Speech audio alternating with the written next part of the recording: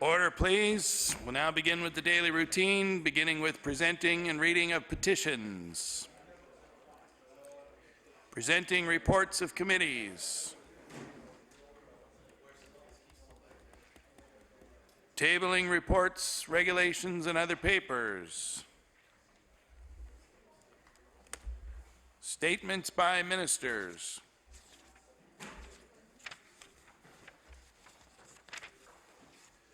Government notices of motion. Introduction of bills. The Honourable Minister of Agriculture, Aquaculture and Fisheries. Mr. Speaker, I beg leave to introduce an act that's worded as follows. An act to amend Section 25, an act of 1996, the Fisheries and Coastal Resources Act.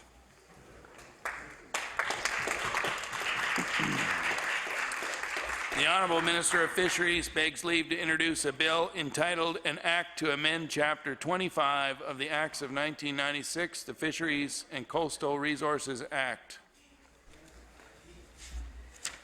Bill number 91, an act to amend Chapter 25 of the Acts of 1996, the Fisheries and Coastal Resources Act. Ordered that the bill be read a second time on a future day. The Honourable Leader of the Official Opposition.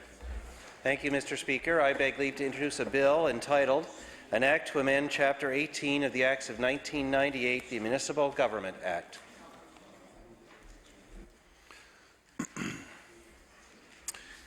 The Honourable Leader of the Official Opposition begs leave to introduce a bill entitled An Act to Amend Chapter 18 of the Acts of 1998, the Municipal Government Act. Bill number 92, an act to amend Chapter 18 of the Acts of 1998, the Municipal Government Act. Ordered that the bill be read a second time on a future day.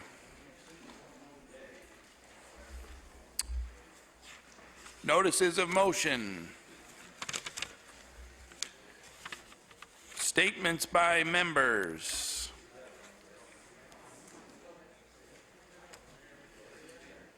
The Honourable Member for Sackville-Cobequid. Mr. Speaker, Bob Mann comes from a political family. He witnesses the challenges of making tough decisions, unpopular decisions.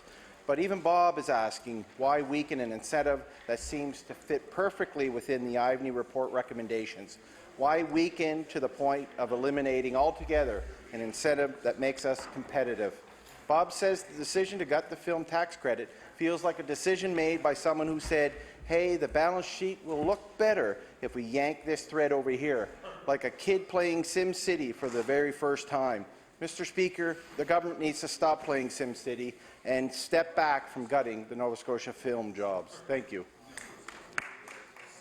The Honourable Member for Guysborough Eastern Shore Tracadie. Thank you, Mr. Speaker. Mr. Speaker, during the month of March, from the 21st to the 23rd, the Canadian Men's Senior Curling Championship was held in Edmonton, Alberta, where Wayne Sangster, member of the Shettibucto Curling Club of Boylston and resident of Guysborough County, competed in this exhilarating championship as the skip for Team Nova Scotia.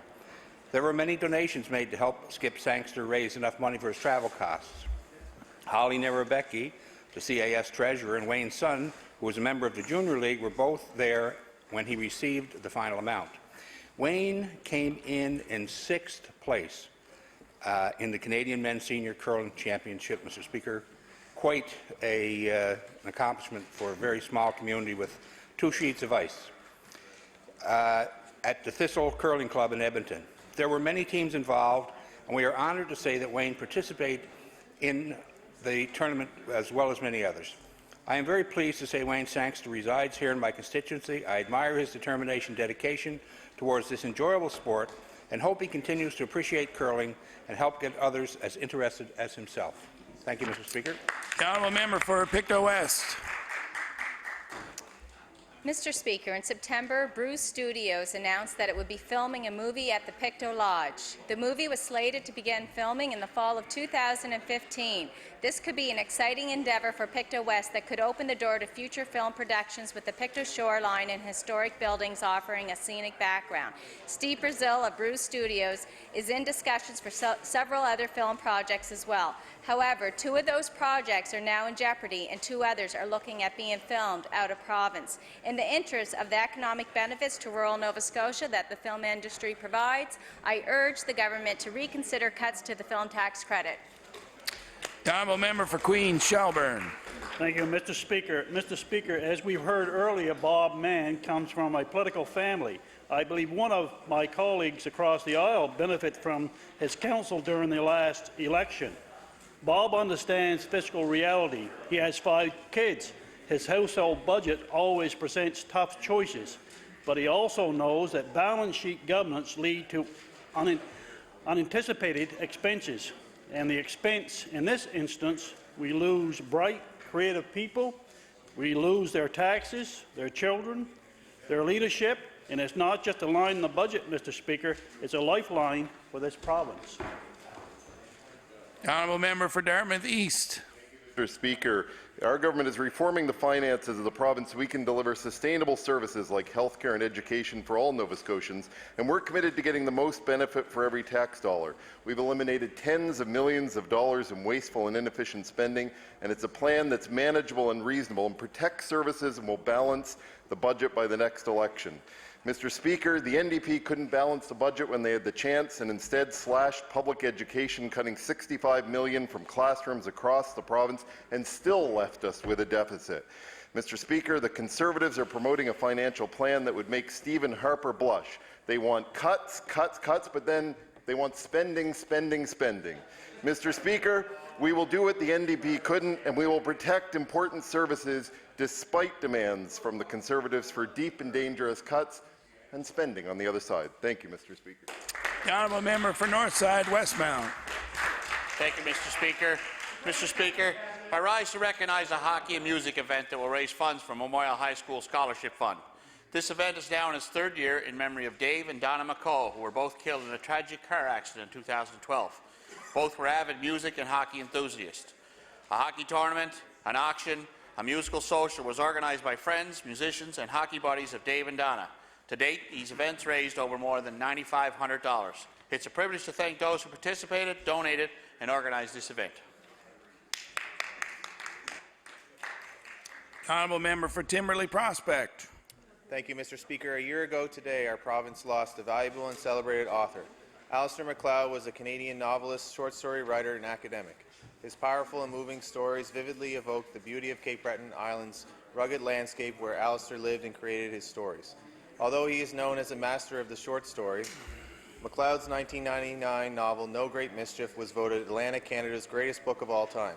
The novel also won several literary prizes, including the 2001 International IMPAC Dublin Literary Award.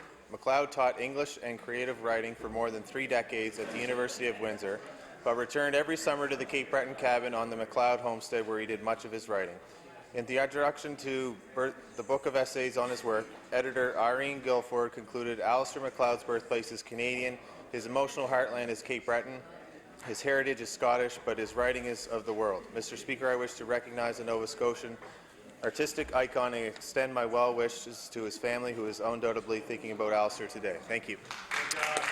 The honourable member for Pictou Centre. Thank you, Mr. Speaker. Mr. Speaker, I'd like to say a few words about Education Week. Education Week has been celebrated since 1935. There's also an opportunity to recognize the outstanding contributions of Nova Scotia educators. Daily, teachers are assisting students in the developing of skills and knowledge required for them to be successful in the future. As a former teacher and administrator, I've witnessed firsthand the commitment and dedication that teachers and support staff bring to the classroom and school environment every day. Teachers across this province are engaging and empowering students through collaboration, critical thinking, problem solving, and the importance of using social media in a responsible manner. This week is a celebration for what really happens in our schools, teaching excellence and student achievement. Thank you, Mr. Speaker.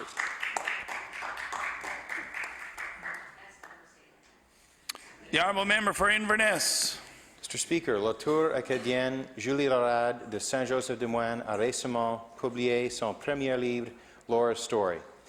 Bien que fictif, le livre résonnait avec les Acadiens et Acadiennes qui sont reconnus dans l'histoire d'une héroïne acadienne luttant pour survivre dans la Nouvelle-Écosse rurale à compter des années 1930. Madame Lorade a été profondément influencée par sa famille et sa culture acadienne.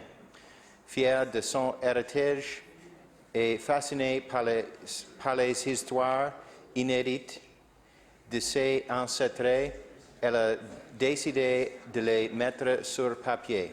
Félicitations à Madame Lorade pour cet important accomplissement. The honourable member for Halifax Needham. Mr. Speaker, Nova Scotia Community Counts was an important data resource for people doing research and making decisions affecting thousands of Nova Scotians. Last week, I asked the Minister of Finance why the Community Counts program in her department had been eliminated. She indicated it wasn't a core service of her department. This is disappointing, Mr. Speaker, considering the Ivany Commission recently stressed the importance of data resources like community counts for building a stronger economy. The Minister says this data can be obtained through Statistics Canada, but the Minister knows that costs money and takes time many researchers, businesses, and community organizations don't have. I'm calling on the Minister to reconsider her decision to eliminate this important resource, Mr. Speaker. The honourable member for Pictou West. Thank you very much, Mr. Speaker. I rise today to recognize Pictou resident Bob Collins for his good deeds in helping keep the sidewalk on the West River Road between Bark Street and Halliburton Road free of snow. For the past 6 years, Bob has been clearing the snow away on the section of this sidewalk. He likes to keep it clear for the safety of pedestrians, particularly students and seniors. Bob likes to give the town work crews a hand, as they have had an enormous task keeping the streets and sidewalks clear this winter. The town presented him with a gas card as a show of appreciation. I am pleased to have the opportunity to recognize and thank Bob Collins for his good deeds. Thank you. The honourable member for Chester St. Margaret's. Thank you, Mr. Speaker. Mr. Speaker, last week the Premier told us he was grateful that the film industry representatives were sitting down with government officials and that he was going to work until we find a solution. Well, that sounds encouraging. We must not forget that the Premier is the one who made the arbitrary decision to gut the film tax credit in the first place. The timelines goes something like this. He promised he would expand it, he cut it instead, and now he's working to find a solution to a problem he created. Thank you, Mr. Speaker. The honourable member for Pictou East. Thank you, Mr. Speaker. Mr. Speaker, I'm proud to stand today to acknowledge a young athlete who lives very close to my home. Scott Williston is recently back from the 2015 Canada Games, where he competed on Nova Scotia's freestyle ski team. Scott placed 6th in the slopestyle skiing event and had a 19th place finish in his big air event at the Canada Games in Prince George, BC. Williston took home provincial titles in slopestyle and big air events earlier as part of the Nova Scotia Provincial Championships at Ski Wentworth. I look forward to following Scott's ski career and cheering him on as he follows his passion. Thank you, Mr. Speaker. The honourable member for Truro, Baba Hill, Millbrook, Salmon River. Thank you, Mr. Speaker. As the McNeil government continues its after-the-fact consultation with the film industry, projects are on hold, many are being cancelled, and producers who are owed money from productions already completed are owed thousands of dollars and wondering how they're going to be repaid. The uncertainty around the tax credit has filmmakers and the people they hire, carpenters, craftspeople, costume designers, directors, and actors all waiting to hear if they'll be able to work in Nova Scotia this summer. In addition to this, the few producers from outside the province who are already exploring projects here are unable to get the information they need since the McNeil government also eliminated Film and Creative Industries Nova Scotia. I urge the Premier to give the industry some clarity for this summer filming season. Please announce today that no changes will take place on July the 1st and wait until the consultations are complete before making any changes to the film tax credit. Thank you, Mr. Speaker. The honourable member for Northside, Westmount. Thank you, Mr. Speaker. I rise today to congratulate the organizers of the Mental Health and Wellness Day recently held at City Mines Junior High. The day-long event focused on the promotion of positive mental health and wellness. More than 25 presenters brought their expertise to the event that was a great success. Workshops and presentations helped the students to be more aware of how their day-to-day activities, their decisions, and their challenges affect their overall mental health. It was a truly empowering day for all involved. It is my pleasure to thank all those involved and hope this wonderful idea spreads to all junior high schools in Cape Breton Island and the province of Nova Scotia. The honourable member for Queen Shelburne. Mr. Speaker, last week in question period, the Minister of Health indicated that Epilepsy Association Nova Scotia was, I quote, one of the organizations that inadvertently got on a list and got sent a letter, end quote.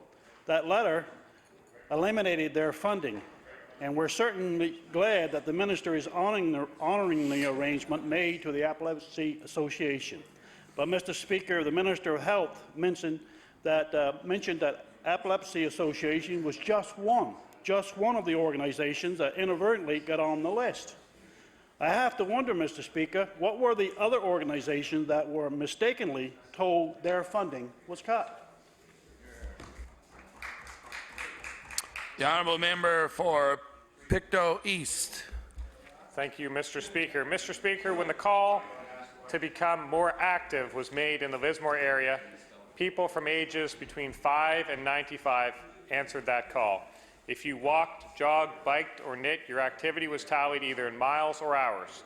And the original target of community activity of 32,000 hours that was set in November was obliterated by February 15th with a total of 44,251 hours. The goal of getting people to consider being more active was certainly achieved. And under the guidance and encouragement of Don Butler and Faye Kinney, the goal was surpassed. It would be a challenge to find a more active community or one with greater spirit than this little part of Pictou East. Thank you, Mr. Speaker. The honourable member for Halifax Needham. Thank you, Mr. Speaker. Mr. Speaker, when I asked the Premier on Friday of last week about his lack of understanding about and lack of consultation with the film industry, he said, and I quote, "We've looked at all kinds of information the people have presented to us." Mr. Speaker, it's true that a lot of information has been presented to the Premier. We know that Screen Nova Scotia submitted a lengthy position paper to Laura Broughton as part of the McNeil tax review, and many in the industry attended the Minister of Finance's follow-up tax consultation. In fact, the department's own report acknowledges the overwhelming support for continuing and enhancing the film and digital tax credits. Mr. Speaker, the problem has never been the amount of information available to the Premier. The problem has been and continues to the fact that the Premier isn't listening. The honourable member for Inverness. Mr. Speaker, Inverness County dairy breeders are among the best in the world. The Campbell brothers of Brookville Farm, along with Gary Vandenheuvel of Pine River Farm, both of Brook Village, Inverness County, have been honoured by Holstein Canada with Master Breeder Awards. In order to be even eligible for the award, a farm has to have been breeding dairy cows for a minimum of 18 years. The Campbell brothers, Collie, Kevin, Angus, and Jackie, all work on the dairy farm. They have a large operation with 220 head of cows. May we in this legislature recognize them for their hard work and this noted achievement. The honourable member for Sackville-Cobequid. Mr. Speaker, it's becoming increasingly clear that this is a government that doesn't make decisions based on evidence or data. The Community Counts program in the Economic and Statistic Division of the Finance Department has been eliminated. But the IVME report said good information on economic performance and making it available to the public is essential keys if key sectors in our province will be drawn into a project of building a stronger economy. We've seen the Harper government reject evidence-based decision-making and good data. The McNeil government's cut to the Community Counts program, that's just like Stephen Harper eliminating the long-form census, Mr. Speaker. The honourable member for Colchester, Musqueam Valley. Mr. Speaker. Mr. Speaker, recently the Stewiacke Valley Museum and Historical Society received a Colchester Town of Truro Volunteer Award for their contributions to the local community. The Museum and Historical Society strives to preserve and display the history of the Stewiacke Valley. They have been able to achieve this mandate since 1987 thanks to their volunteers' generous donations of time and talent. On April the 13th, several members of the Society, including Leon Miller, Pat McIntyre, Georgie Laidlaw, Stephen Johnson, Ruth Graham, Ian Wright, Judy Miller, and Betty Rogers, accepted the award on behalf of the entire membership, past and present. It is an honour to congratulate the Stewiacke Valley Museum and Historical Society on receiving this well-deserved award. The honourable member for Chester St. Margaret's. Mr. Speaker. Mr. Speaker, the Premier and the entire Liberal caucus have told us over the last few weeks that we need to prepare ourselves to feel some pain. What they didn't tell us was that community-based organizations would be among the first hurt. We've heard that by this time next year, the Provincial Office of the Canadian Mental Health Association won't get any support from the Liberal government. Perhaps backbenchers like the member for Hammonds Plains Lucasville or the member for Lunenburg should have tweeted a bit more on Bell Let's Talk Day to raise money for mental health initiatives, because pretty soon their Liberal government won't be giving a cent.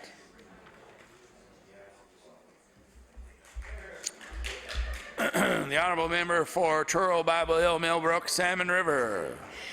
Thank you, Mr. Speaker. Members of the Liberal cabinet have been telling us for weeks that we all need to prepare to feel some pain as they carry out their agenda. But they've also said that under their watch there would be no winners or losers. But sadly, Mr. Speaker, the McNeil government is hurting some more than others, and there are definitely winners and many losers. Not only is the creative community losing, but also our community regions, our youth, our students, and people living in poverty. It has now been confirmed that the Minister of Community Services has slashed the provincial funding for many important organizations, including the Nova Scotia chapter of the Canadian Mental Health Association. And as a personal champion for mental health, I just can't understand why this worthy organization would be one of the ones singled out as a loser. When the Canadian Mental Health Association opened their new Halifax office this past summer, the Minister of Community Services was more than happy to pose for pictures holding a sign that said, "I love CMHA." Well, I have to ask, where is that love now? The honourable member for Kings North. Mr. Speaker, I wish to express my congratulations to swimmer Rebecca McPherson of Canning, who was Acadia University's choice for first-year Athlete of the Year. Ms. McPherson won 4 gold medals at the Atlantic University Swimming Championship and was named both Female Swimmer of the Meet and Rookie Swimmer of the Meet. She also qualified for the Canadian Inter-University Sports Championships. Ms. McPherson's commitment, hard work, and determination is impressive and indeed an inspiration. Thank you. The honourable member for Colchester, Musquedominant Valley. Thank you, Mr. Speaker. At the 41st Annual Provincial Volunteers Award Ceremony, Mrs. Debbie Crawford of the town of Stewiacke was honoured with the Representative Volunteer Award. Debbie has been a leader in her community for nearly 30 years. She began her volunteer career with a community newsletter, a recreation committee, and a ladies' auxiliary. In 1988, she turned her volunteer focus to the Stewiacke Fire Department, where she has been an associate member, group leader, medical first responder, and a rehab facilitator. Other duties have ranged from making sandwiches for firefighters, traffic control, rehabilitating firefighters, and comforting people who have suffered a loss during tragedy. Today, I'm proud to extend my congratulations to Debbie Crawford for her tireless contributions to her community.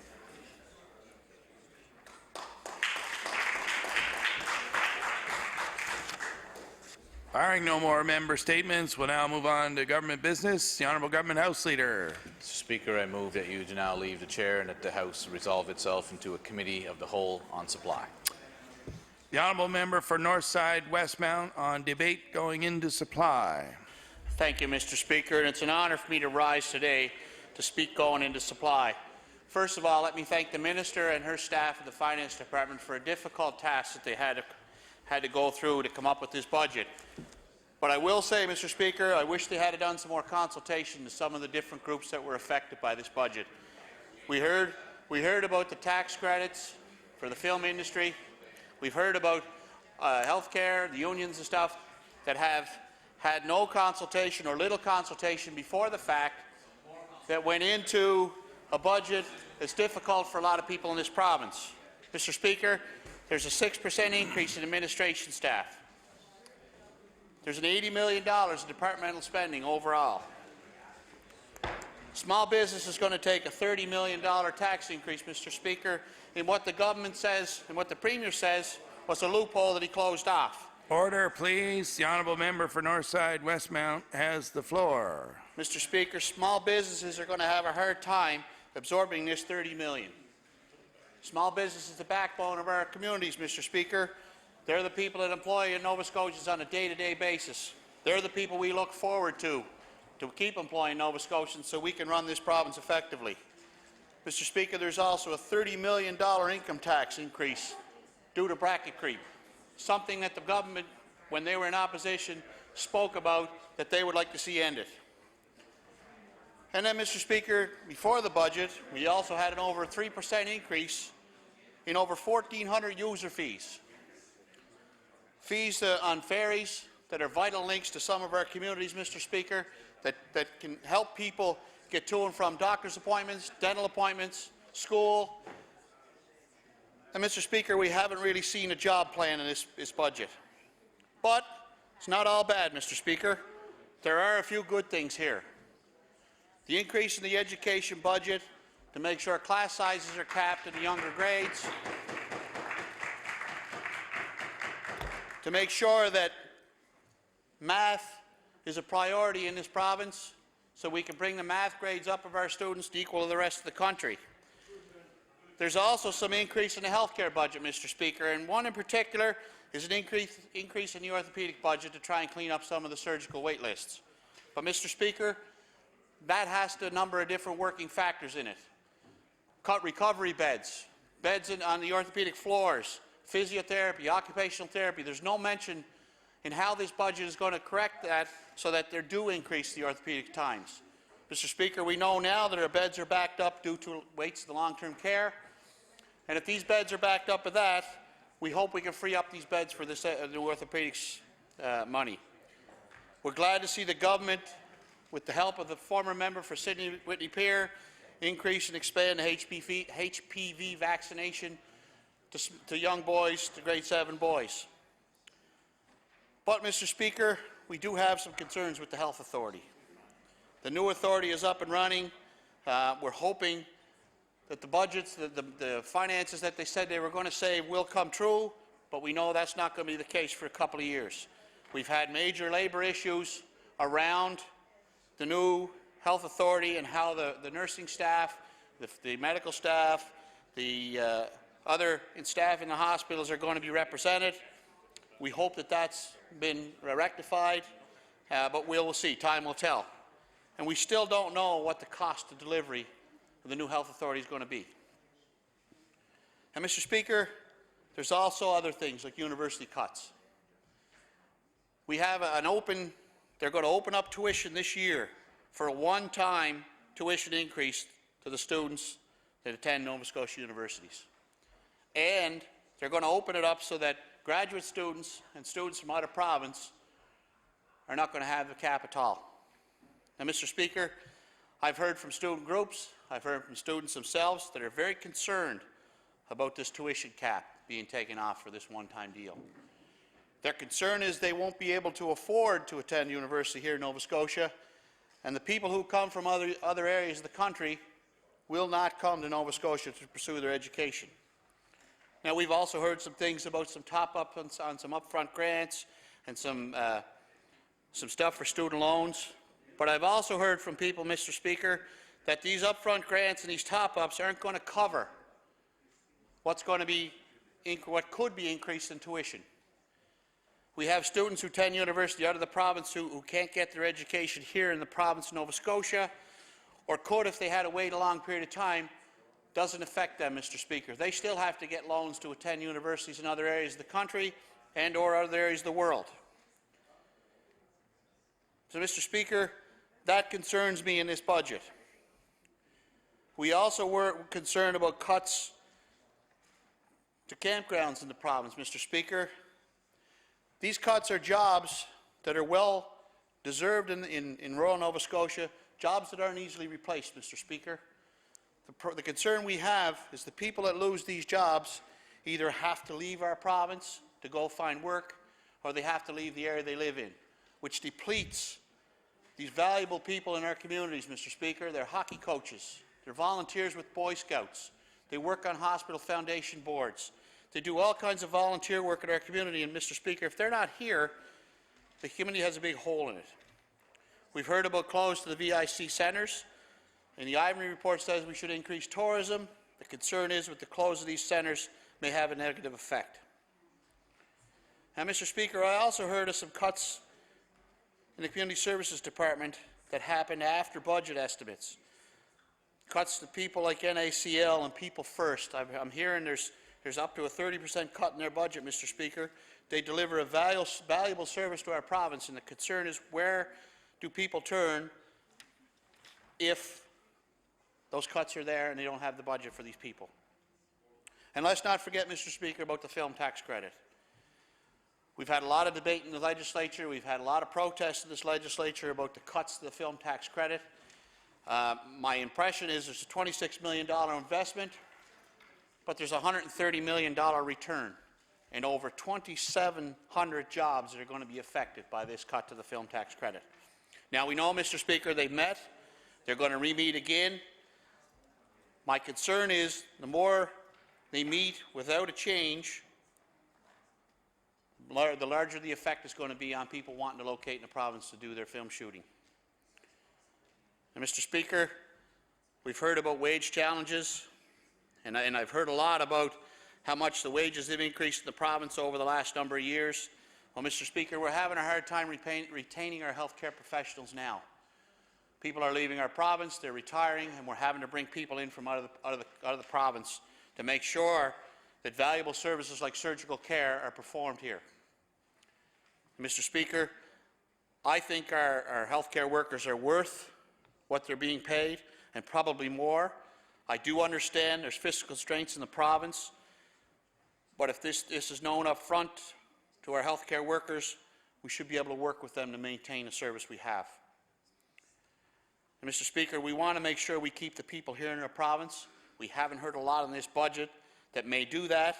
We're hoping that in the coming months and coming weeks that we can work out how the District Health Authority runs and make sure we keep our fine people here in this province, that they will reverse the film tax credit and make sure that our youngest and brightest creative people stay here in the province. And with those few words, Mr. Speaker, I'll take my seat.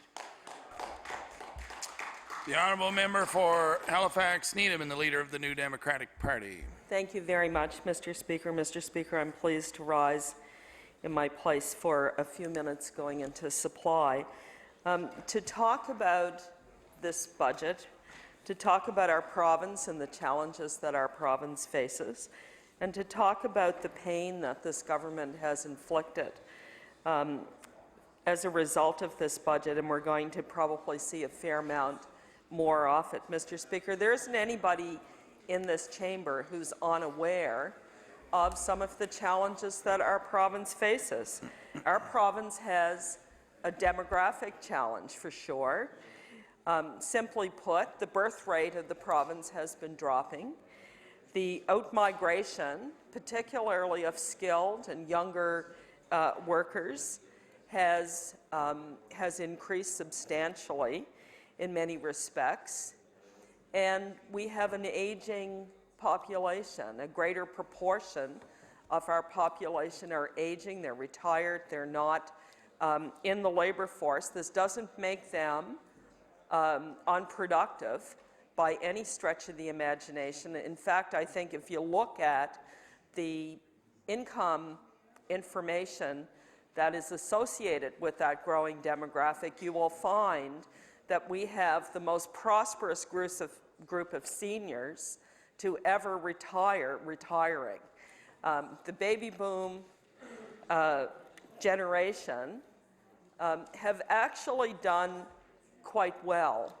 They benefited from the post-war consensus, which was a consensus that saw a very strong social safety net and an investment in people and in communities. And the result of that is that we have a group of people who will retire with defined benefit pension plans, and they will retire in better health with an expanded healthcare system. All of these things that give us a very high quality of life, and things that were fought for primarily by the labor movement and progressive social democratic parties in provinces across this country and outside of our boundaries, a tradition I'm proud to associate myself with, and one that I feel a great deal of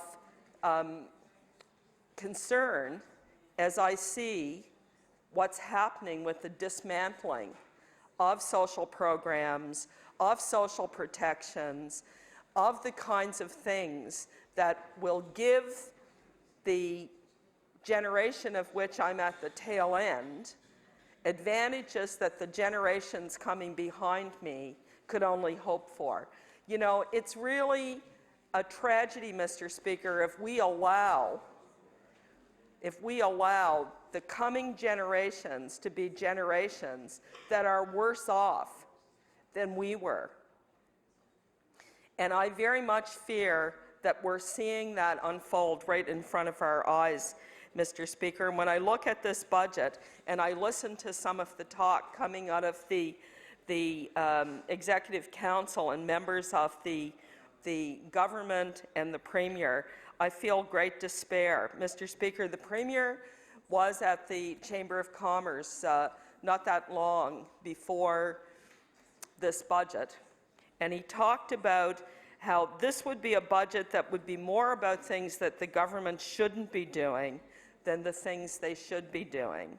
And he talked about that there would be pain in this budget and it would be inflicted on everyone, Mr. Speaker. And I'm not sure, Mr. Speaker, that that's a really good approach to governing the province. That, for example, people who are young people who we desperately need to stay in our province, perhaps they could have been spared a little less pain than what they're going through now with the anxiety they feel about seeing their whole industry jeopardized by the recklessness of the Minister of Finance and the Premier with respect to the evisceration of the film tax credit. And we've all heard the stories from people over the last number of days, the young people, the many, many, many young people who have either come to this province or who are from this province, who have stayed here, or who are from Nova Scotia and who moved away but came back because of the growth in the screen industry. These are the very people who we should be looking to solve our problems in terms of our demographic challenges, in terms of our economic challenges, in terms of our fiscal challenges, and the need to grow our economy. And we have a government that has failed to really understand the value and the importance of this particular industry and this group of people to the future of our province.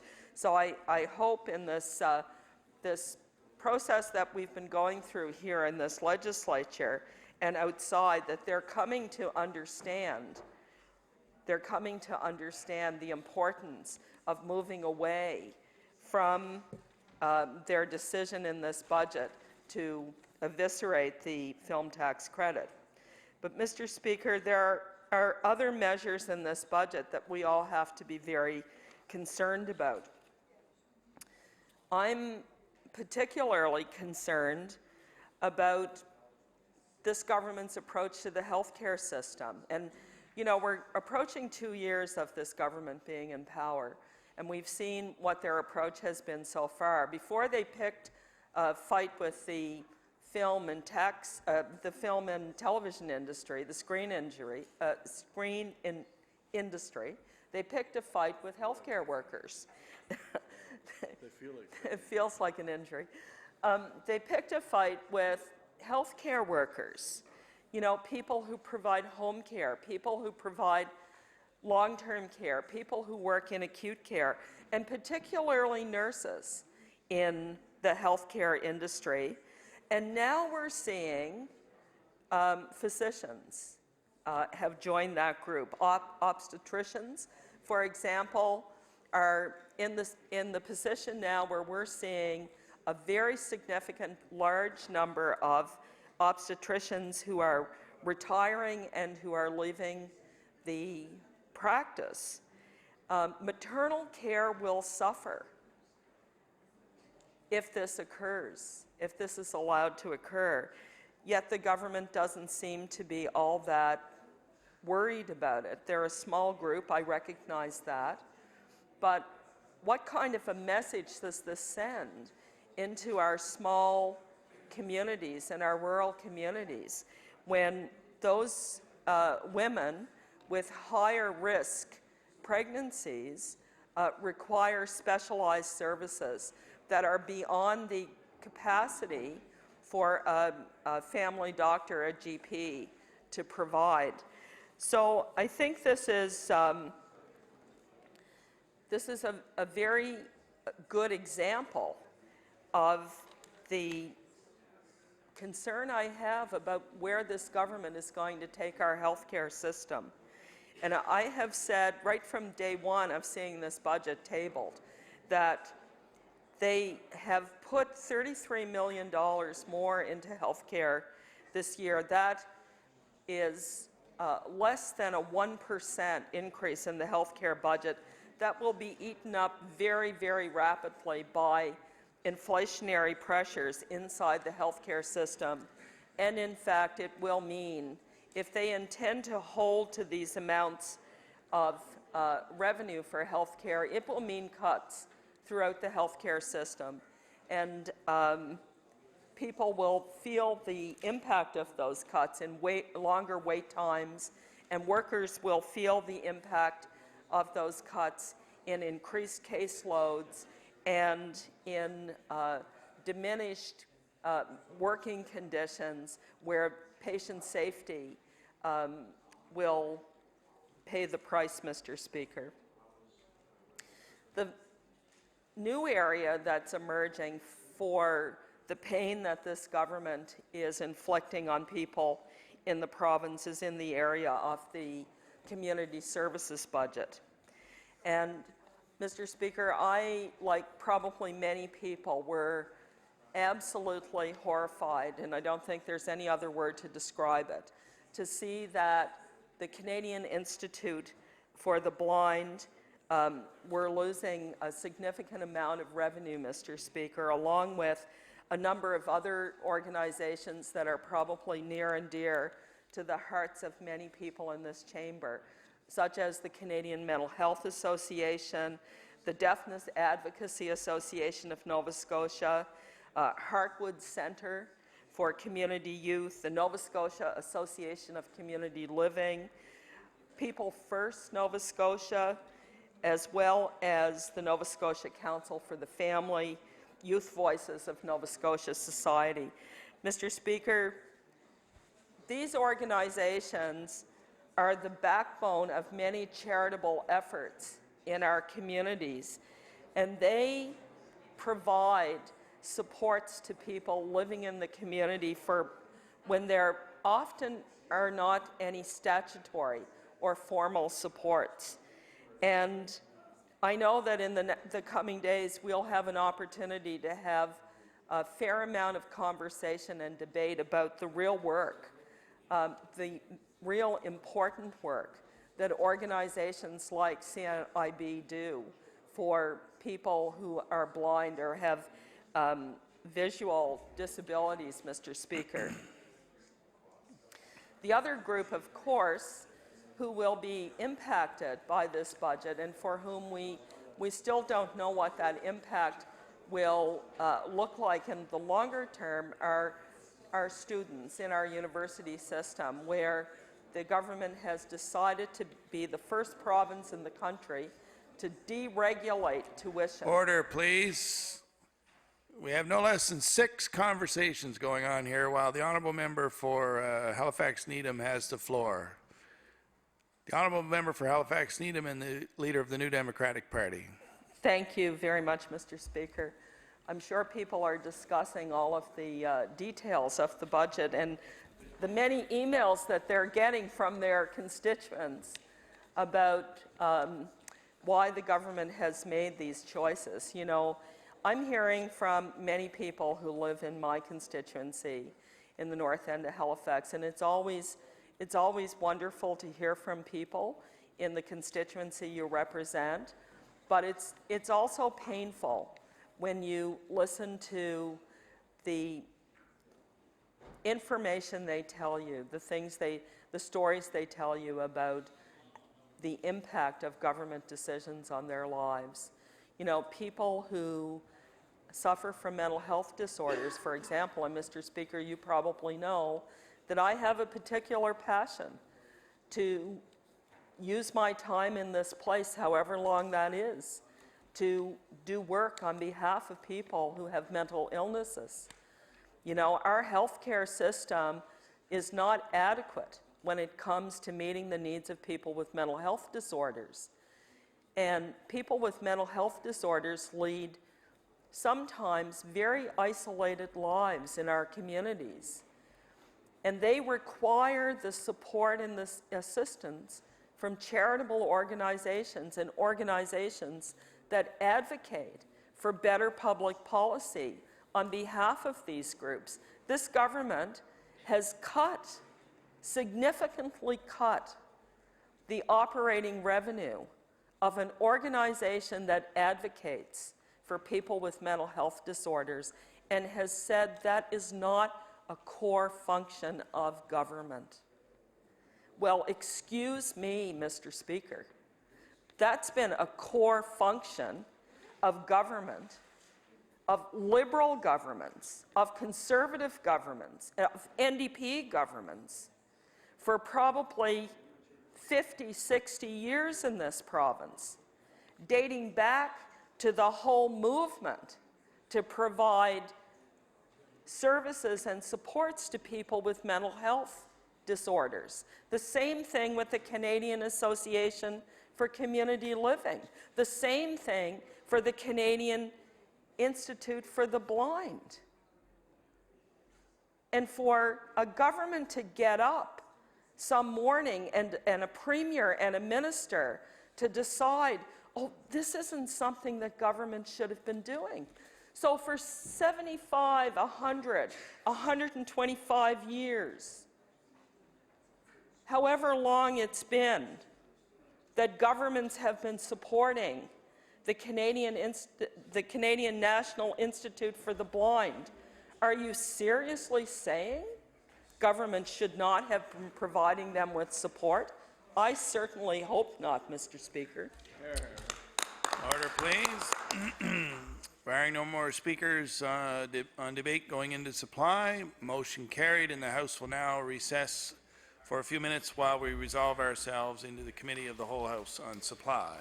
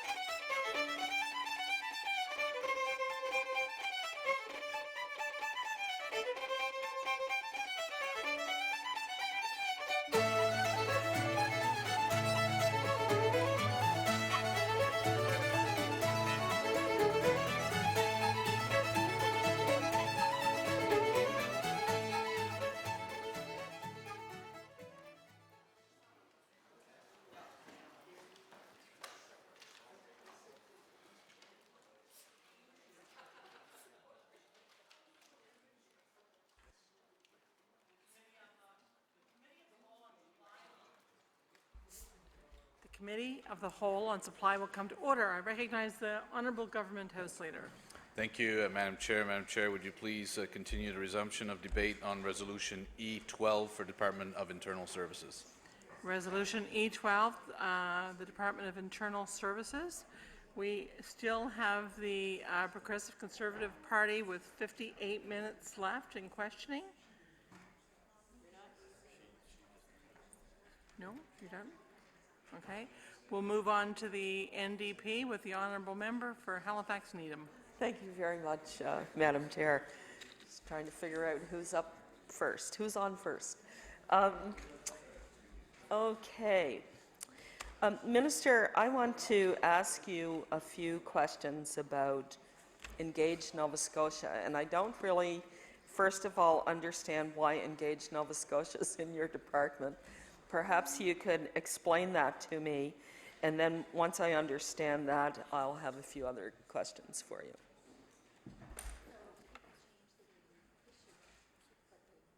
The Honourable Minister of Internal Services.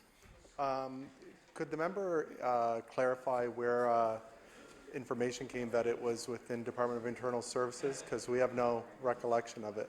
Just curious. I'm under the impression it's with Priorities and Planning. Thank you. The Honourable Member for Halifax Needham. Well, that's what I thought as well, because that's what the press release indicated. But I was told out of estimates last week that some reference was made to it, and I wanted to pursue that. No. The Honourable Minister of Internal Services. We're not aware of any references that were made to it. We might have been talking just in global terms of employee engagement and in, revving up the public service. Thank you. The Honourable Member for Halifax Needham. Okay, that's probably what it was. It's some confusion. So I actually wanted to ask questions about Engage Nova Scotia. I just briefly want to know who are the 5 ministers that make up the Treasury Board? Thank you so much. The Honourable Minister of Internal Services. The 5 members are myself, Honourable Karen Casey, the Honourable Minister of Education, Minister of Finance, Minister of Service Nova Scotia, and Minister of Energy. Thank you. Thank you. The Honourable Member for Halifax Needham. Thank you, and that's it for me. I have no other questions. Okay. Does the Minister have any closing statements before you read your resolution?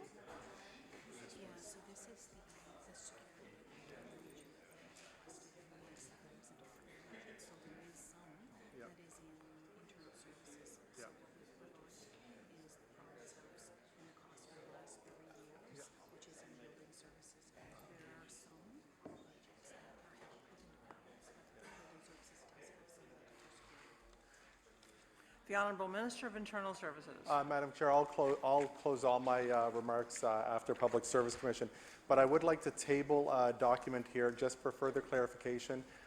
In our previous day of estimates, I stated that the security for the legislature is under the budget of the Speaker. We have looked into it. Some of the security is actually under building services within internal services, and I'd like to table that document for clarification to the House. Thank you. The Honourable Government House Leader. Madam Chair, would you now please call Resolution E34, resolved that a sum not exceeding $18,991,000 be granted to Lieutenant Governor to defray expenses in respect to the Public Service Commission pursuant to the estimate. E47, resolved that the business plan of Sydney Steel Corporation be approved. E48, resolved that the business plan of Nova Scotia Lands Incorporated be approved. And E49, resolved that the business plan of Harbourside Commercial Park, Inc. be approved. Resolution number E34, the Minister of Public Service Commission. 2-minute break. We'll take a 2-minute recess while the Minister changes his staff. Thank you.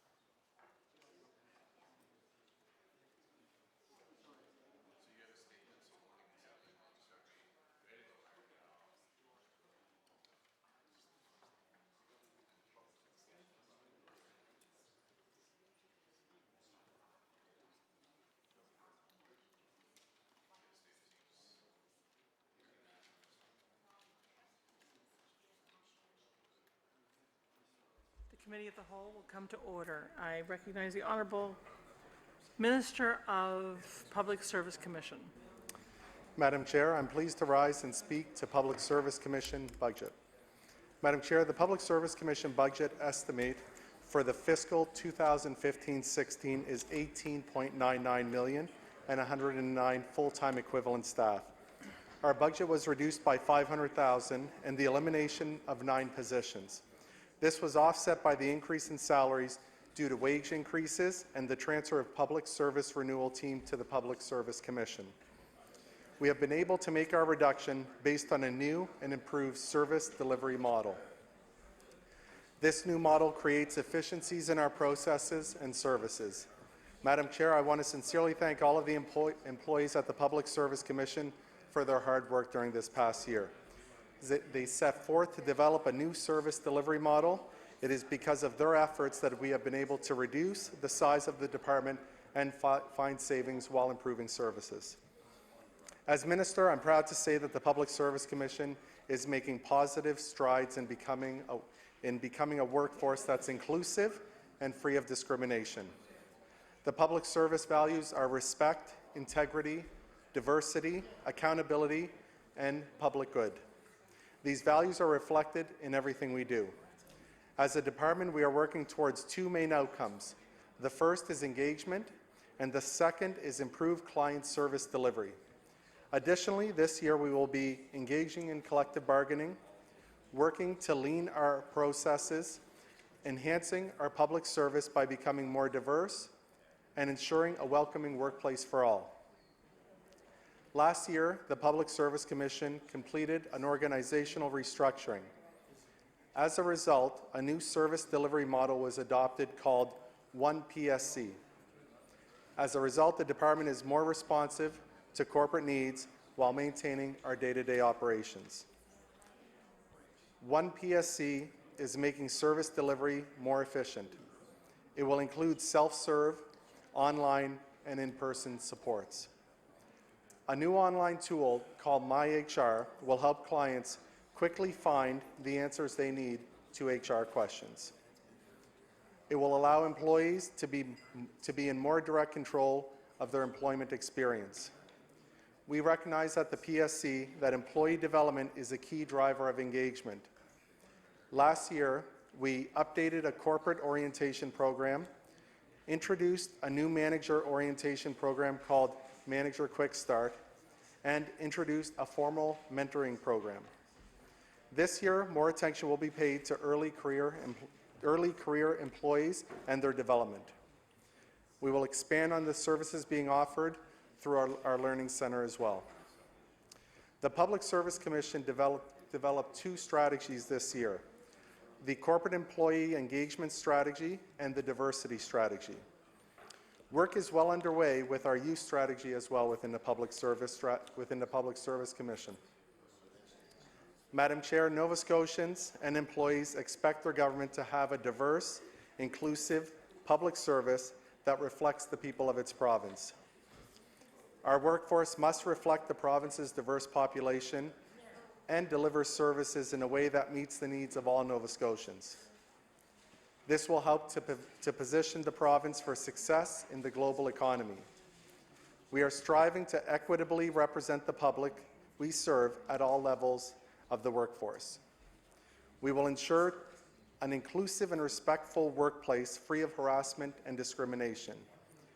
We are a culturally competent workforce that values diversity and inclusion. Each year, youth leave Nova Scotia to find employment opportunities elsewhere. We want them to stay here.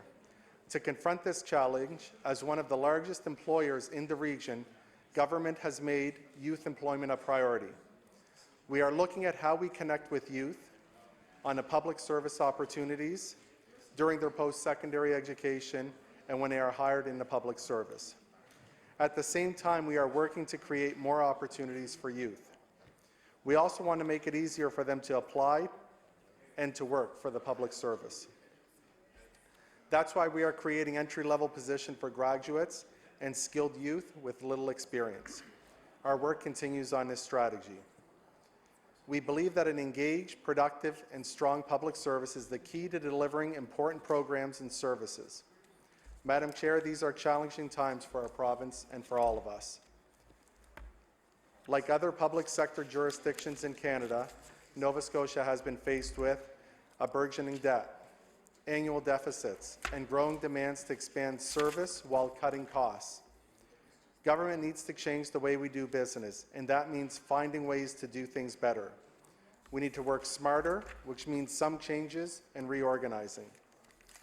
Government recognizes this and is committed to supporting employees so they can successfully navigate present and future challenges. In 2011, the executive leadership of the Nova Scotia government became concerned about a sharp decline in employee engagement in the civil service. This downward trend was consistent across all government departments.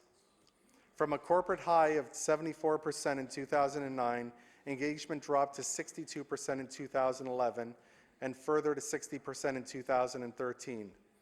It was imperative that we took immediate measures to increase the level of engagement among public servants. The results tell us that engaged employees are more motivated and committed to their work. That results in overall citizen satisfaction, trust, and confidence in government as part of the public service value chain. That's why I worked with my executive team to put together a comprehensive plan. And that plan first started with increasing the engagement within the Public Service Commission. And that plan has worked, Madam Chair. A mini-survey conducted at the Public Service Commission in November showed an increase in all of the key indicators of engagement. A few highlights include an increase of 21% in employees feeling valued for their work and an increase in 22% in feeling valued overall as a Public Service Commission employee. An increase of 35% in the effective work, in the effective flow of information from senior leadership to staff, and a 21% increase in the effective flow of information from staff to senior leadership.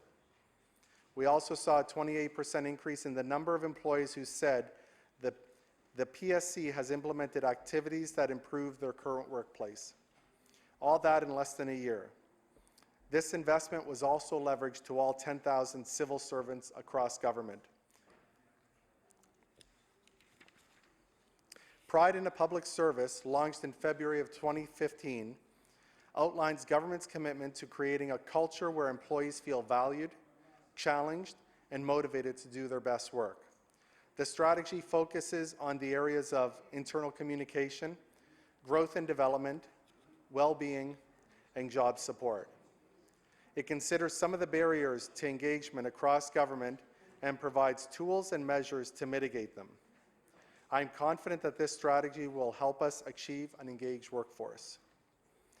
In recognition that absenteeism is high in government, the PSC has established a new absence management program.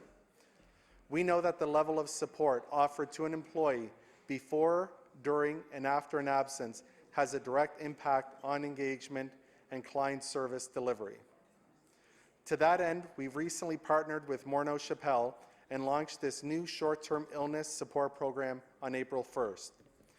The benefits of the program will include consistency in absence management processes, enhanced capacity and service levels, greater support and assistance for ill or injured employees, reduced costs associated with absenteeism, and increase employee productivity and engagement. Madam Chair, the Public Service Commission is making great progress. We are streamlining initiatives, improving productivity, and strengthening how we deliver services. Our corporate strategies will support government's efforts to strengthen its workforce, and they will help us achieve our goal of being the best public service organization in Canada. We recognize that a strong public service is essential for delivering the programs and services to Nova Scotians. Before I take questions, I want to introduce the Public Service Commissioner, Laura Lee Langley, to my right, who will be with me here today. Thank you.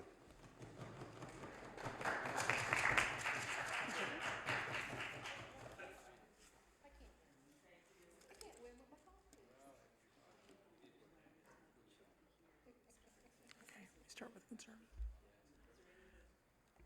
We will start with the Conservative Caucus for the first hour of questioning. Anybody? No?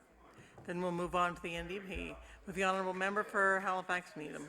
Thank you very much. We had had a chat earlier, and it's nice to see you. I have a very small question. Well, it may be a large question, but I only really have one or two questions. And I'm looking for a breakdown of all of the change with respect to full-time equivalents across the public sector. So I know that there's been a lot of movement throughout the sector, or throughout the public service, that numerous positions have been eliminated, and some have moved and others. So I would like a detailed breakdown of all of that change. Where have the positions that have been eliminated, and what has been moved and to where?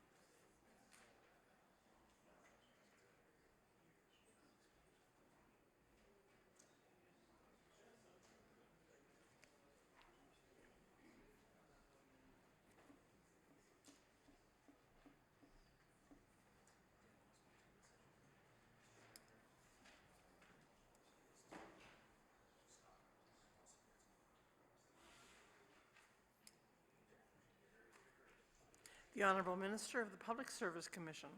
Thank you, Madam Chair. From a global perspective, we, within the public service, had a total elimination of 320 positions. Most of those positions had a vacancy attached to them, so there was not a person doing the work. There were total layoffs of 109 positions where there was a person doing the work. I will table a summary of each department and where their FTEs, full-time equivalents, were eliminated from. Thank you. The Honourable Member for Halifax Needham.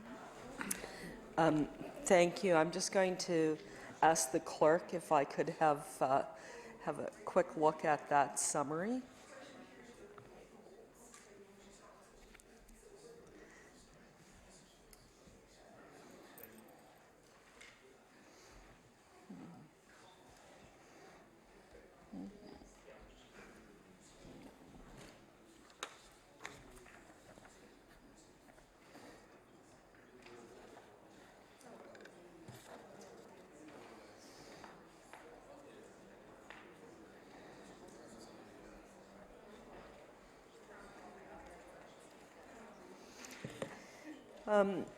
So does the minister, the department, the commission have any more detailed information about the classifications, the positions of these various positions that have been laid off? Because I I would like to have a better understanding of that as well. The Honourable Minister of the Public Service Commission. We can get a breakdown of each of those positions and what classification they are for the honourable member. Thank you. The Honourable Member for Halifax Needham. And I'm not sure, looking at the summary table, that I can actually identify which positions were vacant and which positions were the 109 layoffs.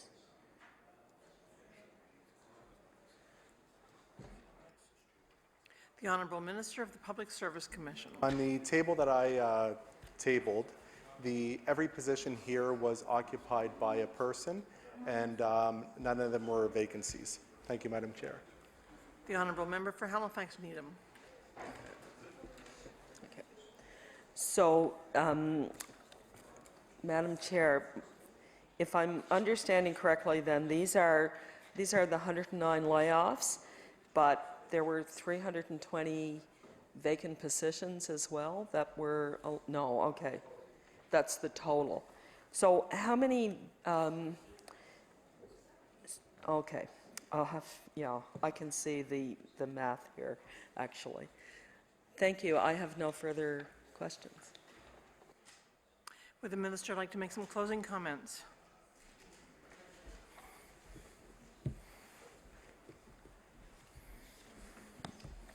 Thank you, Madam Chair. I'd like to thank all my departments for assisting me with budget estimates this year. I would like to speak briefly about internal services and to reiterate that we are delivering savings to all departments, and we're doing this on behalf of the taxpayer. We are a department that supports the functioning of other departments that deliver frontline services to Nova Scotians. I'll give you a prime example. We purchase on behalf of healthcare, education, and every other department. As we put RFPs out and purchase, we're now combining all those departments into one purchasing body, and we're getting significant savings. With the savings, we don't keep it within our department, we deliver it back to the departments that we're purchasing on behalf of. We have just completed a one full year review of our procurement practices.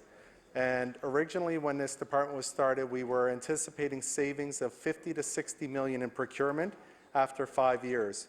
I'm very pleased with the hard work from the procurement department. Last year, we saved $20 million, and this year we're projected to save over $40 million. This is in procurement alone. This was all done in utilizing our buying power. I believe in the future we'll save much more, and I'm hopeful that we will save even more than the $60 million we first anticipated. At this point, we have not brought all procurement professionals into the department. As we bring them in and consolidate more purchasing, we'll increase savings even more. The department was initially created from an initiative that was started a few years ago. This initiative was put together from a consulting report from Ernst & Young. Analysis was done for savings under a shared services model. The original model called for moving many employees and some drastic layoffs. Having read the report, I was very concerned about the layoffs, and I was very concerned about moving so many employees. And as I analyzed the document, a couple things jumped out at me. The recommendation was to go to 4 regional hubs in Nova Scotia and move the employees there. And in digging a little deeper and asking our Department of CIO, which is the IT department, to give us feedback as to how this would affect that department in a shared services model, the first thing that came back was, well, if you move all the people into 4 regional hubs, does that mean all the computers and all the work moves into those 4 regional hubs? This actually went against the plan that we have ahead with how we're going to work in the future. Under that plan, for example, Cape Breton, all IT professionals in the public service would have been in Sydney. But what about the schools and hospitals that are all across the island? How would they have been serviced? And when I questioned that, the answer that came back was that people would drive. And as we looked a little closer at the analysis, it made no sense to move people to Sydney and then have them drive 1-2 hours every day back and forth to where the work needed to be done, for example, supporting IT in hospitals and in schools. As we move forward, it was a different course of action we took with the shared services model. We saw great savings in procurement, and we've seen that savings already come through in 1 year. What we also saw was that a shared services model should not move employees and then you put a formula to it where you say, well, if we combine the IT of 3 very large departments, we can eliminate a third of them. If you don't eliminate the work, how do you eliminate the people? And that's what we gave more careful thought to, and that is why we did not look at reducing our employees on day one. The original model had massive layoffs, and I personally felt that if we had gone down that road, that we would be laying people off and then have to rehire them to do the work because the work wasn't going away. The only way you can effectively eliminate positions is you either have to streamline your work, eliminate it, or automate it. And the original report was looking at first eliminating the positions and then doing everything else.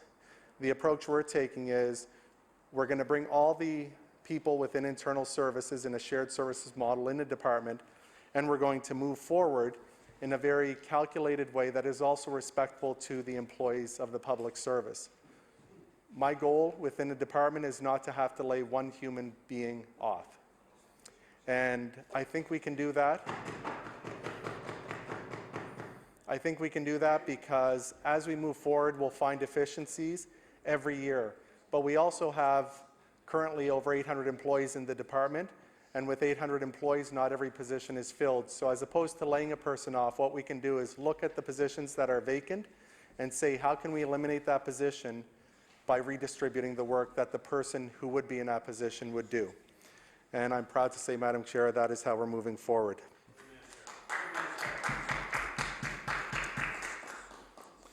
In talking about human beings and the public service, I want to talk about one of the most successful companies in the world, Apple and their founder, Steve Jobs.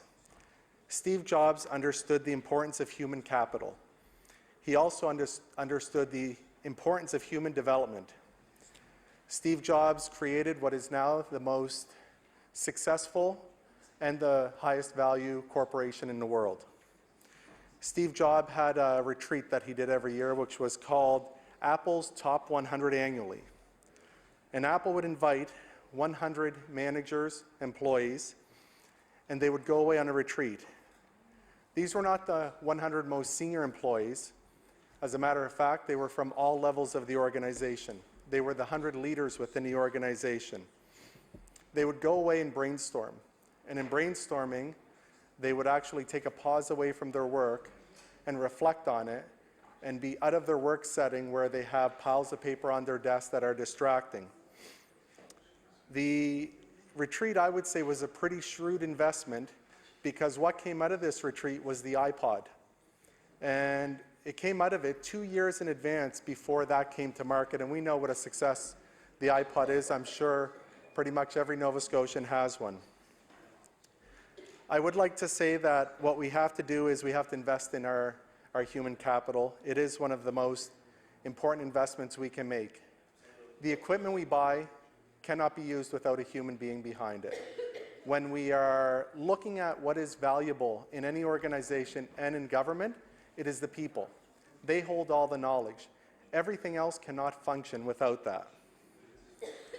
People attack investment in people, they attack public servants, and we try to belittle the work that people do, and it's a shame, Madam Chair. There has been talk about an investment that our department made, which was $93,000 for engagement. The investment that we made of $93,000, $33,000 was for materials. The other $60,000 was to bring a professional from outside the organization in, and they worked in the organization for 6 straight months. And we had a great payoff with this individual. Let's break it down because $93,000 sounds like a large investment. In any of my small businesses that I owned, could never afford to invest $93,000. But I could afford to invest $500 in an employee. And when you break down the $93,000 invested across the Public Service Commission, that's what the investment was, $500 per employee. But let's break it down further. We're the HR of government. That investment was actually working out to $9 per employee in the public service. And if people are going to be cynical when we're investing $9 for an employee, then it's a sad, sad day. I will tell everyone the results of that $93,000 investment was the reorganization of our department, breaking down the barriers, open communication, engagement, people talking, planning. I would walk into rooms and we'd see just papers upon papers on the wall of people strategically thinking, how can we do things better? What work are we doing that we can eliminate, streamline, or automate and get rid of? We had 3 business units in the Public Service Commission and they were not working well together. With the engagement that we did and working together as a team, we eliminated one of the business units. Now we have 2, and they work very well together. They're working together and they're streamlined. So what did this $93,000 investment have as an outcome? The executive director position that we eliminated at the top of one of those business units, total compensation was $160,000 annual. But we also eliminated 8 other positions, all with no layoffs, Madam Chair. Let's be clear about that. So we had an elimination of 9 positions, streamlined a business unit, and had a total savings of $500,000. And I would challenge anyone who can invest $93,000 as a one-time expense, but then realize a savings of $500,000 a year annually, every year forward.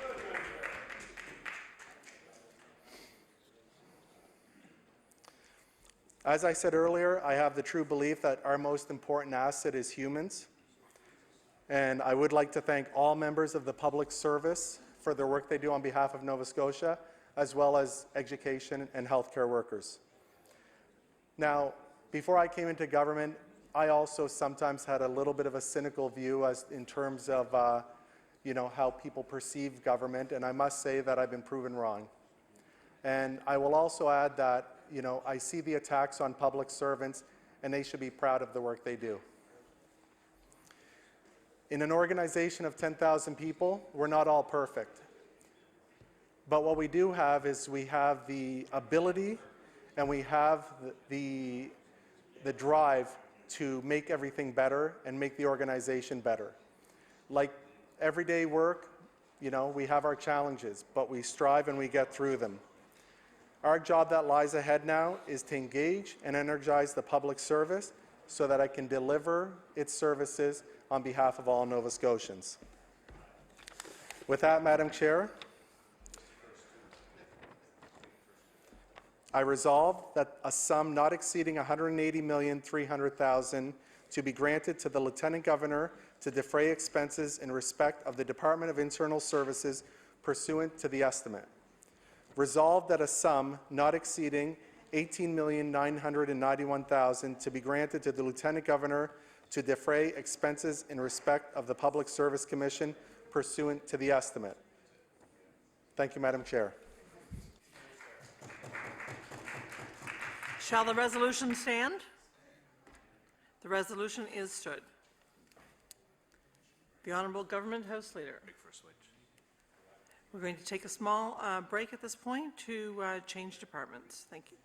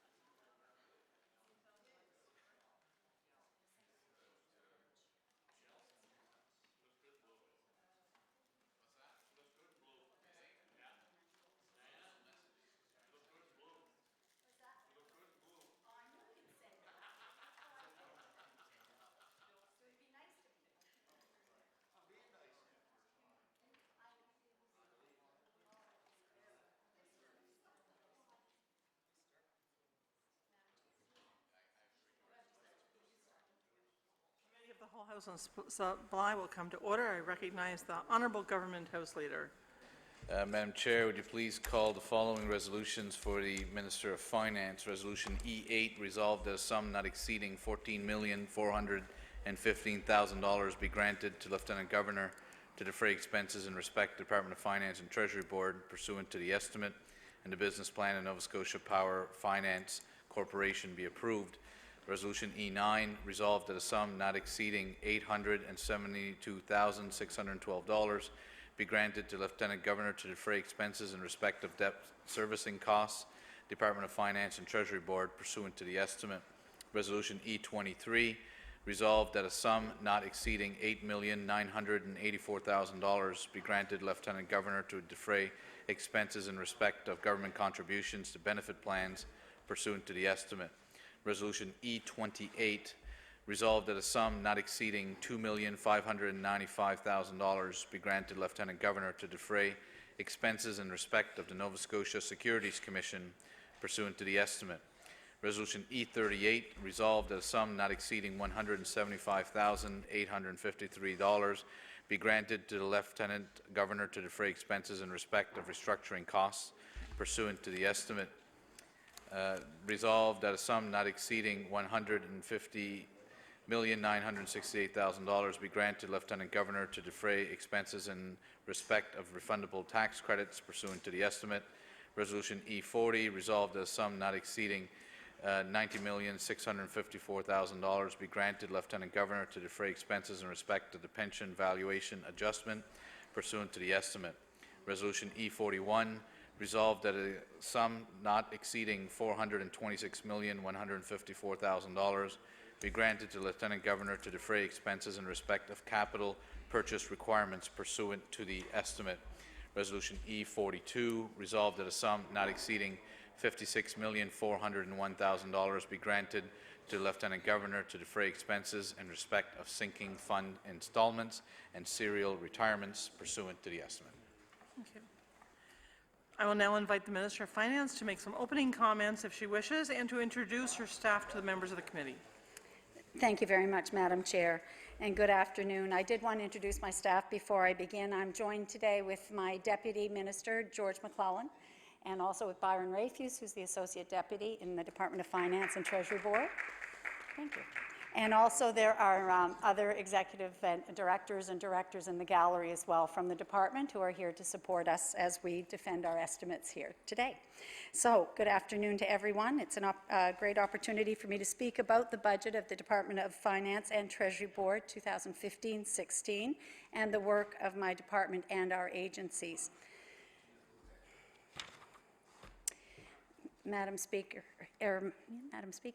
it's an understatement to say that Nova Scotians are facing a tough budget. Our province is in a challenging financial position. It has been for some time, with a struggling economy, with government borrowing to pay for services, and with an aging population. This government decided to stop the fiscal decline and take the difficult steps to protect the services that Nova Scotians need and rely upon. This is our goal and commitment to Nova Scotians.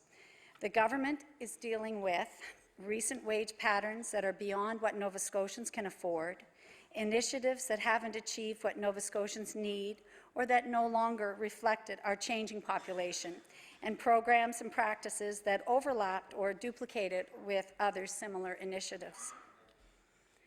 As government, we needed to turn this around as soon as possible to slow the growth of our debt. And this budget, while challenging for everyone, takes us a step closer to a vital goal: sustainability and achieving a balanced budget. Why is balance so important? Balance is vital to the province's long-term fiscal health. It means that as Nova Scotians pay the bills for today, we know we aren't increasing the bills to be paid by future generations, our children and our grandchildren. Being in deficit limits a province. It creates a drag on economic growth. In deficit, Nova Scotia can't explore options for a fairer tax system and job growth, nor can we consider improvements to social programs that are so urgently needed. Madam Speaker, the Auditor General wrote about the debt situation in 2012 in one of his reports that were heard right here in this chamber from the Public Accounts Committee. The debt was $13 billion at the time. Today, it is $15 billion. He said that the debt doesn't stop with the Premier, but with the people. Government needs to protect the things that matter, like health care, education, and support for seniors and low-income Nova Scotians. That means making changes. It means stopping some things or maybe asking others to take the lead instead of government. And it means making some tough choices so that in the long run, we can have the province we all want and deserve. So at Cabinet, we have made strategic choices to deliver valuable services to the people who need them most. I'm pleased to tell you that we plan to balance Nova Scotia's budget a full year earlier than when we came into office. Yeah. We are a full year ahead of our target when compared to last year's four-year fiscal plan that was presented in the budget of 14-15. If the financial and economic forecasts hold, Nova Scotia will enjoy a small surplus in 2016-17. It will be a great first step, but it will still be a small step, and we are still vulnerable. A prior year adjustment or another bad winter could wipe it out. That's why our government is so determined now to make progress. Nova Scotia needs a surplus that is significant enough to absorb those concerns. Our government is working towards fiscal resilience. We believe we must continue to rein in spending and to respect taxpayers' dollars by making prudent choices. I'll take a couple of minutes to talk about the responsibilities of the Department of Finance and Treasury Board. The department supports government by establishing a sound fiscal plan and financial framework to support the priorities of the province. It provides financial leadership, administers the fiscal framework, develops and monitors the province's expenses, oversees financial controls, and provides transparent financial reporting to Nova Scotians. And if I don't say so myself, Madam Speaker, we do it very well in the Department of Finance. We provide professional services and support to provincial government departments and entities. And we manage the debt of the province, regulate certain financial institutions, and provide policy oversight to the securities and liquor control sectors. The department delivers financial, accounting, fiscal, and economic policy advice and provides statistical services to help inform decision-making across government departments. It also supports the Minister of Finance and Treasury Board in overseeing certain Crown corporations and agencies, which is also among my responsibilities.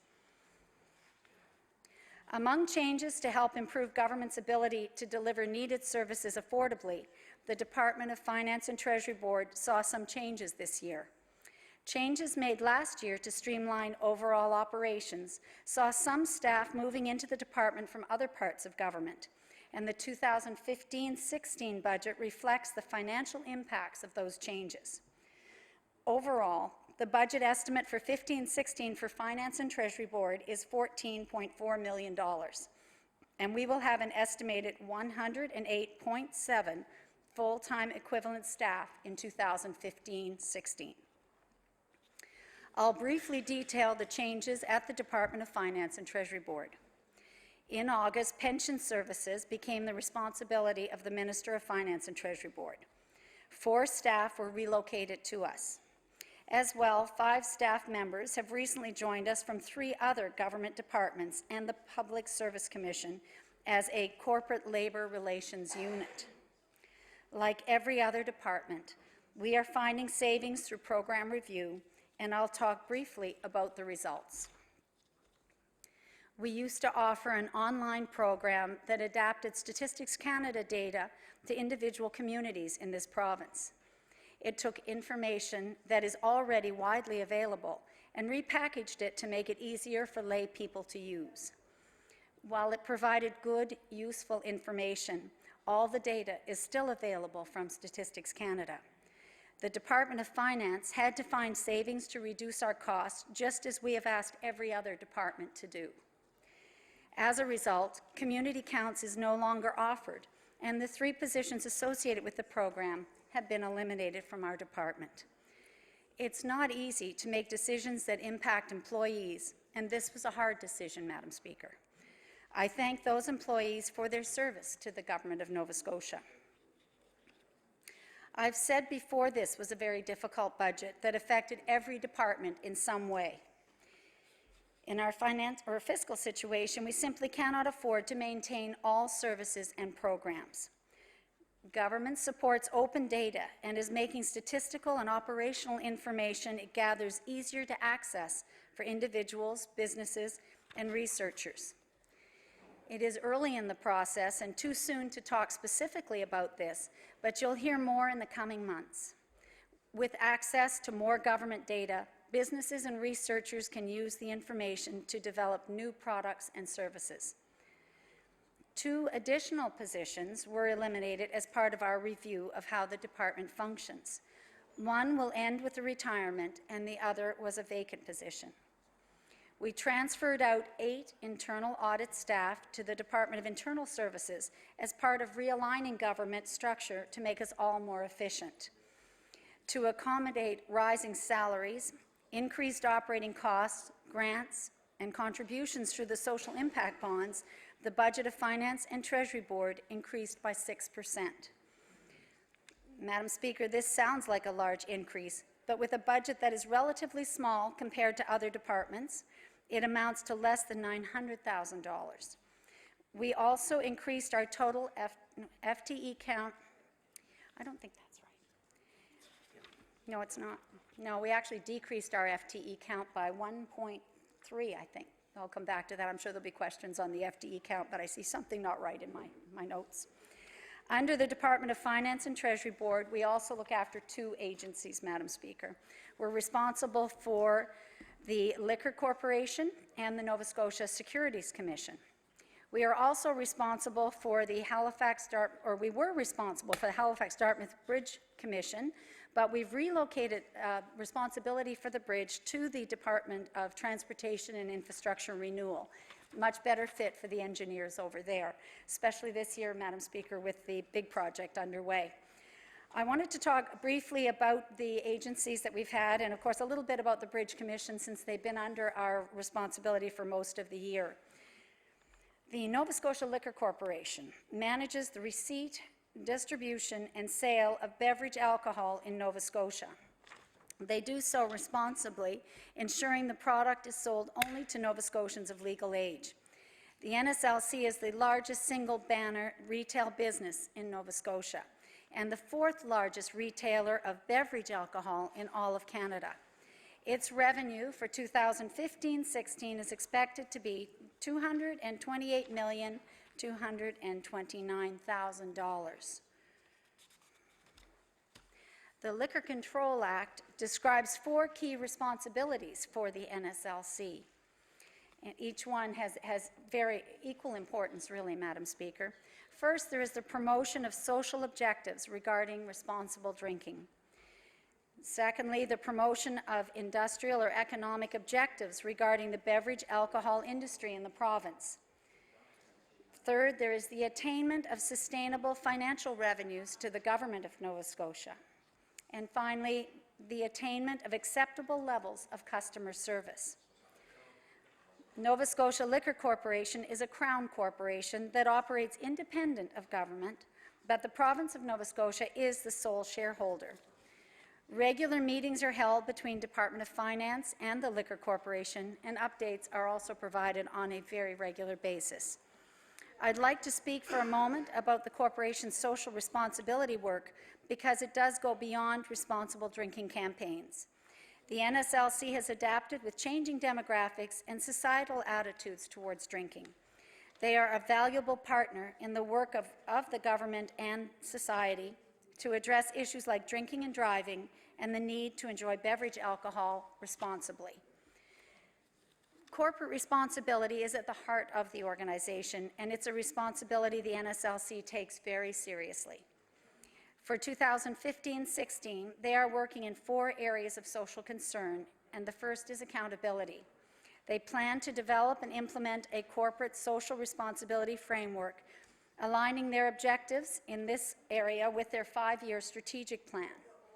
This is the best way to ensure integration across business operations. The corporation plans to expand the reach of their university anti-high-risk drinking program beyond campuses to reach off-campus students as well. They will roll out the 2nd year of the Karaoke Responsible Drinking Program to work with industry partners throughout the province. And they will develop a platform to increase awareness of underage drinking. In communities, Liquor Corporation staff will develop a strategy to support key fundraising programs for IWK, United Way, and the NSLC Cash Can. The Nova Scotia Securities Commission is the second of the agencies I mentioned, Madam Speaker. They operate and it is administered under the Securities Act and regulations. The Commission's mandate is to provide investors with protection from practices and activities that tend to undermine investor confidence in the fairness and efficiency of capital markets to foster the process of capital formation. Its revenue in 2015-16 is expected to be $16,800,000. I'll speak for a moment about some interesting Securities Commission work. The Commission is proposing crowdfunding rules to make it easier for startups and small and medium-sized companies to raise capital. The revised rules will reduce disclosure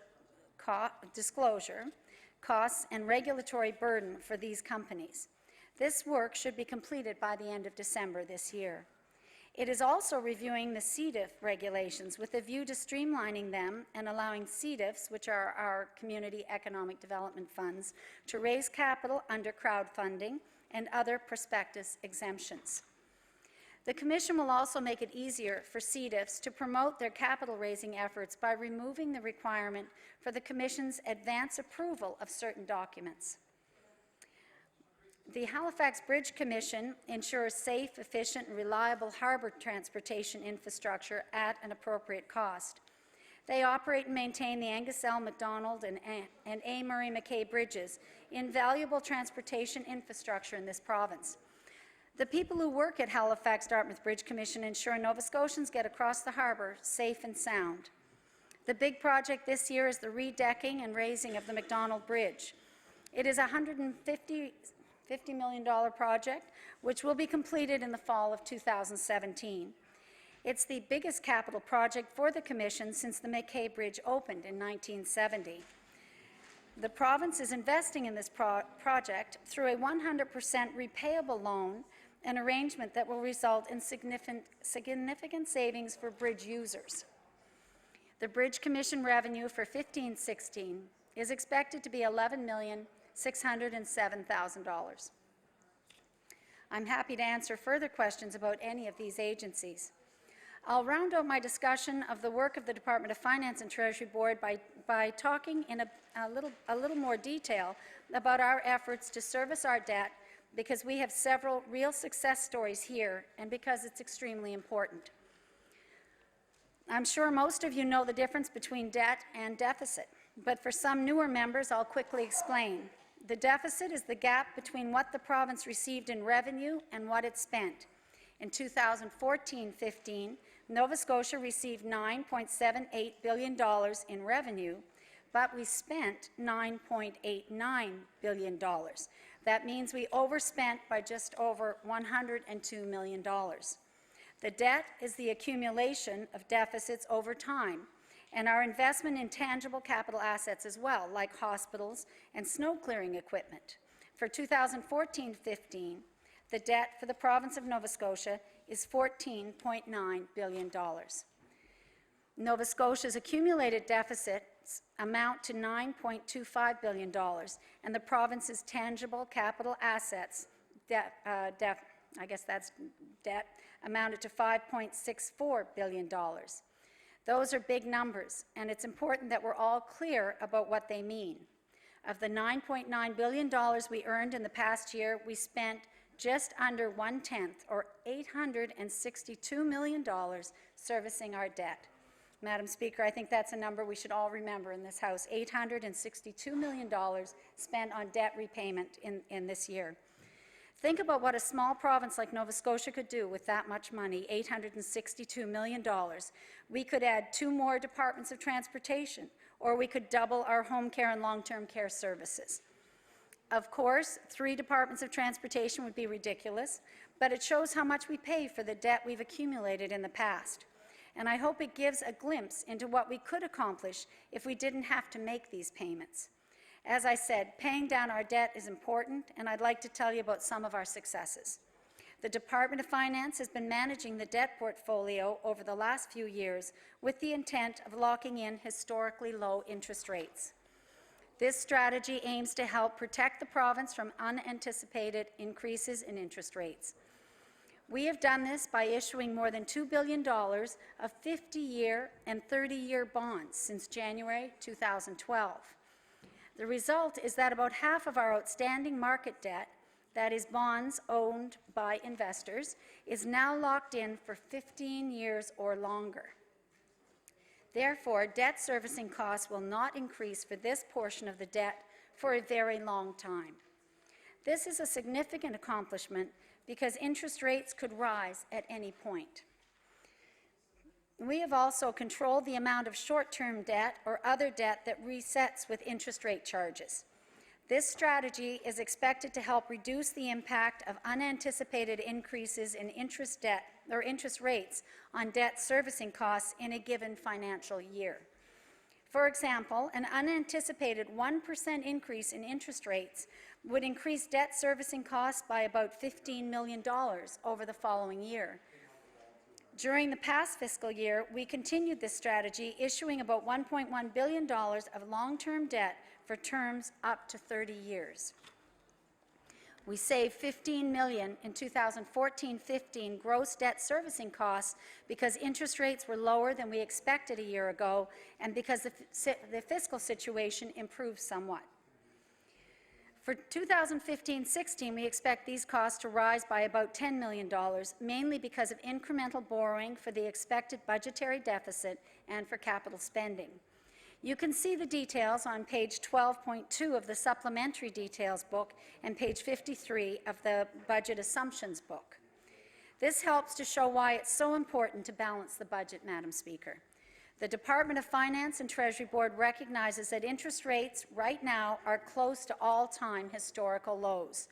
For the remainder of the fiscal plan period to 2018-19, we expect modest increases in debt servicing costs, mainly due to rising interest rates. Here's another success story in this area. Bond market participants, which includes institutional investors and banks, continue to react positively to Nova Scotia's professional debt and management practices. Furthermore, the market has reacted well to the steps we have taken in the 15-16 budget. Our provincial borrowing costs dropped in the first few days following the budget by 1 to 3 basis points relative to other provincial benchmarks. As well with this budget, despite the very difficult fiscal and economic circumstances we face, we have stabilized our net debt to GDP ratio at 37%, and we expect this will continue over the coming years, going downward to 33.4% by March of 2019. Madam Speaker, in the Ivany Commission, they recommended a 30% debt to GDP ratio, so we're on the right track. Net debt to GDP is the most commonly used measure of debt sustainability for government bond users. We have also heard positive comments from rating agencies, who will be meeting over the coming weeks to provide more details on our budget and the 4-year fiscal plan. These rating agencies, you might have heard of Standard & Poor's or Moody's, they assess the creditworthiness of bonds and those who issue bonds. Bond ratings are important because they affect the interest rate that corporations and governments pay on the bonds that they issue. The more confidence they have in us, the better our rating and the better the price we get for the bonds that we issue. That's a lot of numbers and unfamiliar terms for many people. I hope you'll feel free to ask as many questions as you like on this. We have expert staff in the chamber to help ensure that you have detailed answers for everybody. I'll turn now to how we develop this budget and our tax review and pre-budget consultations with Nova Scotians. In my pre-budget consultations, I met with chambers of commerce and social justice and other organizations, people who could speak on behalf of Nova Scotians from all walks of life and from across the province. A significant message was that greater government efficiency is necessary, but at the same time it was essential that we try and protect our most vulnerable Nova Scotians. The input we received was invaluable as we developed the budget, and I appreciated the opportunity to learn about economic concerns from across Nova Scotia. We also consulted with Nova Scotians on taxation, specifically on their response to the Laurel Broughton tax report, charting a path for new growth, taxation, and regulatory review. Teams of staff from the Department of Finance and Treasury Board and other departments made themselves available to her regularly to provide any information or other support that she might need. She also did research locally, nationally, and internationally to develop her recommendations. She offered 22 tax recommendations, 16 regulatory recommendations, and 4 user fee recommendations. Again, we received invaluable input. Quite apart from what you might expect, more than 500 Nova Scotians met with me on this topic in public sessions from Yarmouth to Sydney. Our conversations were mature and thoughtful, and I was pleased by the level of understanding and discussion about such a complex topic. As well, 300 people and organizations emailed submissions to me. I said on Budget Day that our government is taking a long view on the recommendations in that report. Some of the measures that are recommended need more careful analysis. Government needs to understand their impacts on people, and we need to consult further in some cases. We will develop a systematic and structural plan that rolls out over a number of years. We are establishing a tax working group to act as a sounding board on implementation challenges and opportunities with regard to the tax recommendations specifically in the Broughton report. This will be an important project under my leadership this year, and we will continue to consult with Nova Scotians and tax experts on taxation around the key recommendations. Governments around the world are considering or have implemented new tax regimes that refocus taxes away from income and towards use of government services. It's happening in Europe, in Australia, and in New Zealand. We will look at some of these changes as well over time. This budget follows a very deliberate plan to respect taxpayers' dollars. Just give me a moment. Thanks. And our approach is disciplined and responsible. We will rebalance taxes paid on income earned through wages or dividends by lowering the non-eligible dividend tax credit. A taxpayer should pay relatively the same amount of tax on income, whether it is earned through dividends or wages and salaries. Over the past few years, when the small business tax rate was reduced, the dividend tax credit remained the same instead of going down in sync. It is now being reduced from 5.87% to 3.5%. By not changing this policy previously, Nova Scotia lost tax revenue. The change will restore $30 million per year to Nova Scotians while maintaining fairness for taxpayers. We will also increase tobacco taxes by 2 cents per cigarette because evidence suggests higher prices means lower consumption. As well, this will increase revenue by about $16 million for this year. Government is also eliminating the healthy living tax credit. This sounds counterintuitive in a world where obesity rates are increasing and driving up healthcare costs, but a tax credit is a tool to change behavior in fairly specific ways. The Healthy Living Tax Credit aimed to help people with lower incomes to get their children into sport activities by reducing financial barriers that they would face, and it was a good idea. However, only about 5% of tax filers use it, and almost a quarter of those earn over $90,000 a year. These families would likely enroll their children in activities with or without the credit. And for these families, cost of participation is not a barrier. By eliminating this tax credit, we can shift the monies being directed to middle and higher income families to programs that serve lower income Nova Scotians.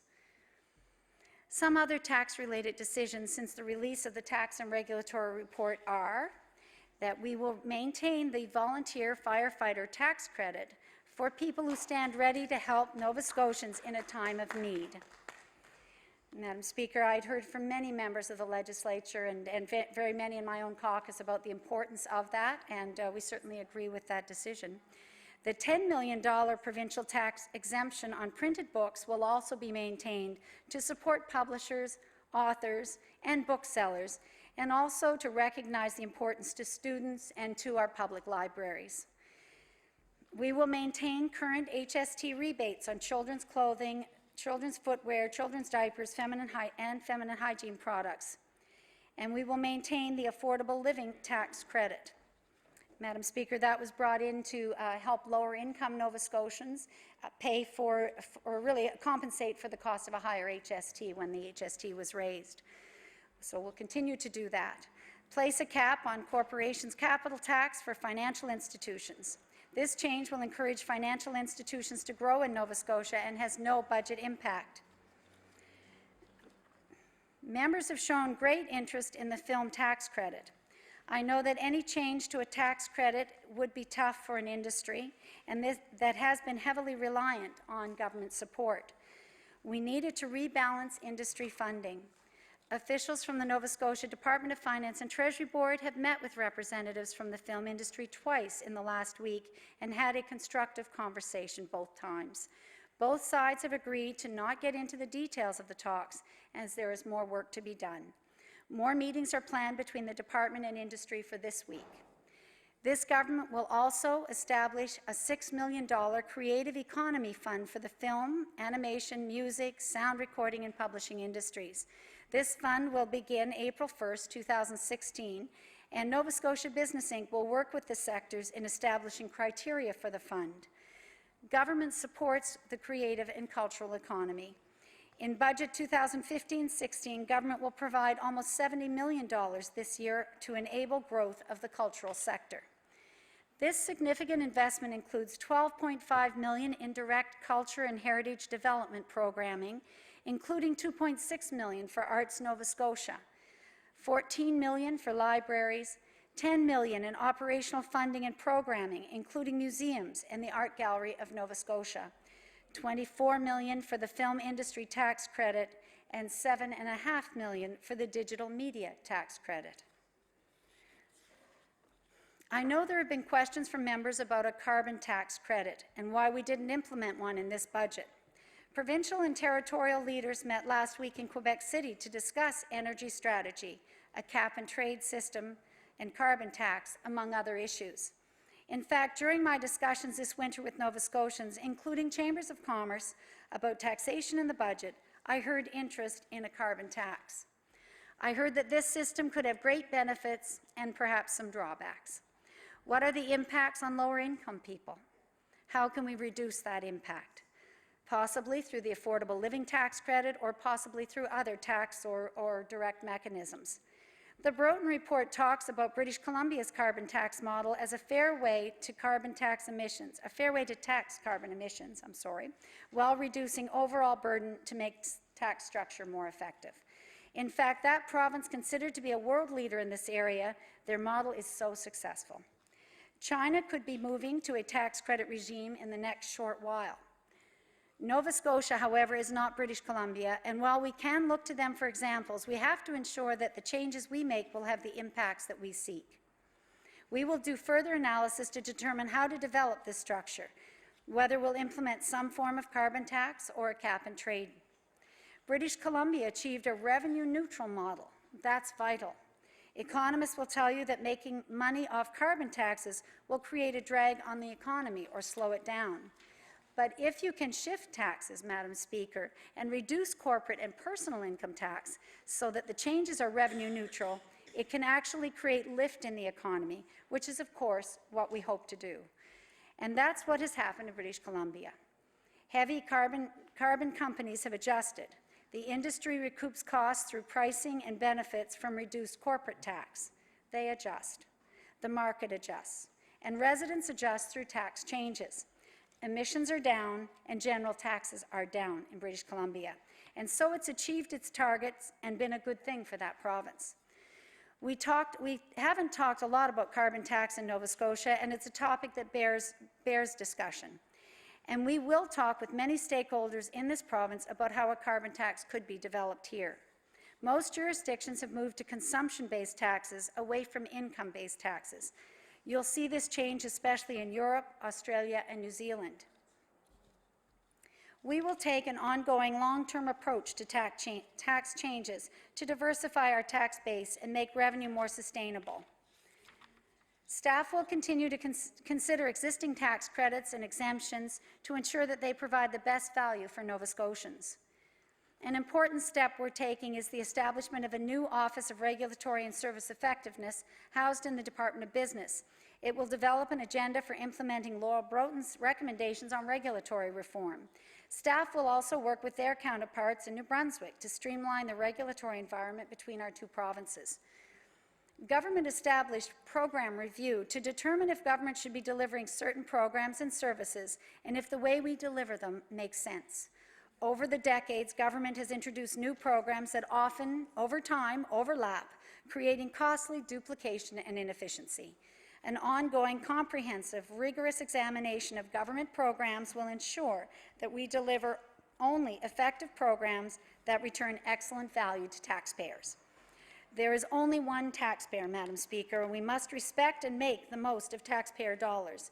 That is the intent of program review. Directed by a panel of cabinet ministers and MLAs chaired by the Premier, program review has worked in a collaborative environment with departments. It is now a permanent part of government that will deliver more savings and efficiencies in the future.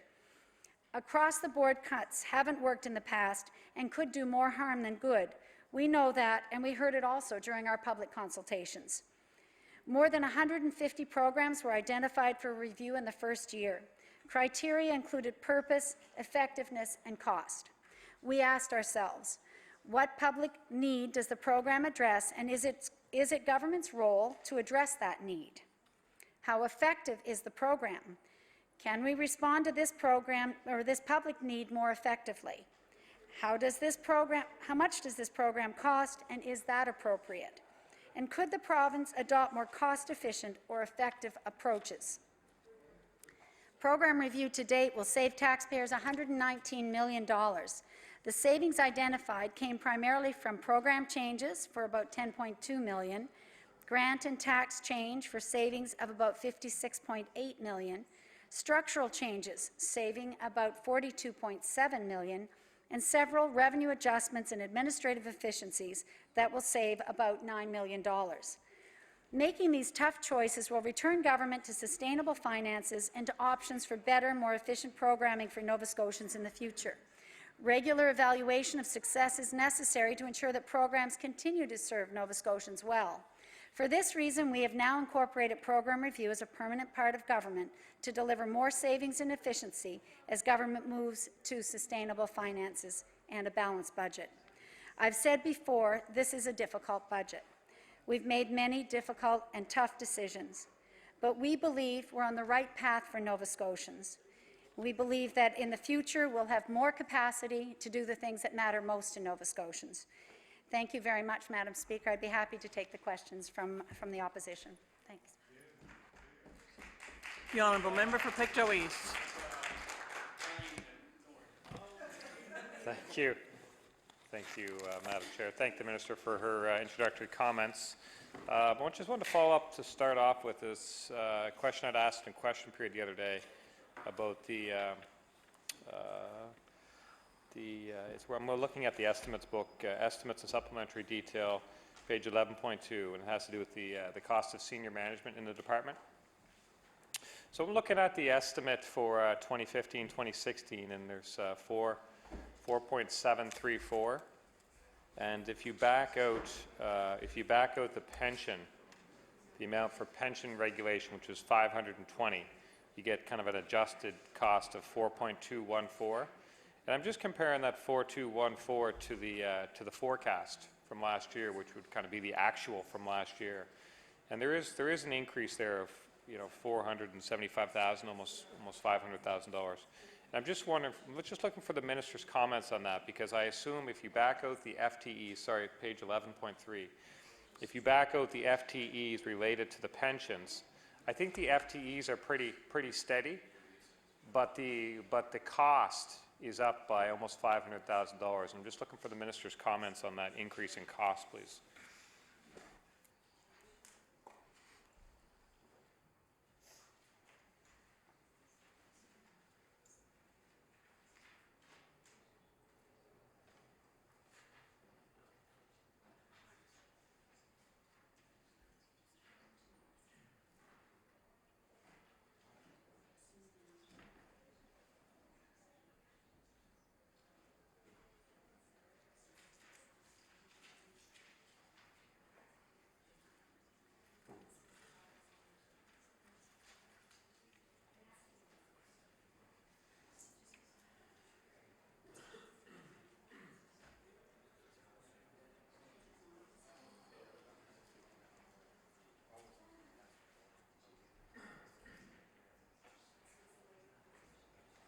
The Honourable Minister of Finance. Thank you very much. And we're just looking at some of the detail there. As I mentioned in my opening comments, we had a number of staff move in, and I'd said that in question period the other day. We had the Labour group move over to Treasury Board, and we also had the pension management group under Nancy McNeil-Smith come over from Labour and Advanced Education. I think in the start of your question you said pensions are not in there, you'd taken them out. So I would say that this is the Labour group that have added to that amount. The Honourable Member for Pictou East. Thank you, Madam Chair. Well, I just want to follow up on that too, because the estimate for FTEs for the coming year is 30.2, and the actual from last year was 25.9. So I'm just wondering if you, I think I heard in question period that there's 5 FTEs related to pensions.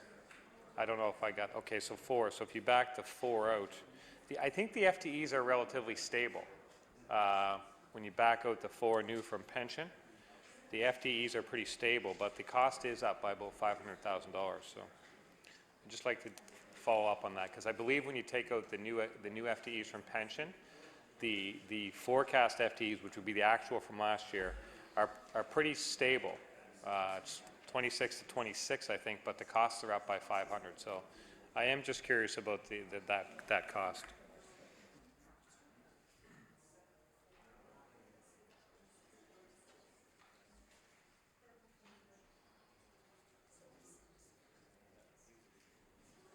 The Honourable Minister of Finance. I wonder if the member opposite would just confirm, is this still in the senior management category? Because we're looking at numbers that are 25, not 26, so 25.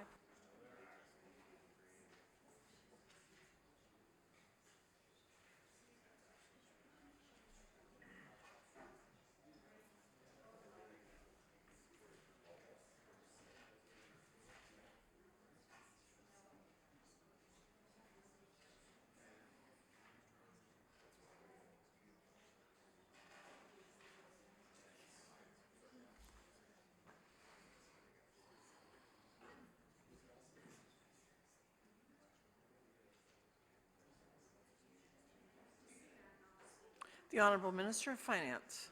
Thank you very much. And I'm not looking at the estimates book. I just asked for that one specifically because that's the number you took it from. But I have a breakdown in front of me of all of the staff numbers. And under senior management, they've remained stable. If you go through them, they're completely estimate to estimate, pretty stable. We're at 25. I'm just trying, why does it gone up there? We have to huddle for a minute.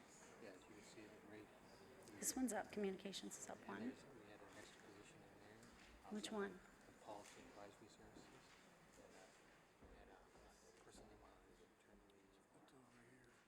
Okay, but that is higher than that. Yeah, that's because the pension groups. Okay. All right, that's the big difference. Thank you. Madam Speaker, I'm sorry for that interruption. I should have sat down. You've left my light on while we're talking about it. The big difference I see, we've gone from 25.9 to 30.2 in the book that I have, but it shows 4 extra people in under pension regulations. So that would just about completely account for it. A little bit up on the policy and advisory services. I'm told there was a little up and down because of a maternity leave during the year. Somebody was out for part of the year. But really, it hasn't increased. When you take the 4 positions out for the pension regulations group, you come pretty much to an even level. The honourable member for Pictou East. Thank you, Madam Chair. Yeah, and I guess that's the point. That's the point that I was trying to make, is that the FTEs are stable. The FTEs certainly do appear to be stable to me. But when you look at the total estimate of 4.734, and you back out the pension of 520, because we're backing out the FTEs, we'll back out that amount too, you come to 4.214. And that 4.214, let's call that the adjusted estimate for comparison purposes, is $475,000 higher than the actual from last year.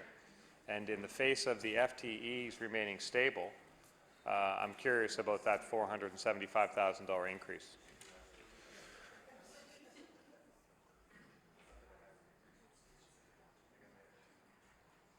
The Honourable Minister of Finance. Thank you very much. And as I've said it here in question period a number of times in the past, we don't have a lot of programs in the Department of Finance, but we do have social impact bonds, and there are $500,000 in the budget for that. So that was not spent last year. It's carried forward. We are still working on that, and I hope we'll have a chance to talk some about it. So that's about $500,000 right there. The honourable member for Pictou East. Thank you, Madam Chair. I thank the Minister. So that would show up right in this senior management number of 500,000 would be right in there. Okay. Might need to come back to social impact bonds, but for now, I'm looking at page 11.2 of the estimates book, grants and contributions. I'm just wondering, in that grants and contributions, there is a significant increase there. The estimate is now 898. Whereas the actual from last year was 385. I'm wondering, would Engage Nova Scotia be in that grants and contributions? The Honourable Minister of Finance. Thank you very much, Madam Speaker. The Department of Finance has no involvement directly with Engage Nova Scotia. I believe it might be through internal services, but not through the Department of Finance. So that's another area. As I said, we have very few programs or special different factors. I went through all of the financial information that we gather, as I said, the debt management, the organization of the public accounts each year, the controlling of finances across the government and consolidating of those finances, but we don't have a lot of special project type work that goes on in the Department of Finance. The honourable member for Pictou East. Thank you, Madam Chair. Just reading through the department's mandate from last year, the 2014-2015 statement mandate said, this year, Finance and Treasury Board will play a key role in supporting a comprehensive review of Nova Scotia's tax regime. This review will examine the province's tax system and regulations to help position Nova Scotia to deal with its demographic, fiscal, and economic challenges. And just wondering, is that referring to the what we now know as the Broughton Report, playing a key role in supporting a comprehensive review? Was that the role in supporting the Broughton Report?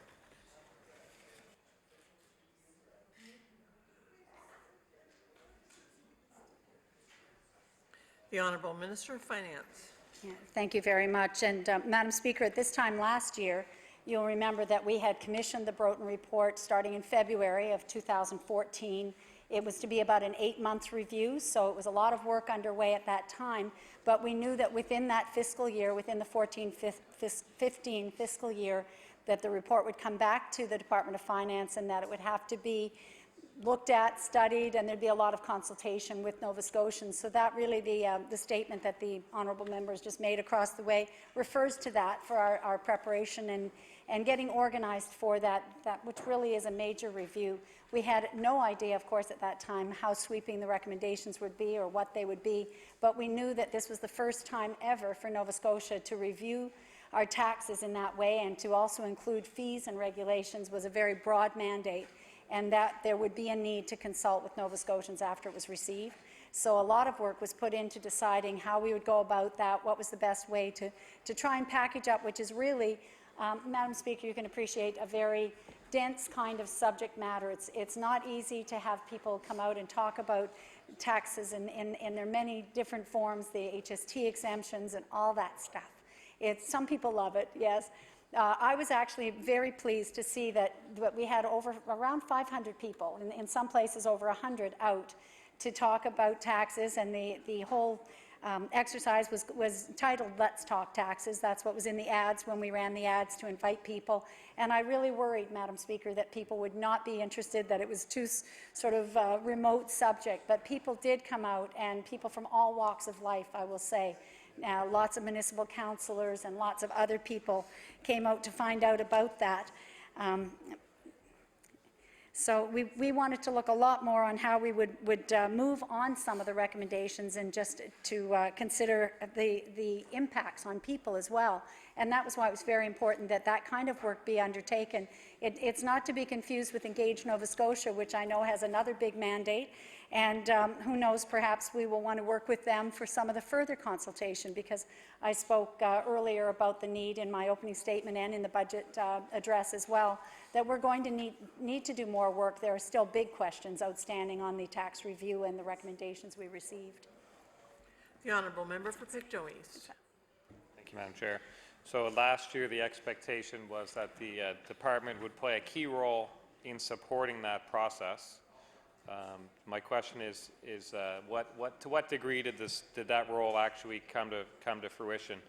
Maybe you can give the House some context. Was there specific people allocated specifically to the Broughton team, and how many FTEs might have been allocated to that process?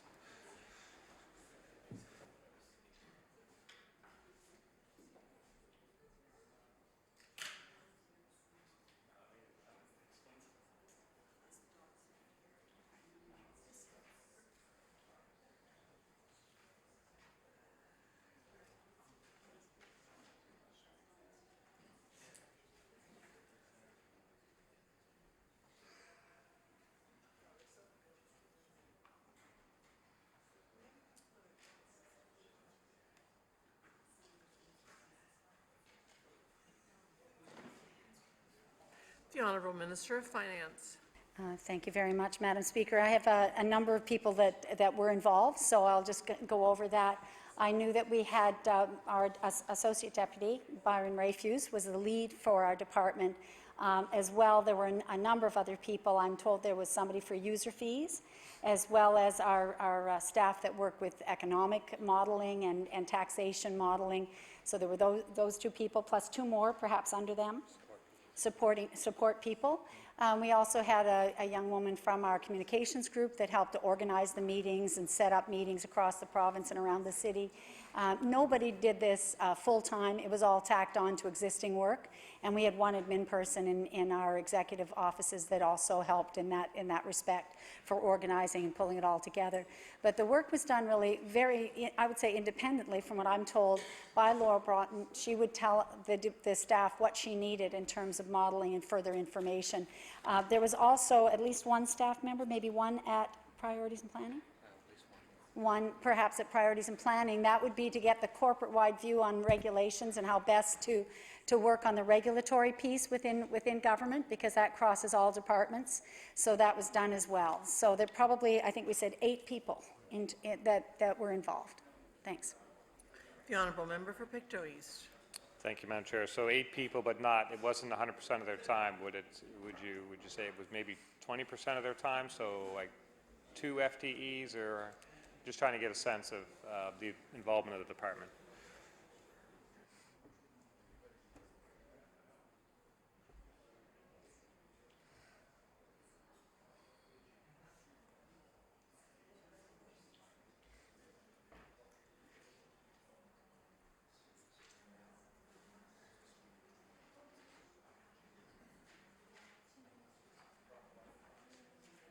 The Honourable Minister of Finance. Thank you very much again, Madam Speaker. I think the important part to note here is that, as I said, nobody was doing this full-time. The work had peaks and valleys, absolutely. It would at times require more time and at others less, because there were different stages of the research that was ongoing. I'm told that what it meant was a lot of our staff worked long hours, and occasionally they would work very long hours. So they rose to the challenge. I must tell you, Madam Speaker, when we began to do this tax review, when I first was sworn in as minister and took on my duties there, staff told me that this couldn't be done, that it had been tried before and you can't do it, it's too big.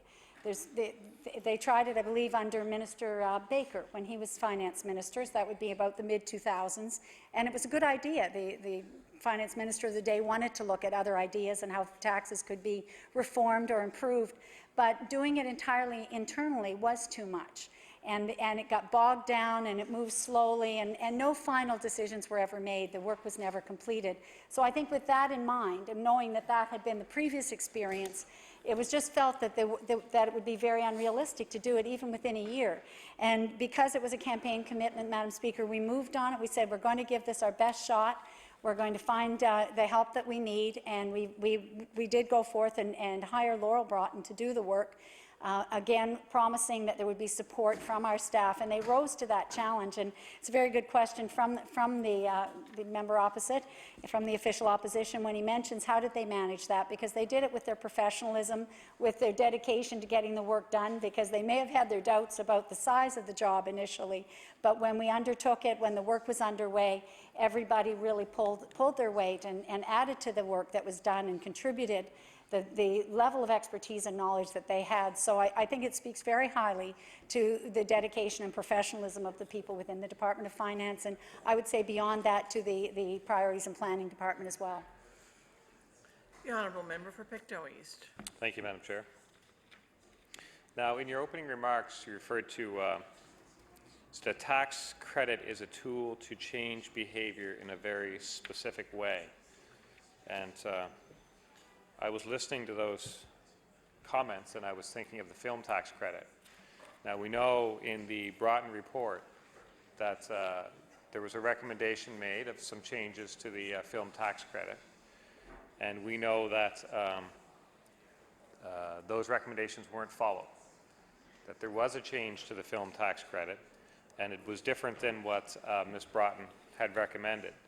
So I'm just wondering, I'm remembering those words, that a tax credit is a way to change behavior in a very specific way. And trying to reconcile in my mind what behavior might have been what the behavior was that the department was seeking to change, in what way when it changed the tax credit. So my specific opening question would be, what was the process to analyze the recommendation on the Broughton report as respects to film tax credit and decide to use a different mechanism, a different change to the film tax credit? Who led that process, and what was that process?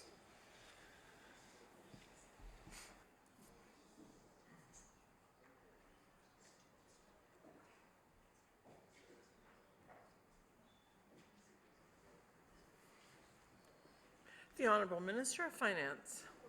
Thank you very much, Madam Speaker.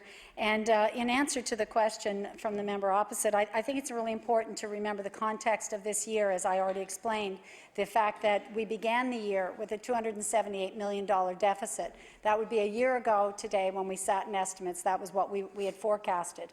And it was a huge gulf to get to that, to anywhere near balanced budget. So that was why this year has been characterized by a lot of internal work. Not only did we go through the usual budget process of looking at each and every department and having them defend every one of their programs, and also bringing their new ideas to the table, which we almost invariably had to say, no, I'm sorry, that can't happen. And I know there are members present here, and ministers here that went through that process. It's not fun.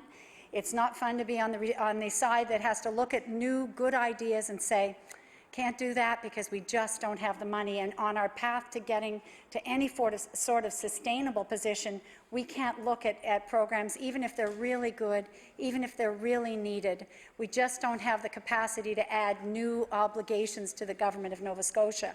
So, Madam Speaker, with that in mind, there was the regular process, which takes months anyway, to bring each department in and go through it, but we also had the team that sat, beginning right after last year's budget, we began sitting to look at program review, where, again, we looked at every department, but not every program, and examined where money was going out. And I said in my opening remarks what some of those criteria were that we looked at, and I know that the honourable member opposite, my critic for finance, would also appreciate that you have to look at what's doable.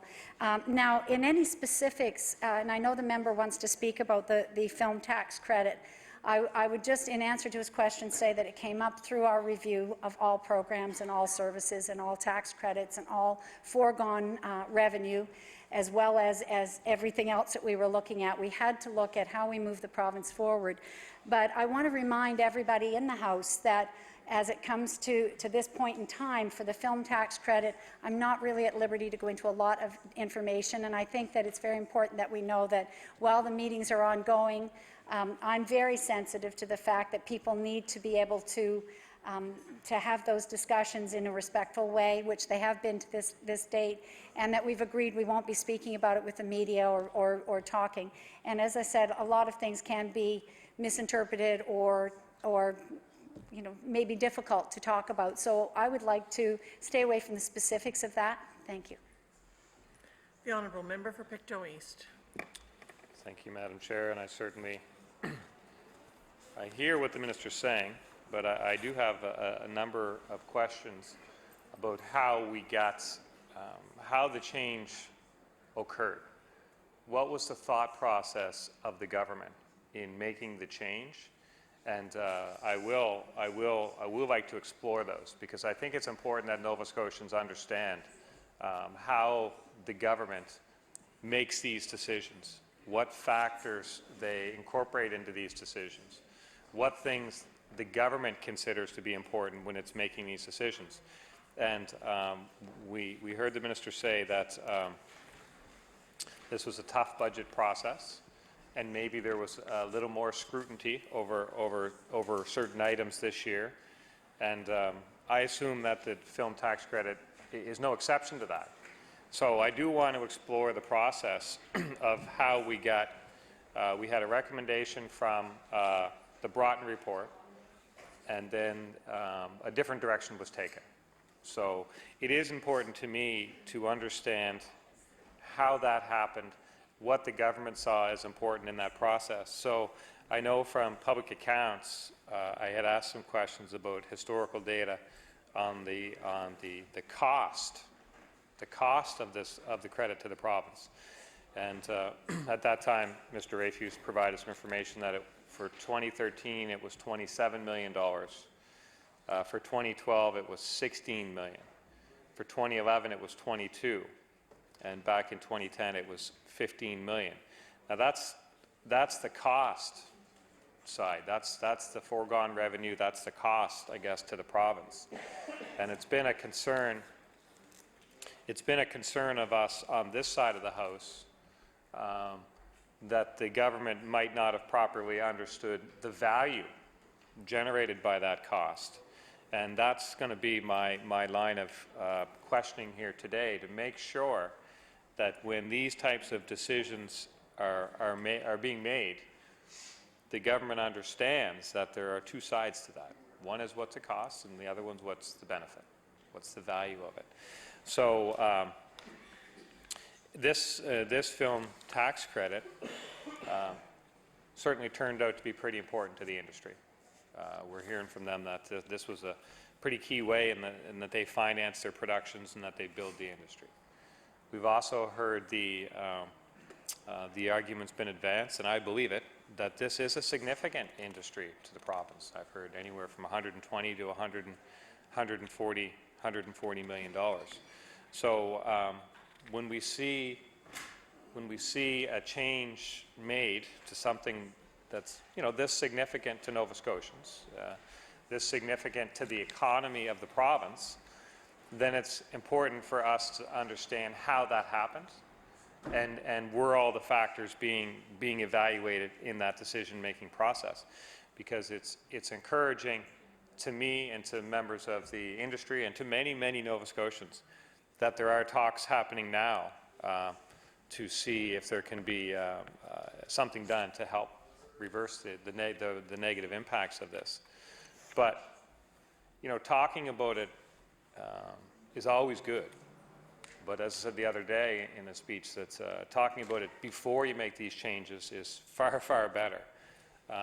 So if these talks are productive and there is a decision to change something that's been laid down in the budget and presumably incorporated in these estimates, my question would be, what's the process the minister would have to take? Do you need to redo some of the budget estimates? Do you need to retable your resolution? If there is a change to be made, what's the formal process? What would be the impact on the process that we're following now if there's a decision to change what was in the budget?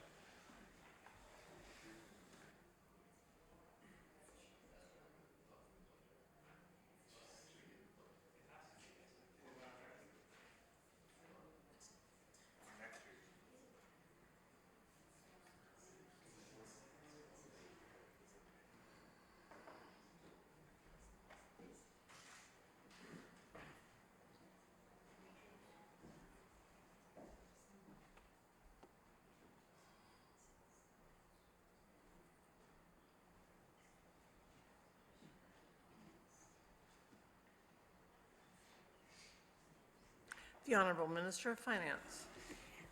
Thank you very much, Madam Speaker. And again, to the official opposition, in answer to your question, it's a very good question about the financial impacts, and I had to be reminded as well with all the talk that we've been having lately.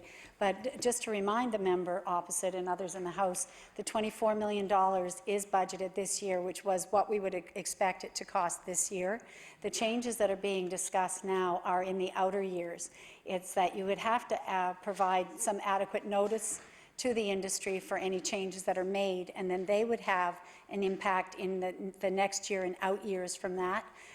That's largely because films that have already been made are then, the government of Nova Scotia pays out the amount of money that we've agreed to after the production is finished. So we might make the commitment in 1 year but pay out in a year or maybe even a little bit longer after that time. So we have to make changes with a good lead time so that the industry has no disruption on the current program of films that have already received their first part approval from the Department of Finance and from government. And those are used to finance the films. It's very important to the industry, and it's a commitment we've made.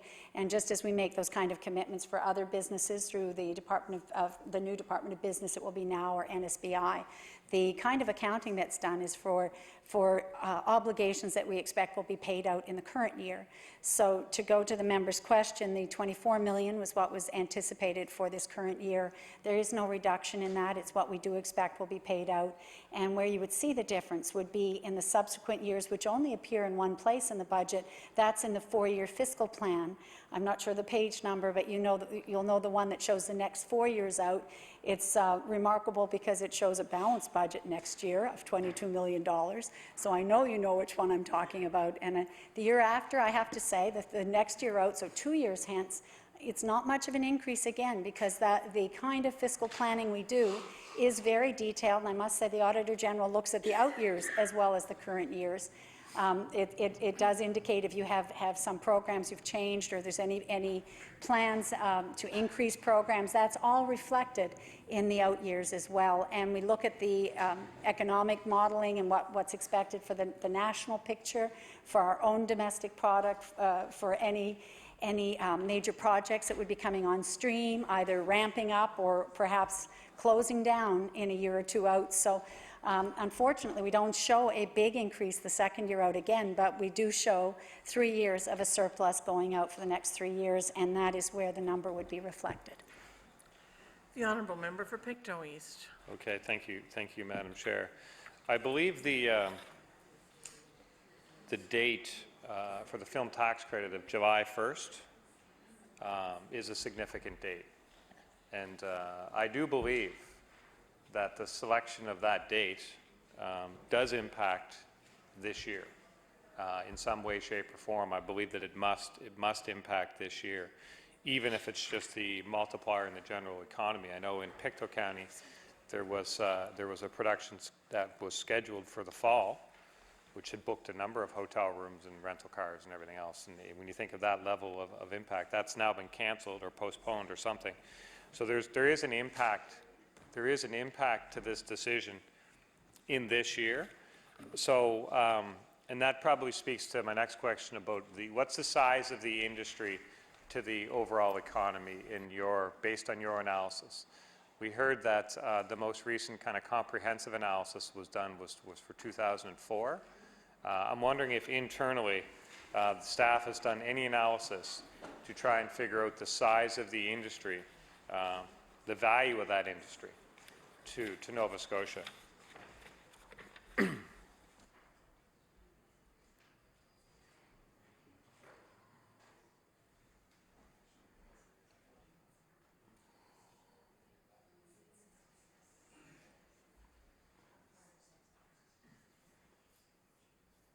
The Honourable Minister of Finance. Thank you very much. And again, just in terms of context for this question, I think, again, what's important is with the discussions that are underway, that between the industry representatives from Screen Nova Scotia that are sitting with our senior officials and that I've met on both occasions when they've been in, you know, we've shared numbers. And I think what's important is we count differently. The province of Nova Scotia counts what it comes back, at least the finance department, in tax dollars. And the industry understands that. They're talking about the amount of money, which is the total spend for their industry, which is another valid number as well. How many dollars are spent in the economy, as well as we look at how much might come back just purely in tax revenue. There's another measure of economic impact, which is different again from just the dollars spent. That doesn't measure necessarily economic impact. There's another way to do that. But the important thing is that to sit down at our discussions, the numbers have been presented. We're not going to argue about the numbers between us. I think we understand we're measuring by two different yardsticks, if you like, and we understand better what they're saying. I think they understand more, perhaps, in the focus that we have about tax dollars back into the Treasury. And again, as I said, the talks were constructive. The meeting held on Friday went for 4 hours, Madam Speaker, a very lengthy discussion with a lot of sharing of information. The aim that we're having is to better understand the needs of the industry in terms of moving forward, and also for ourselves what our constraints are, if you like, and where we can come to common ground that will support the industry and ensure that the industry remains and continues to be active in Nova Scotia. That's what I'm aiming to do, so I'm really hesitant to talk about the numbers today, although we will certainly be able to share them, I know, in the future. The Honourable Member for Pictou East. Thank you. Thank you, Madam Chair. I think we'll work through this. It'd be a little hard to take that in budget estimates we couldn't discuss budget estimates and numbers because we didn't want to prejudice meetings that should have taken place probably 2 months ago, but happen to be taking place now. But I think we can probably do. And on page 4 of the guidelines for applying for the film tax credit, these guidelines are on the finance website, and it indicates that it's a labor-based credit. And it says the Nova Scotia Film Industry Tax Credit is a labor-based incentive designed to encourage employment of Nova Scotians and is available to local and guest producers. It is calculated based on an applicant company's eligible salaries incurred in the making of an eligible film. It's effective for expenditures incurred after 1994 and before 2016. So the guidelines, and on your website there's a series of forms that must be completed in order to be eligible for a refund. There's 7 forms, in fact. One of them is called the Declaration of Residency. Are you familiar with this form, the Declaration of Residency form? That's one of the 7 forms as part of this application.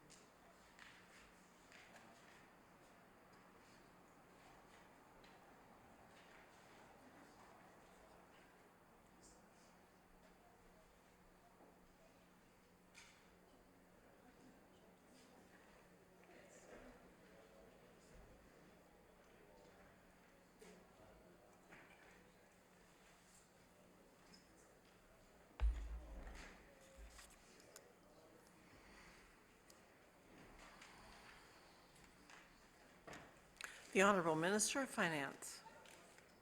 Much. The member opposite had a question about one of the forms that are on the website relating to, I guess there's 7 forms that you would have to fill in. I did hear from the industry that they fill in a lot of forms, and in fact that they're audited 4 times. So being a chartered accountant, the honourable member might be interested to know that after the production's done, there's a lot of duplication that perhaps we'll be able to deal with along with other things. They certainly have a lot of scrutiny on the finances after a production is finished. The form that the member is speaking about in particular is the one to determine whether or not you are or are not a Nova Scotian. We don't receive those forms in their completed form at the Department of Finance. Those forms were returned to Film and Creative Industries, and I would say in future will be going to NSBI, where staff, as members may know, 3 staff people have been assigned to NSBI.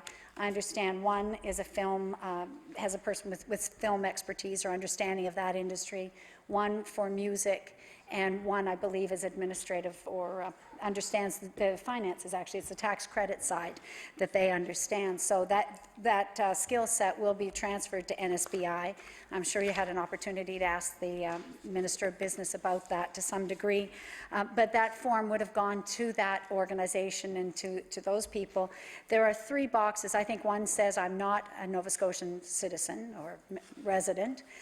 The other 2 are, one says I'm a resident as of December 31st, which would be for tax purposes. If you live here December 31st, you're going to file your taxes here. The other one says I was in Nova Scotia for taxable purposes during the production or during the year. And if they tick that box, I think as well, they're considered resident for the purposes of the production. So that is the form. It's an important one, definitely. Our aim, Madam Speaker, is always to see that tax dollars are used to support Nova Scotia. I guess our aims, our provincial aims, helping Nova Scotian citizens or Nova Scotia principal businesses, and ensuring that the funds that we spend here help to stimulate our economy. We talked earlier about why are tax credits in place and what are they intended to do. And certainly when a tax credit like this has been in place for quite a long time, often, it's not, I guess it isn't the aim then to consider what it was for, but when you introduce a tax credit, you certainly do think, what is my intended aim? And Madam Speaker, over the years that I've been here in the legislature, and some of the members know I was elected in 2003, I myself have proposed some tax credits over time that I would now say probably not a very good idea when I look back on it. After one meeting of the Council of State Governments, I don't know if any of the members here have gone, I would imagine some have attended their conferences. They always have great policy discussions and policy ideas about what all these other, I think it's 9 states in the eastern United States and our Canadian provinces from Ontario east, participate in those, and we talk about the kind of challenges that we have and look at different policy objectives. I know that the idea of electronic waste recycling came up at those meetings. We looked at what other provinces were doing, and Nova Scotia themselves moved on that. But after one of those meetings, I'd heard of one state that had a special credit for energy-efficient cars. So I introduced a private member's bill when I came back that there should be a credit to encourage people to buy energy-efficient cars. If you bought a hybrid, you'd get the best deal. A little bit of an incentive so that you're spending that much more. I was well aware that it costs perhaps $5,000 or $6,000 more to get a hybrid than it did to buy the same model that isn't a hybrid. People said it didn't pay back very well, so it seemed like it would be a better way to encourage people to buy those energy-efficient cars. And the bill I introduced as well, Madam Speaker, included cars that are just good on fuel economy. They weren't the hybrids, but also good on fuel economy, and there could be a benefit for that. But I think that sometimes over time you see that the evidence is that that doesn't actually change behavior, that a small tax credit isn't enough. It's a feel-good measure in that instance, as I talked about, that you'd like to see a public aim of cleaner air and less pollution move forward. But I look back at that particular private member's bill and say, well, probably that wasn't a really good idea, and I think other provinces and states that have tried it have backed away from that and found that it didn't work very well. So sometimes we have some really good intentions and we look at the tax system to accomplish it, and it may even seem like an inexpensive thing to do because it's not a dollar allocation when you do a tax credit. But it's still, if you're going to do it, those people that are able to access it are actually able to lower their taxes. So that's a personal tax credit that I would have thought of, and not one that as I say, that I brought back repeatedly as I did with some of my others. Probably things like the 7 or 8 times that I brought back the bill on having a February holiday, which we've discussed here as well during debates. So anyway, thank you very much. I'd like to hear from the member. Thanks. The honourable member for Pictou East. I thank the minister, and we were talking about the specific form in the package that's filled out, and the specific form, the declaration of residency, is very interesting to me, because as the minister quite rightly pointed out, that's the form that talks about the residency of people for tax purposes, and this form makes it very clear that the people benefiting from the refund are tax-paying Nova Scotians, and they also include their social insurance numbers and other details, other personal details on there. So in thinking about the analysis, or the lack of analysis, in making the decision to change the film tax credit, did the department look at the overall cost of $24 million and immediately recognize that some of that obviously is coming back straight away in the form of taxes, because it's taxable income to these Nova Scotians that receive it? So the $24 million went into the hands of Nova Scotia tax-paying Nova Scotians who paid tax on that $24 million. Did the department do any analysis to try and determine how much of that came right back as tax revenue? And I don't know if you assume everyone was in the low tax bracket, which I don't think is a fair assumption in this case for these types of individuals. You know, I would think that 20 or 30% of that is coming straight back in the form of tax revenue. But I'd be really, so the 24 would be, you know, the cost of that without even considering all the multipliers in the economy. I would think the cost can be immediately brought down, and I wonder if there was any analysis done to determine what is that kind of net cost just at stage 1. The Honourable Minister of Finance. Thanks so much, Madam Speaker. I would just like to go back, if I could. There's another page on the website as well that starts with what are the requirements to qualify for the tax credit. And I'm sure since the members found the individual forms, he looked at the first page, which talks about what makes you an eligible company for the purposes of this tax credit and what you need to do to qualify for the 50%. Which is our minimum, if you qualify, the minimum that we will cover of labour costs. It's important to note, I think, that if you look at that carefully, it says, and perhaps you have it in front of you, member, no? Because it's the first page of that credit. I think what I think is important and what surprised me was it does say there that the first requirement on labour is that 25% of the people that you end up saying worked on your film, and I don't think it was mentioned the other day, sometimes there's 19 pages of names of people who had some work or another on the film, so lots and lots of people engaged. If 25% of them are deemed to be Nova Scotian, according to the form that the member spoke about, then 50% of the salaries are covered. So it doesn't say for sure that 50% of the people working there are going to be Nova Scotian or eligible. That may be that in most cases there are a lot of Nova Scotians employed. I believe often there are, because I've been told up to 3 large productions can be done with the local crews that we have at one time. But it's not as clear that it must be. And so perhaps the member would like to look at that when you get a break and just have a look and see, because it's a little bit unclear. So in that regard, perhaps I'll ask the member to pose his question. I don't think I've answered your most recent question just now. The Honourable Member for Pictou East. Thank you, Madam Chair. Yeah, the question was there any analysis done? Because I believe through these forms it is possible to follow the money, so to speak. And I'm wondering if there was any analysis done that actually tried to determine exactly how much would have came back to the province in personal income taxes from the people that were Nova Scotians, tax-paying Nova Scotians, receiving that credit. Because I think it's the case that the $24 million goes out and some portion of it comes right back straight away. And I wonder if that analysis was done. The Honourable Minister of Finance. Thank you very much, Madam Speaker. And I've already said, and I guess I'll say it again, we're not anxious to I guess, argue a lot of the numbers. We have two different ways of looking at it.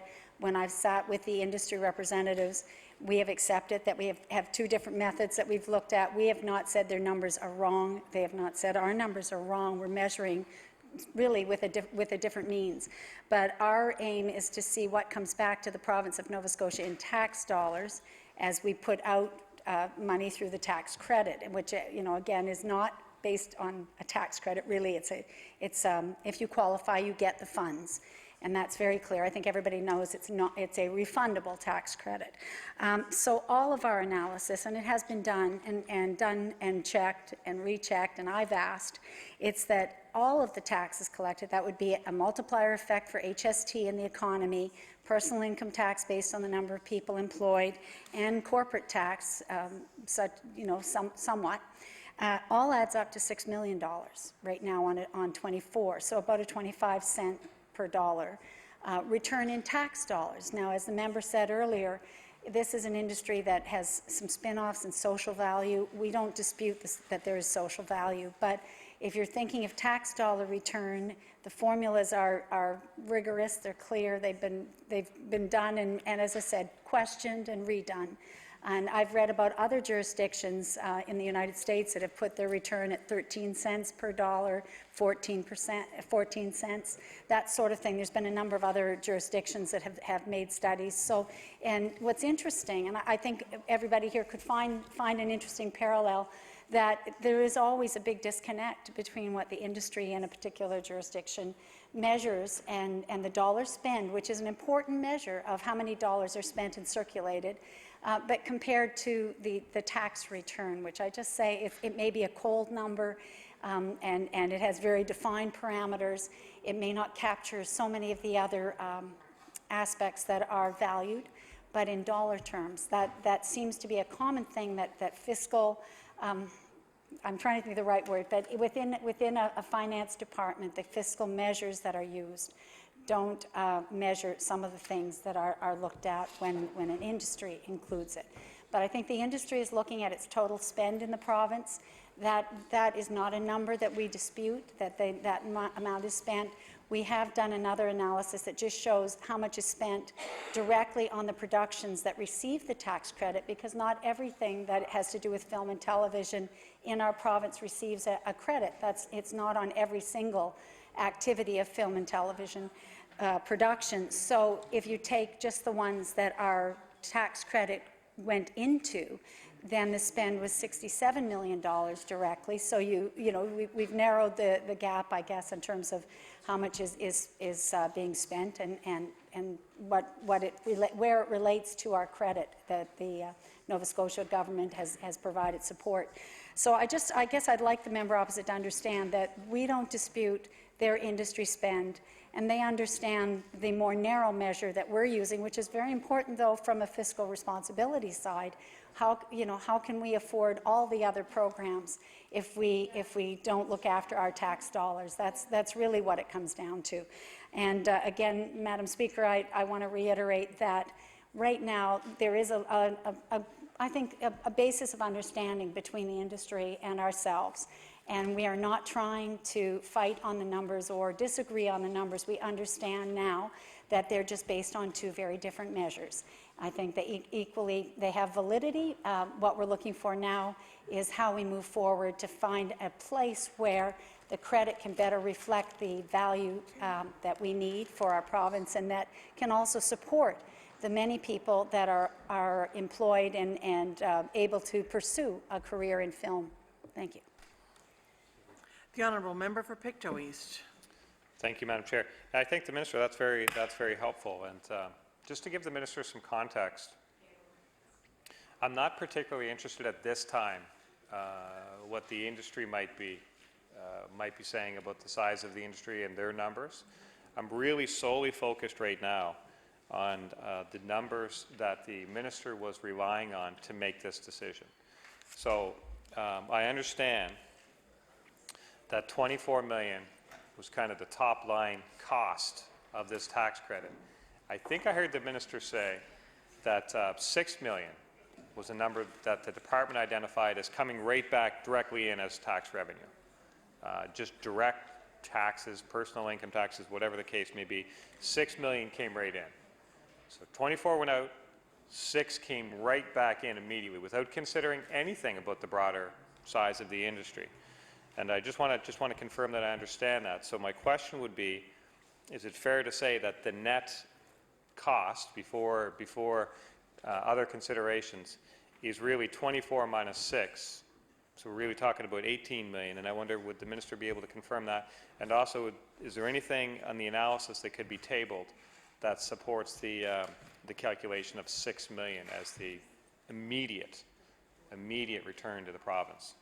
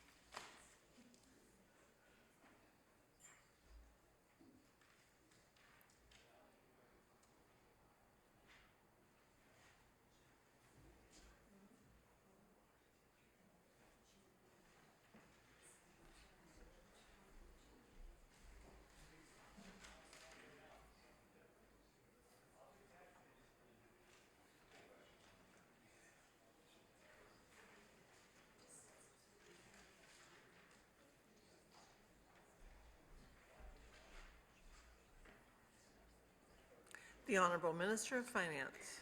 Thank you, Madam Speaker.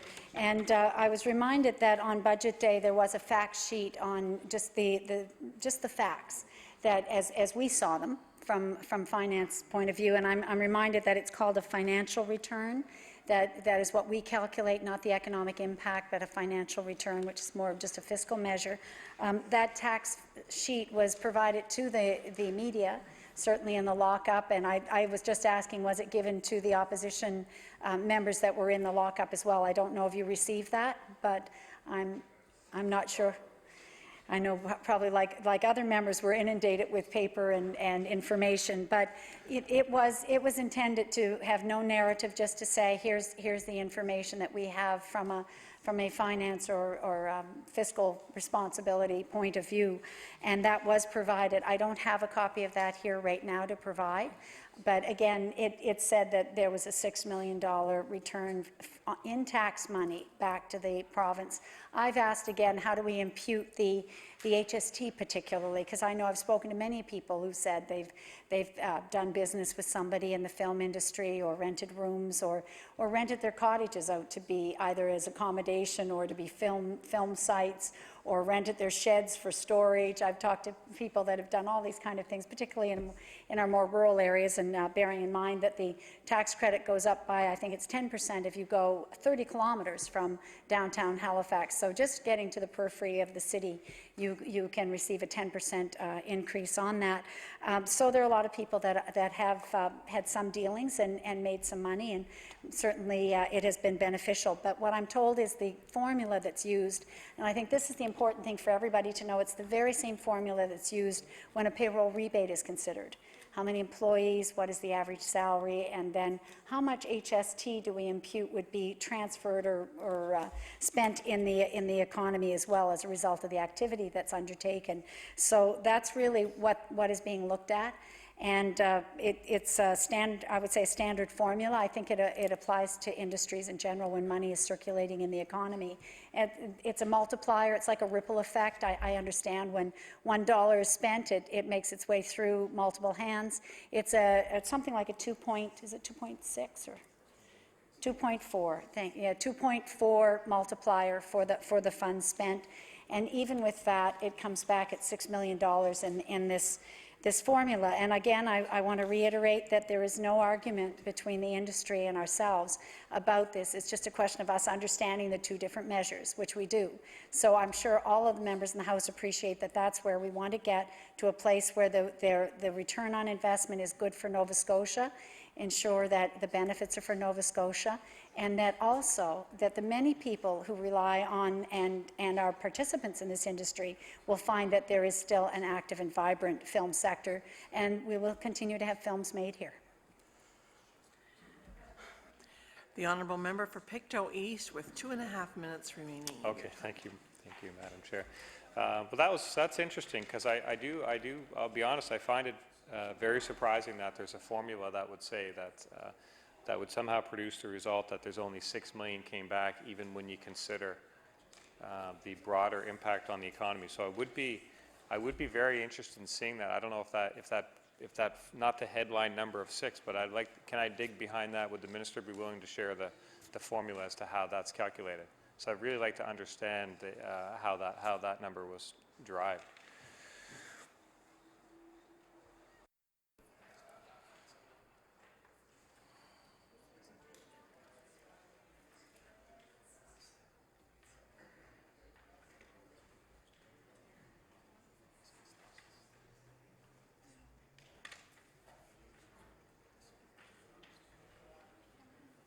The Honourable Minister of Finance.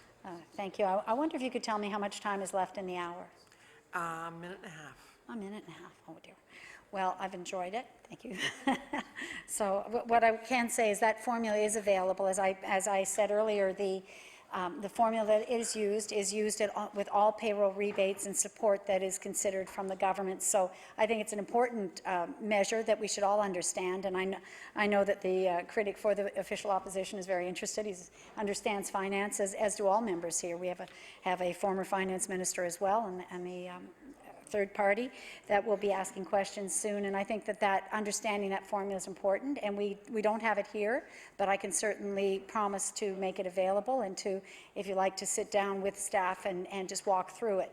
I'm not sure that it needs that, but it is good to understand what the variables are and how it is used. So I'd be happy to do that, and I think it would help because, as I said, without a doubt, I have questioned and others have questioned and double-checked and reviewed it many times to say, is everything in there? Are you sure?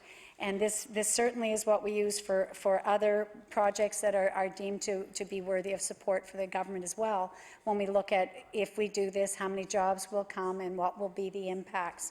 And I think all of us are interested in that, in knowing where we put our money for so many other projects as well, not just in this instance, but in every instance where government money is spent. Are we incenting something that is going to bring back good benefits to the province? As I said before, it is a fiscal measure. It looks at financial return. It's a formula that may appear to be kind of cut and dry, if you like, but it's very important that we have measures that we can rely on. We often talk in this House about evidence-based and trying to look at things as carefully as we can to make sure that they're returning to us the benefits that we need as a province. And again, I will affirm that there are many hard to quantify elements of film and culture, and we appreciate that government has a role to play. And I think that's a really important thing for us to end on, perhaps, in this hour of question, is that when we're talking about cultural activities, I spoke earlier, Madam Speaker, about books. And in the Broughton Review, it's clearly one of the HST exemptions that was just pointed out as a question. Why do we exempt printed books? It's interesting to note that more and more people are buying books online, and they are not exempt.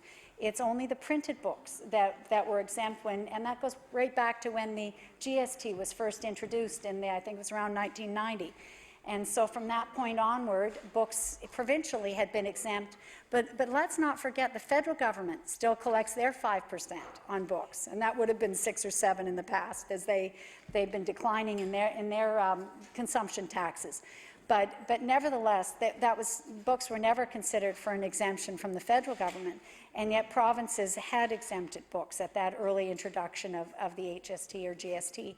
And so we look at that and we say, well, there's $10 million that the province is not collecting because people are buying books and they're tax exempt. And you have to look at it and really ask yourself if that's, is it, again, just to go back to the earlier question we had, is it creating a common aim? Is it doing something that, even though it's not a tax exemption, in a way it is, it's a consumption tax exemption, but you have to ask yourself, what is the goal of that? Obviously encouraging reading, you know, a love of literature or books or learning, that's important. We see a social benefit to that. You have to ask yourself whether or not this is something we should continue. Is it a cost? And I went through the list of things that we looked at in program review as well. Is this something that has a reasonable cost for the benefit that we're getting? Is it something that is a social aim and important to the province? And as you know, I had announced that we would not be putting the provincial tax back on books. That was something we've looked at carefully, and I must say a lot of it has to do with libraries, Madam Speaker. When you consider the impact on every community, libraries are just so important, and you know, I hope we'll get to talk some more about that afterwards, because we know that that would put a big pressure on their budgets and a pressure on the municipalities as well that are required to, well, that do support. I know here in HRM, the municipality pays a good portion of the library costs. The province pays a larger portion in libraries outside of HRM, but we all know the great impact that has, and there's no single better place as a leveler for education than our local libraries. Because anybody, you know, a lot of families that may not be able to buy a lot of these books can go as often as they like and can bring home books and make sure that their children and the rest of their family have access to all of the latest and all of the learning tools that they need. And that's essential, and that was really a big part of that decision. So I hope we'll be able to talk more about that as well. Thank you, Madam Speaker. That ends the time for the first hour for the Progressive Conservative Caucus. And I will now move on to the NDP with the Honourable Member for Halifax Needham. Thank you. Thank you very much, Madam Chair. And I'm looking forward to having some time with the Minister of Finance and her officials from the department. You know, Madam Chair, it's rare that the Department of Finance comes onto the floor of the main chamber during budget estimates.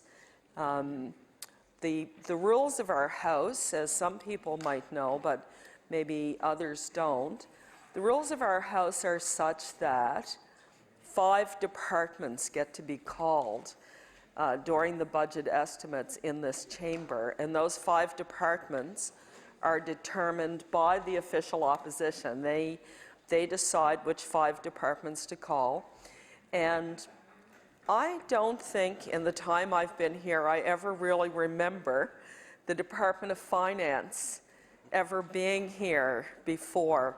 Perhaps once, but I really don't think so, and I've been here for 17 budgets, I think.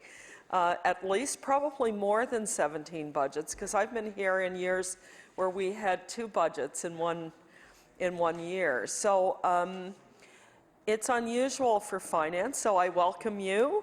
I don't know if you are enthusiastic about being in this chamber rather than over in the Red Room. And I think the reason for that, Madam Chair, is my former finance minister used to admonish the opposition when they had an opportunity to ask questions of him, because they would have a tendency to ask questions about the global budget of the province. And he used to remind them that it wasn't his job to defend or explain the budget of community services or justice, Department of Justice, or the Department of Health, that in fact it was his job to explain the department's budget. Now, I think listening to my colleague in the official opposition and the minister's opening comments, there's been a bit of latitude given with respect to us having an opportunity to talk a bit more broadly than just the specific line-by-line elements of the minister's budget. And so in that vein, I probably will do the same thing. I'm very interested in revenue questions and taxation questions, as well as the kind of narrow operation of the department. But first of all, because I know that there are people who are very interested in how government works in various departments, first of all, I'd just like to get from the minister an explanation of the number of people who actually work for the department now. My calculation is that it's roughly around 108 or 110 people employed in Finance and Treasury Board. And the budget for this year for this department is estimated to be slightly about $14.5 million, just under the $500,000, so 14 million plus. And so I'm trying to just get some basic information so that folks who are listening and are interested in knowing more about this department and what it does for the province and in the operation of government might have context, I guess.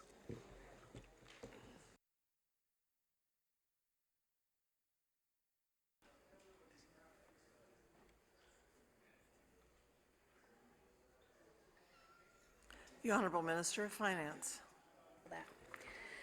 Thank you very much, Madam Speaker, and I do thank the member opposite for her welcome to the staff. You're right, this is, I'm told, the first time that any of the staff can remember finance coming to the main chamber for estimates.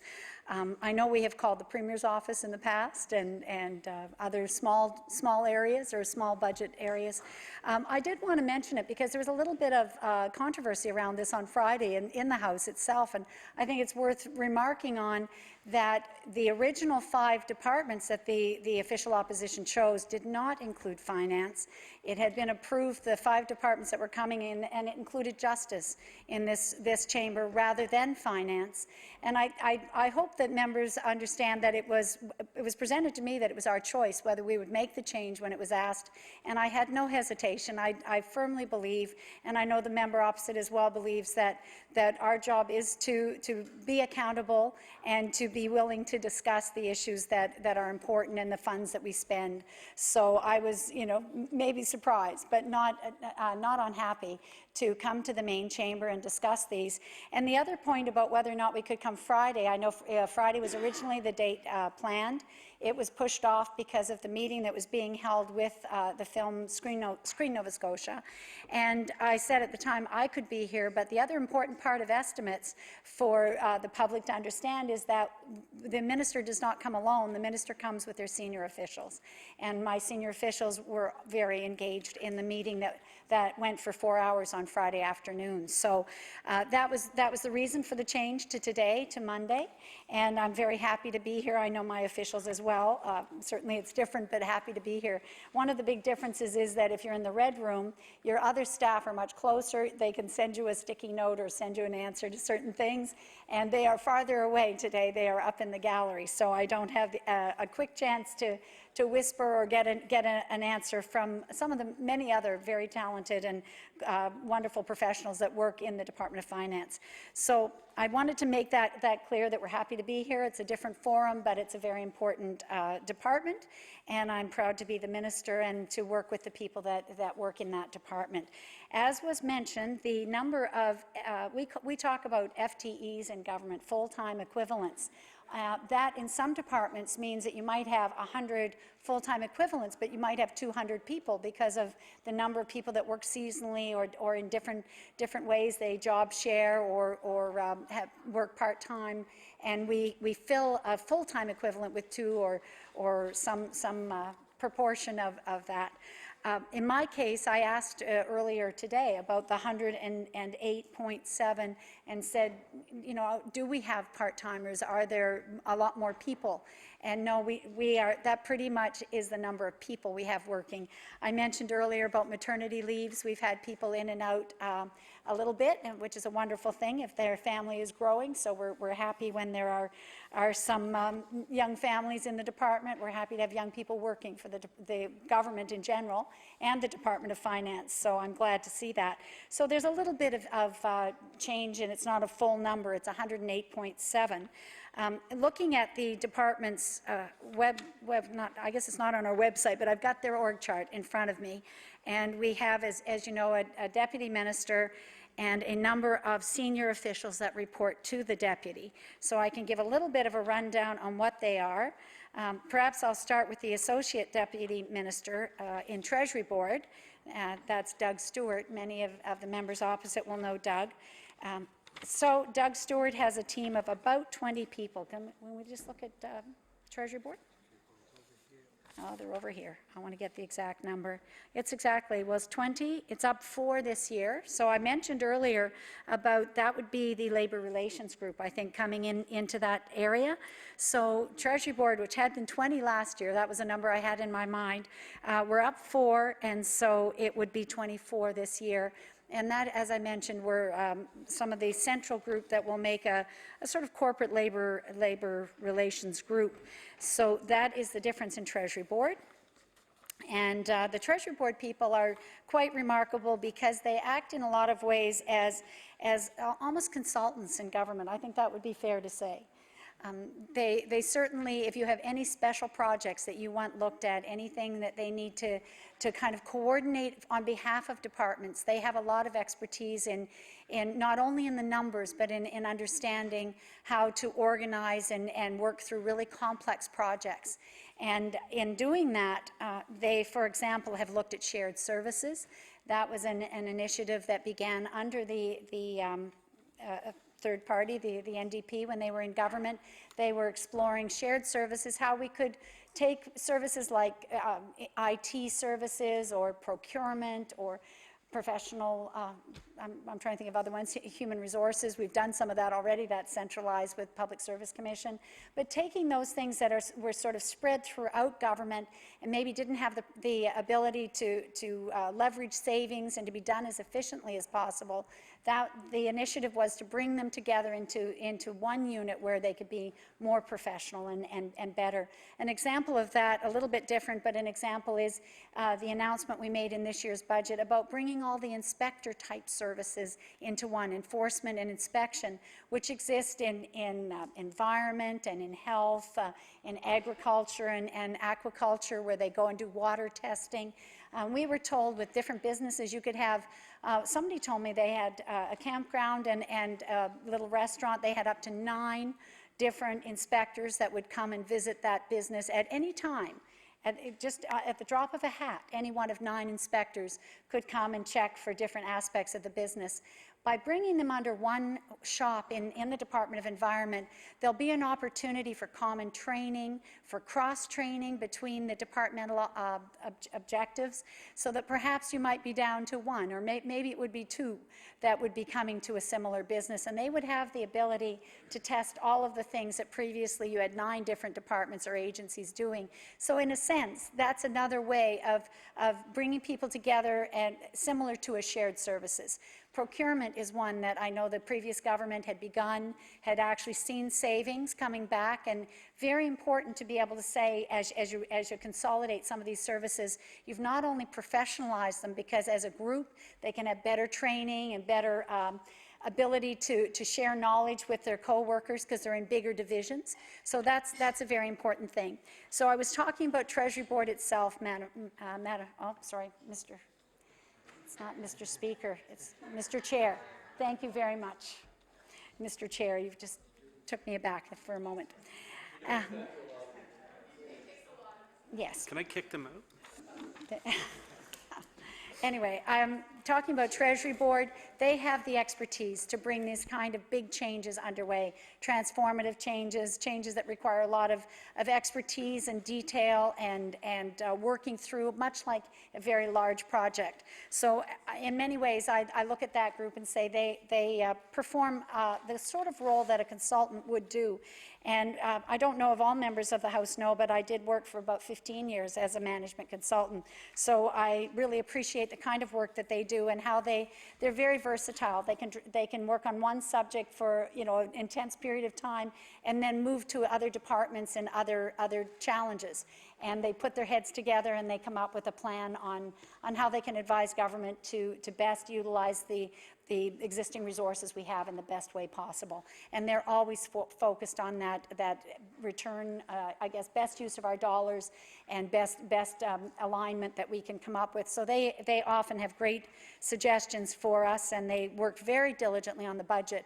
As the member opposite would know, having been through that, they work individually with departments. So within the department or the section of Treasury Board, we have individual staff members who are, they're not assigned directly to a department. They stay in the department of the Treasury Board offices, but they work very closely with the finance directors of different departments, and they understand their budgets very well, and they come together with the departments when Treasury Board meets and looks at the individual budgets of each department. So they have an arm's length view, but they also understand the departments very well. So that would be, as I said, that was the first ones there at Treasury Board, about 24 people. If we already had a little discussion around our senior management group, which includes 25 last year, and we said 30 this year, but largely because we had brought in the pension people into that, and they had previously been at LAE. I should say that was, I think, a very appropriate change. I think they had at one time been with finance, and for about 15 years had rested in labor and advanced education, because the pensions that we're talking about are the private sector pensions, and the plans that are there not for government but for private sector. But the alignment really makes sense with finance. We have people in our senior management that understand the finances of pensions and have more of an interest in it, I'd have to say, more of an appetite it allows more collegiality, because they can talk about pensions with others in senior management, and they don't feel, I think, quite as perhaps a little isolated as they might have in LAE, which has very different workplace attachment and training and those kind of issues, which are very exciting and compelling, but not as financial in nature. So I believe it's been a really good move. We're very pleased to have them, and they are a very professional group that provides good service to the private sector as well. So that's our senior management group. They would include, I said our policy people are in that as well. Policy has about 4 or 5 people. 4 people in that, and they're a very bright group of workers and professionals who do a lot of work on trends and look at. They also help manage a lot of our relationship with the NSLC and with. Well, it had been the Bridge Commission, also the Nova Scotia Securities Commission, which is another very important area. We have the Controllers Division as well, and that is 25 people once more. I should look exactly at what they do. I've got a list of exactly what the controllers do, but public? Okay. Yeah, members of the House will be well aware of the public accounts. I think a lot of members serve on that committee, and the Controllers Division actually does prepare the public accounts, which means they're always keeping track of our updates as well when we're doing the updates to budget. We do those in the summer, in August or so. By law, I believe we have to provide an update by the end of September. We do another one in December to let the public know, through the media and through the opposition, let everybody know how we're tracking through the year and how well we're doing. And those figures are extremely important. This year, I think it's worth noting that we spent some time, Mr. Chair. Yeah, thank you. Do you want to tell me? That's okay. Yeah, this year, through the Controllers Division, knowing how we were tracking through the year, I think it's really important to mention the mid-year mitigations that were made. And they were made before the August update. I don't know if members remember them. I felt they were very important because we knew at that point that we were not tracking to budget. We'd started at $278 million negative, and we had risen, I would say, by some amount. It might have been that we would go over 300 if changes weren't made. That was my fear. And that our commitment had been to track as closely as possible to our budget and stay on track. And so, do they only do it after? Who does it during? Treasury Board. Well, I'm giving them full credit for doing it. I'm told Treasury Board tracks better, and the others just do the public accounts. But anyway, I think the mid-year mitigations are nevertheless very important and pertinent. I was told that it had been about 7 years since any government had intervened during the year to say, let's change track, and let's find out who does, how we can do it differently. And as the members will note, there was both a 1% reduction across the board for all departments, and I know that's a very blunt tool when you go across the board, but we did do that mid-year and said, everybody, you've got to cut 1% out. The bigger amount that could be saved at that point was going to the slowdown on hiring, not a freeze on hiring, but a slowdown, so that wherever there were 2 positions left vacant, we would only replace 1. And that was in place to the end of the year, so we could see how we were tracking. The estimate was about $30 million would be saved by doing that. And here we are at the end of the year. Our departmental spending actually from last year, it's not closed yet because we won't close it until the summer, but it appears to be down about 22 point some, maybe $22.5 million. And that's even with other pressures like closing out last year's snow budget or looking at the mitigation that we did for mink and otherwise. So, perhaps, I don't know if the member wants to go through every department, or every section of our department. There are others. There's corporate services, fiscal policy. Well, I think that's one that the minister would know, or the member would know well from her time as minister. Certainly the section that does economic and tax calculations and modeling, that's a big one as well, 23 in that area. They do a lot of work, obviously, tracking all of the latest trends in the economy, not only in Canada, but they look worldwide as well, what's going on with interest rates, with employment, with labor stats, housing starts, retail sales, you name it. And they're following every one of those at all times, offering advisory services, obviously, to us, and helping with the planning. They're very integral when the auditor comes in to look at our estimates for revenue, which is what the auditor does sign off on for that. So, again, I mentioned our corporate service unit, which helps with some of the internal work that we do as well. There's 18 people in that area as well. So I think overall that pretty well covers it. I don't know if the member's written down those numbers, but I get them to 108.7 for this year. Thanks. The honourable member from Halifax Needham. Thank you.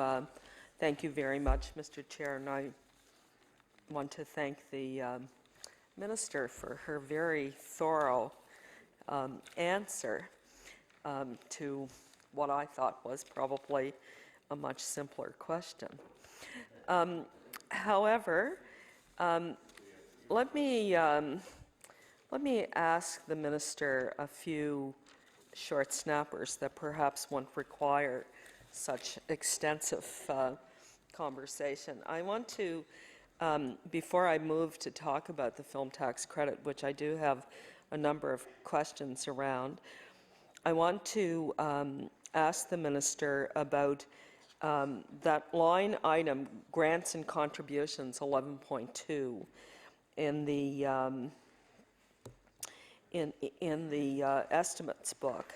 Now, my understanding is that the Department of Finance gives a rather substantial grant to, let me see if I can find it here, in the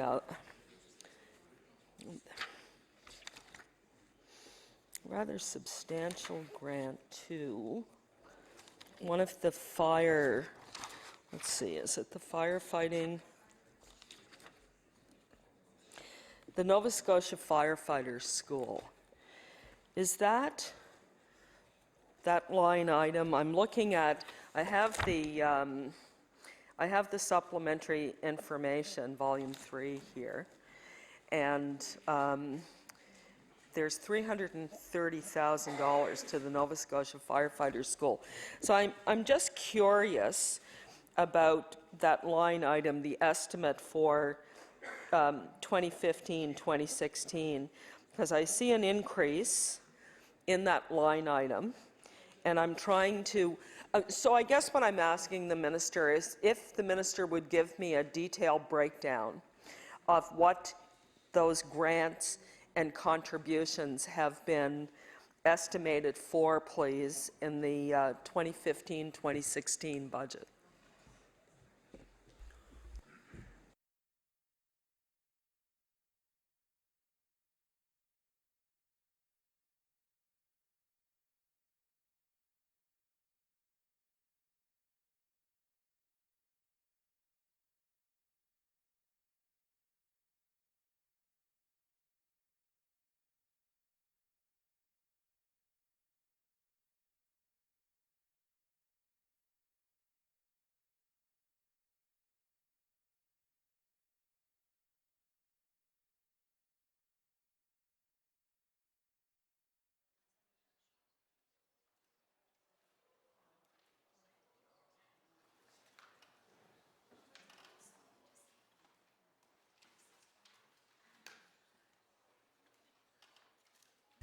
The Honourable Minister of Finance.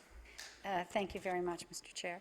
I've been looking at that on page 11.2 is I think the area that you were looking at. It's the departmental expenses by object. And what I see again, as you mentioned, grants and contributions last year was $635,000, and this year will be $898,000. If you're looking there as well, you'll see our forecast is lower. It's $385,000. That's social impact bonds, which were begun under the previous government, and I fully support them. I think it's a really good thing. I'm glad that they have been begun and looked at, and I hope maybe we'll talk about some of how that's advancing, but the money wasn't spent last year. It wasn't allocated to anything else, so that line item has come in under. And this year, there's now $500,000, so the $250 from last year plus another $250 for social impact bonds. So that would account for the difference in those two lines, where we were at $635 last year and now we're at $898. Has an extra $250,000 for social impact bonds. I mentioned them in my budget speech as well, and there are no projects to announce just yet, but I want to keep the momentum going. I want to keep our eye on that as an objective, that we move on that departments know that this is something we've got to find that right match of a project, and we have to begin to get experience in this area. Mr. Chair, there are about 50 projects around the world that are very unique in the way they're structured. They're structured with an outside delivery group, whether it's a nonprofit or others, and they're funded by people investing in a social outcome. So that's what we're talking about there. I should go back as well to the other item, because the member opposite asked me to be a short snapper, she said. So I'd like to hit on the $330,000 that was mentioned. It's under the insurance division. That's Doug Murphy's division that looks at credit unions and insurance. And we may want to double check this, but I'm going to tell you what I think it is. And if I'm wrong, I'll be back to correct it later. But I understand that we give some money directly to the volunteer firefighters, or possibly all firefighters, but I think the volunteer ones, because they are first responders at sites, and it helps to compensate them through, as part of the insurance system. I think we get the money from insurance companies.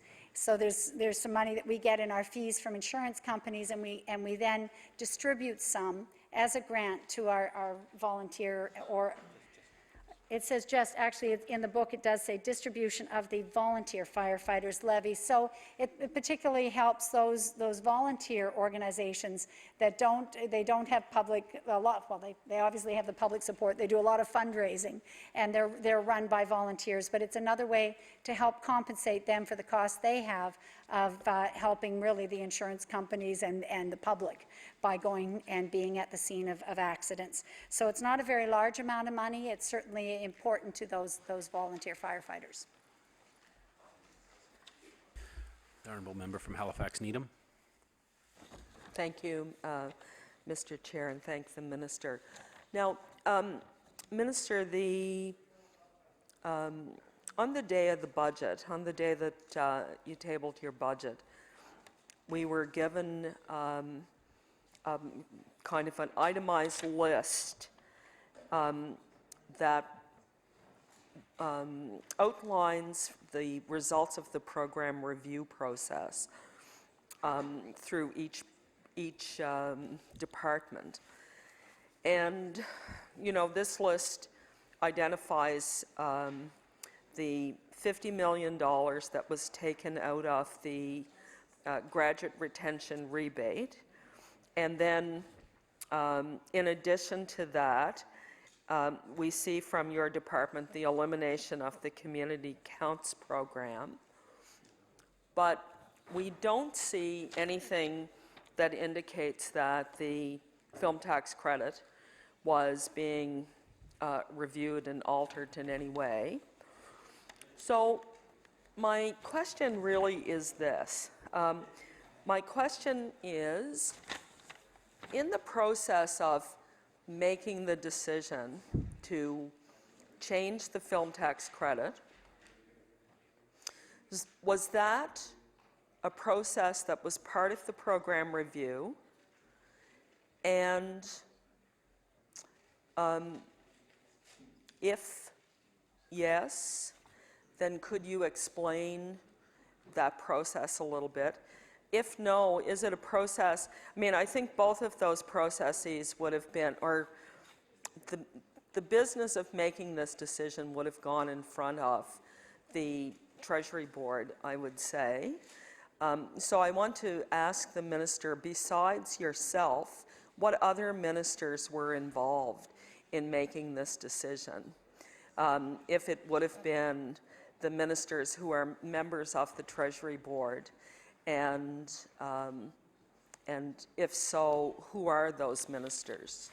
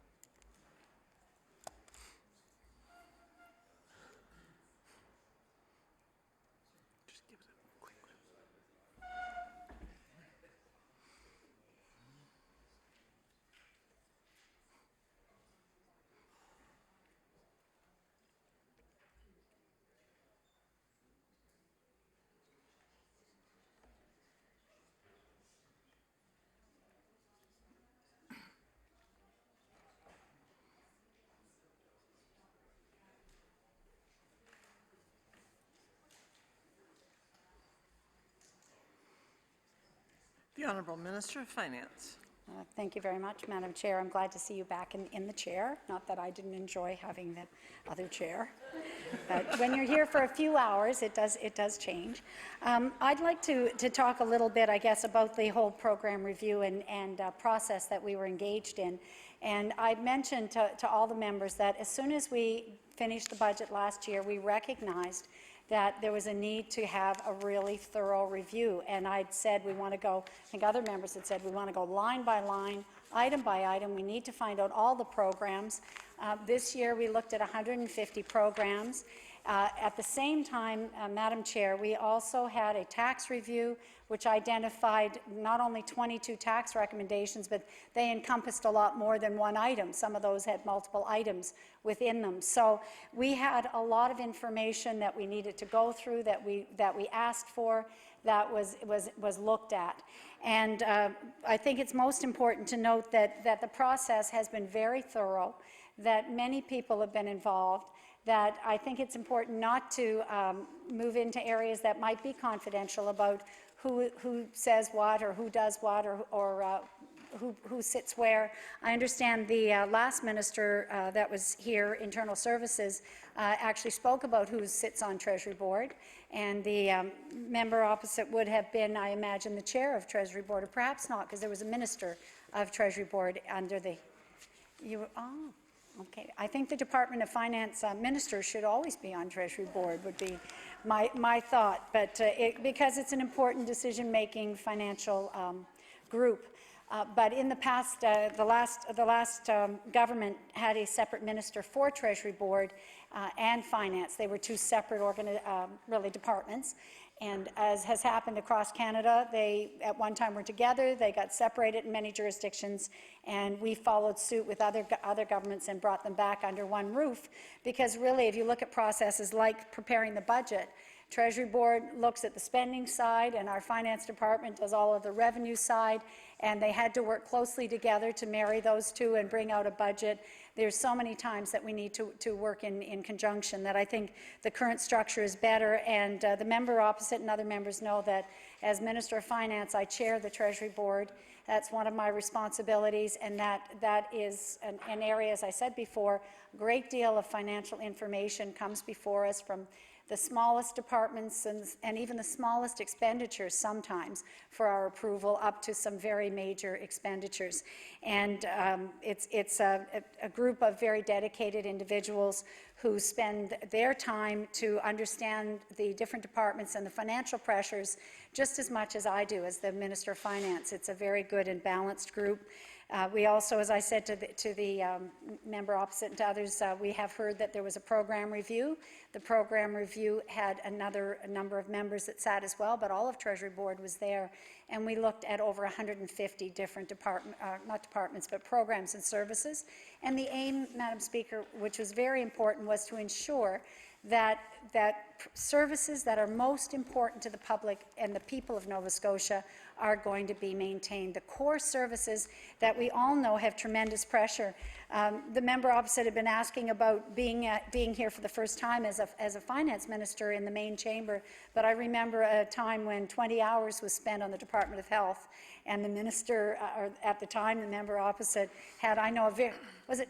I was thinking 20, but I remember it was a very long, very grueling process of looking at all of the health spending and all of the many, many programs that fall under that. And I had been at that time asking some questions about health issues, as did many other members of the House.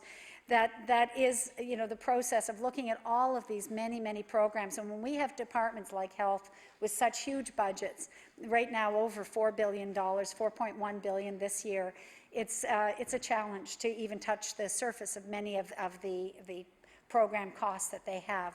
But we do our best at Treasury Board to get an understanding of the pressures and the cost drivers, where the increasing costs are coming from, and try and understand how we can allocate. So the role of finance, the important part of finance is not to go into the departments, as was mentioned. We're not here to defend the budgets of other ministers, but we are charged with trying to see that there's an allocation of resources across all of the departments, so that all of the priorities of government and each of the departments have the funds they need to do their important work.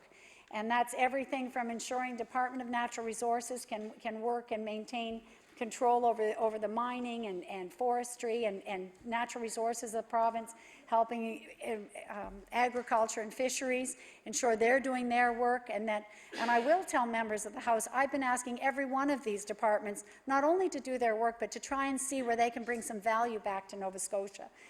And our new structure with the Department of Business is going to be in a position to do that much better, because when you take out the enforcement side of those departments and you leave them working with industry, and not as enforcers, but as support and as people with knowledge that can help perhaps address some of the challenges that different areas of agriculture or fisheries have. We're going to be able to look at how do we maximize the return to the province for those natural resources and for some of our natural benefits that we have. So those are the important rules that we're looking at. And we hope through our exercise at program review to not only challenge departments and areas to save money, but ask them, with the resources you've got, with the Crown lands, with the opportunity to grow industries and support industries, what are you doing to return dollars to the province of Nova Scotia so that we can do more on the core areas of education and health? And I heard the member opposite speak about mental health, which is an area I share with her, the concern about that. So how can we get more funds to our province to do the core and important business? Thank you. The honourable member for Halifax Needham. Thank you very much, Madam Chair. I want to ask the Minister, Minister, we've both been here a while, we've stood in different places at different times. I remember well in 2012 when you were a champion for the film tax credit when you were on this side of the House as the finance critic, and your words have been circulating from that time on lots of Facebook sites, and they're recorded in the Hansard. I remember actually when you were very critical of myself for not getting the money from the film tax credit out the door at the Department of Health fast enough. I think that pretty much was the criticism that you had with respect to the film tax credit at the time. It was that we weren't processing it fast enough. So I guess I would have two questions for you. I would like to know what's changed your mind, what body of information now has changed your mind, and what's different now than the case then. And I'd also be curious to know about the processing of the film tax credit, because my understanding was it was a pretty rigorous process with a lot of detailed accounting and auditing. Several different audits, in fact, would have had to occur with respect to the processing of these tax certificates or applications. And then I think the final question I have, it's a concern I hear from people in the industry. It's what's happening now with a lot of people who are in process, and how is the government communicating with people who are already in the queue and now are having a very difficult time either getting information or understanding what the way forward is going to look like? So I suppose those are three questions.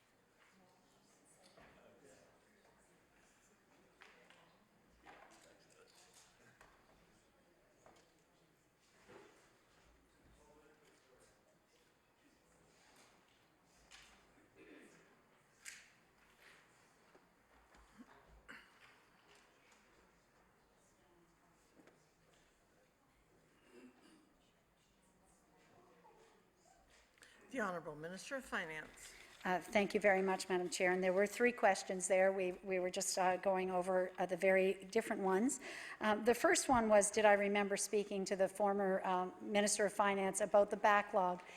The question I remember, and as I've read it, was about the backlog of applications that were sitting in the Department of Finance and hadn't been moving through. And as the member knows, there had been they were digital as well as film. I know there was definitely a lot of digital backlog for those. And I think actually, if we go back in time, I think digital was a bigger part of it.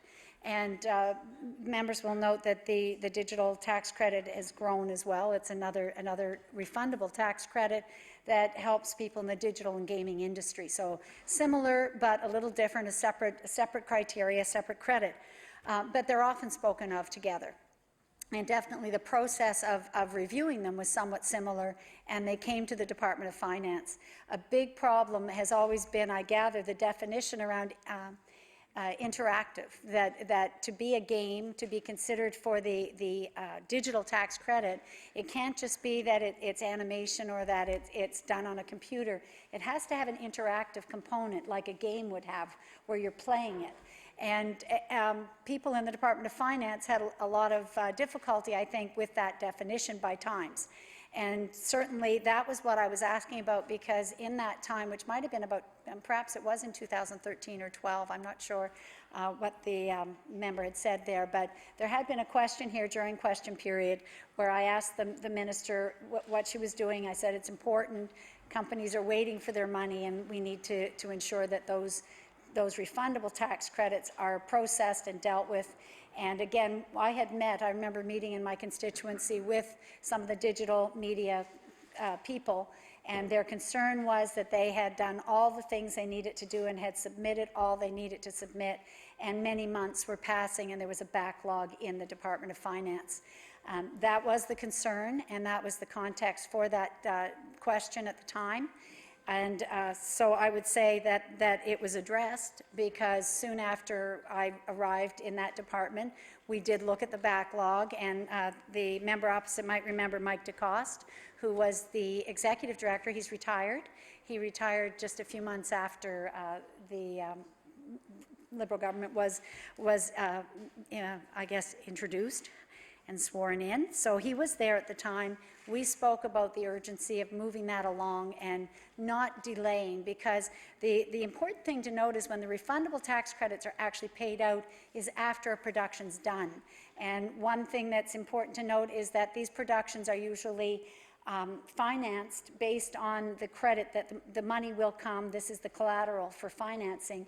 So every time there's delays of months and weeks, that adds an extra cost, a big carrying cost, much like I talked about the government of Nova Scotia paying over $800 million a year for our interest costs. Those companies are carrying interest costs. And so the sooner they can get their money released from the government, and then they can pay off the outstanding debts and move forward with marketing their products and so on. So it has a cost, time value of money. It has a cost to them.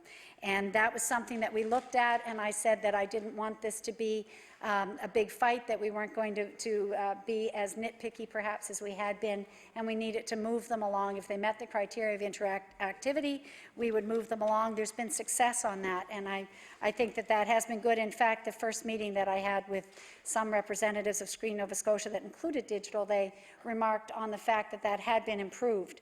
So I'm pleased on the processing side, which I think was question 2, was has the processing been improved? Was that what I was talking about at the time? Yes, it was, and it has been improved. The third part is a very important question that the member is asking, and that's about transition and what happens during this transition period when we have Film and Creative Industries office officially closed on Friday. And we know that there are, again, as I just explained about digital, same thing with film, they needed to get their final approvals in order to have paperwork come to finance and have a check go to the various producers that have made film. And so there was a process, as you know, that was interlinked with Film and Creative Industries. We recognize that there needs to be a transition, and there is a transition in place. I spoke today to the Minister of Business, the new Minister of Business, who said they're in a 15-day transition period. I know on Friday that Laurel Broughton attended a transition meeting specifically as the office was officially closing, to ensure that there is going to be continuity, and I understand there's been some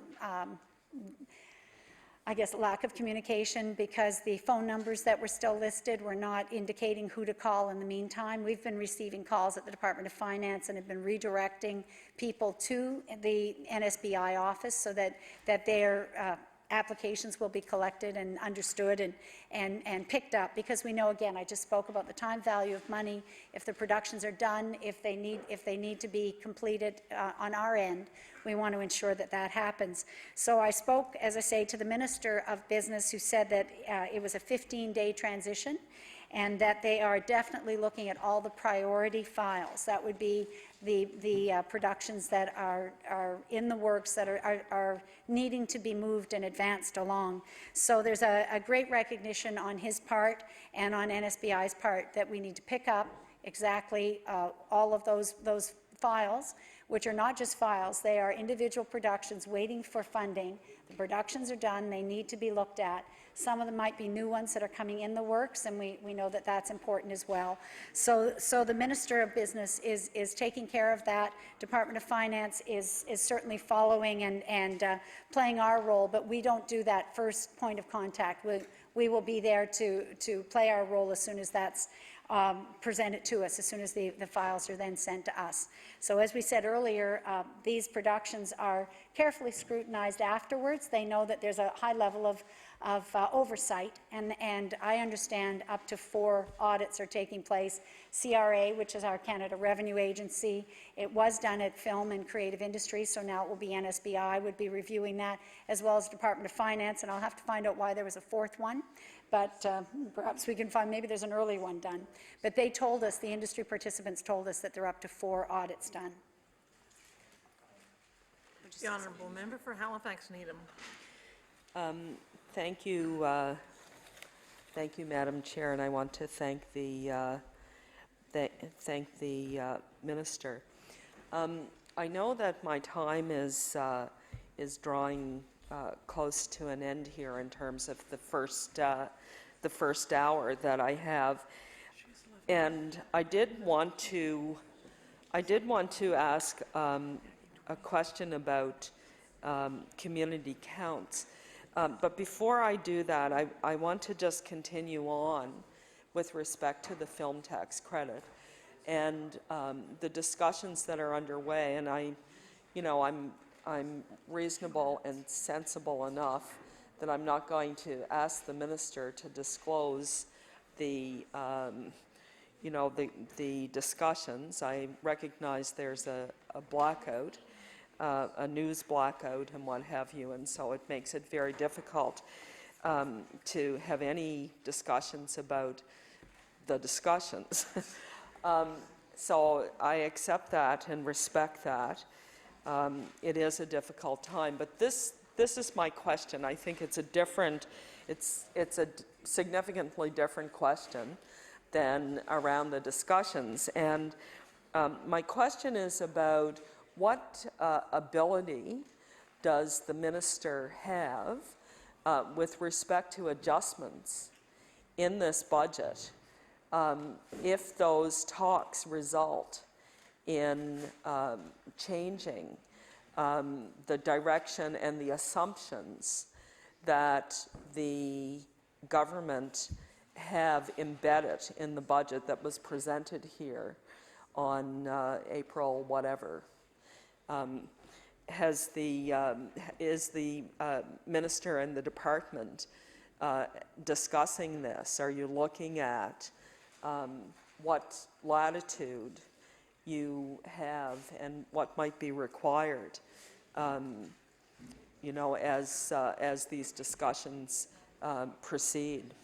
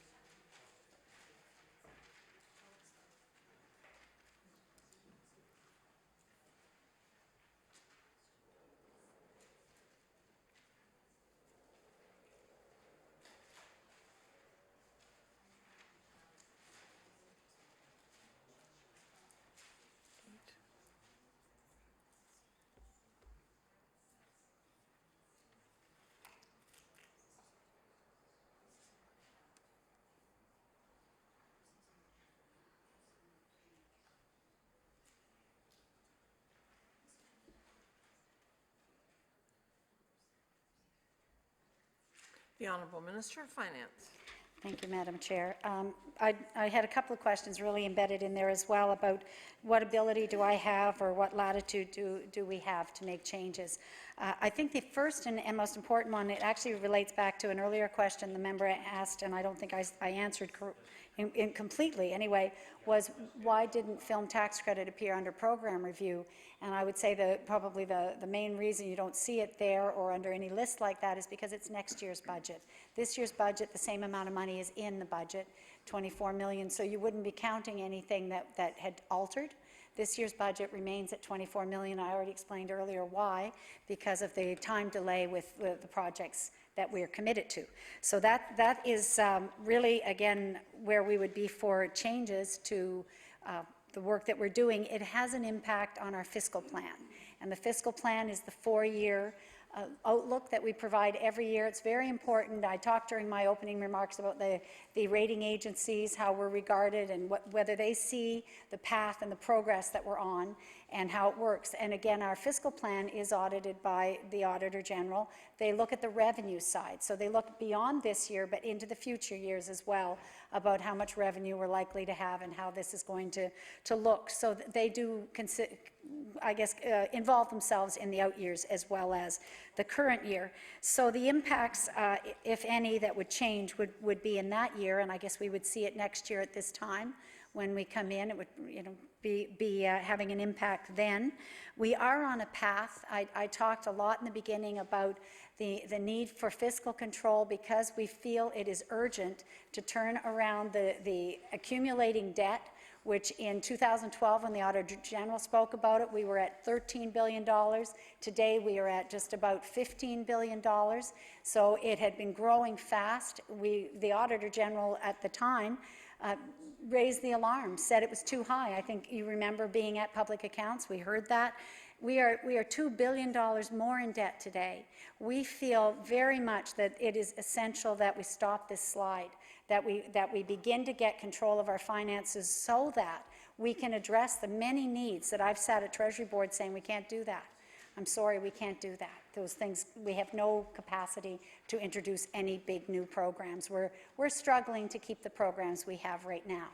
And we're doing program review to look at where perhaps we could do it differently, or the same aim could be achieved by doing it another way, or maybe another level of government could do it, or whatever. We're looking for solutions and efficiencies and a rationale for everything that government does. So I want to just make it clear, it's really, it is a difficult, and I know the member knows it, it's a tough thing to look at turning it around. So the fiscal plan is important to us. The affordability of all of our programs are important to us. But to, I suppose, make a long story short, we have some latitude because it's in an out year. And we certainly have a little bit of latitude to consider other ways to do it. But I still preface it by saying there is a compelling path that we're on to try and get to a balanced budget. The balance that we show for next year, the surplus a year out, is $22 million.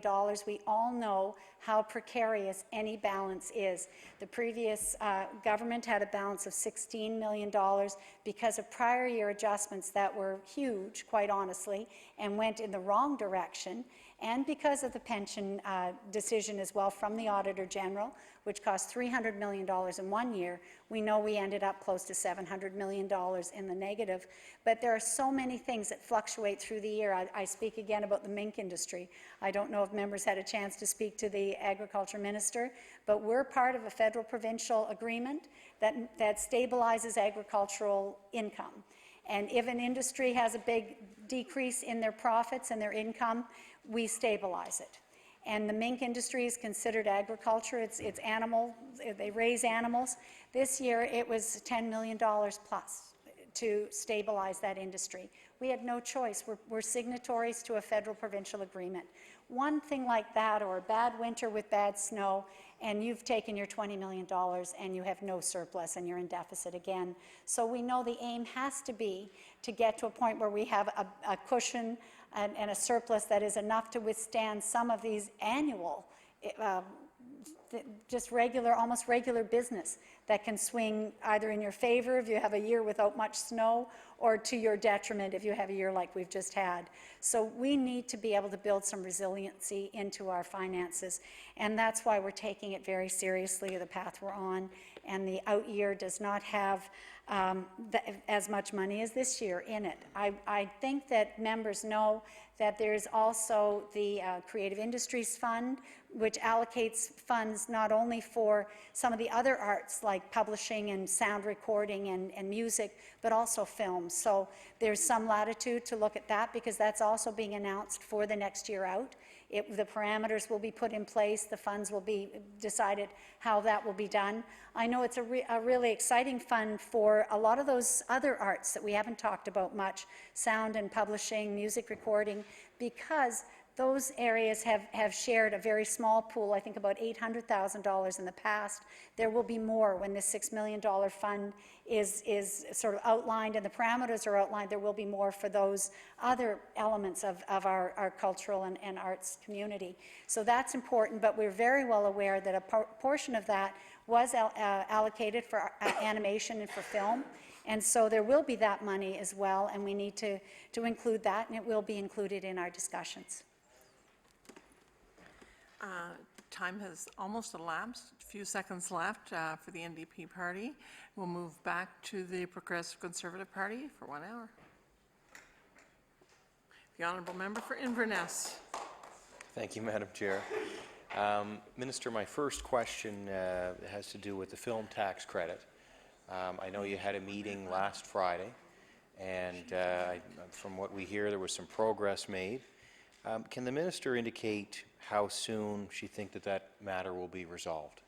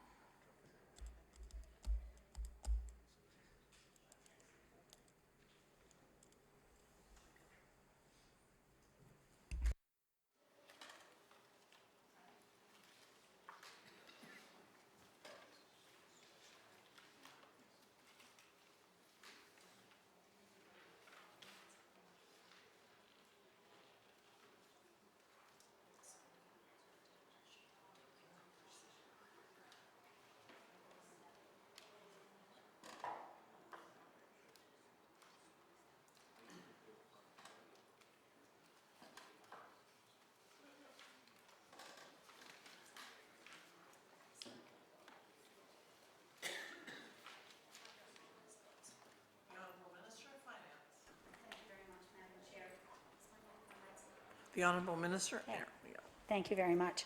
Thank you to the member opposite, and welcome to the discussion. Again, we've served on public accounts, so we've been in many sessions where we've had these questions back and forth, and I know you've got a good understanding of the financial pressures of the province. So again, happy to have you asking questions. Now, your question was, with the film industry tax credit, how soon? And it's really hard to preempt what's going to happen, and I certainly don't want to add any undue pressure on the process. What we do know is that already the time is very important to the industry, and they've made that clear, because I think what's important, it may have been a little bit lost in the discussion earlier, was this year there is money in the budget as before. But what I've understood clearly is that they are busy having discussions about filming projects over the next 2 years. They're 2 and 3 years out, and they're doing really long-term planning. A lot of these producers have a 5-year plan. So it's important for them that they could be sitting down today trying to arrange a filming project here. They need some certainty. And I've heard that, and I think that's really important. I've said earlier with the media, we're having a better understanding of each other's needs, and that is important. So the certainty element is really important to them, and it isn't good for them to have those discussions when they don't know what the credit will look like. If we're going to change it, if it's going to have any change in its parameters, they need to know. So I think there's already enough concern on both parts that we want to move it forward, but not to put any additional pressure, if you like. There are no hard deadlines right now, but decisions will have to be made. I think one thing that's encouraging that I can let you know is that Wednesday morning will be the next meeting of the group. And I already mentioned, I don't know if you were here in the House when I said, but 4 hours has been, the last meeting went for 4 hours, a full afternoon on Friday afternoon. I think that the way we feel is that, you know, we certainly believe it requires our attention, and they're taking their time to have a group of senior executives and Screen Nova Scotia members and executive coming together to work for a solution that will find a common ground, and that's where we're headed. The honourable member for Inverness. Thank you, Minister. And I did notice in the budget, I think this year there's a similar amount budgeted as there was for the credit last year. And I had a chance to give some remarks on Friday, and one of the things I had mentioned was, well, if there's a similar amount budgeted this year, without knowing myself, of course, that there may be liabilities coming up that are going to draw those funds down, but just looking at the numbers, if there's a similar amount this year, available this year as there was last year, I thought, well, maybe, you know, things can stay as they are, at least in the near term. To perhaps provide some security and some peace of mind. But I'll move on, Minister, from that topic, but we're all, of course, watching to see what will happen with that credit. The next question I have has to do with VLT revenue. And it was interesting, actually. I was walking out of the rink in Port Hawkesbury, and a gentleman came up to me, and he asked me about the VLTs, and I said, well, one of the things we did see was the government made a decision to get rid of the card system. And of course, the card system was designed to help people who are gambling to make sure that they don't, you know, lose control and gamble too much and lose a lot of their money. And I know the government made a decision to get rid of that system. And I remember telling him, I said, well, I tell you what I'll do. I said, I'll watch in the budget to see if VLT revenues are predicted to increase. And if they are, well, that would concern me, because it would suggest that the government is recognizing they're getting rid of this system, that it may actually mean there's more people gambling, and perhaps the gamblers out there who have problems may be gambling away more of their money. So I did look in page 14, and it just shows Nova Scotia Provincial Lotteries and Casino Corp. And it may be under that line item. I may have that wrong, but there is an increase in that line item of about $4.5 million. And I would expect there'd be some increase with inflation, but it's been about $100 million. It's actually forecast about $107 million. So I think there's a little more than an inflation figure there. Minister, can you provide some comment on that? That's, I guess, my concern. We like to see revenues going up, but not necessarily at the expense of people who may be having problems with gambling. And that was the concern raised to me by the gentleman, and I'll let you comment on that, why it appears the number looks like it's going up, and if this is a concern for the government.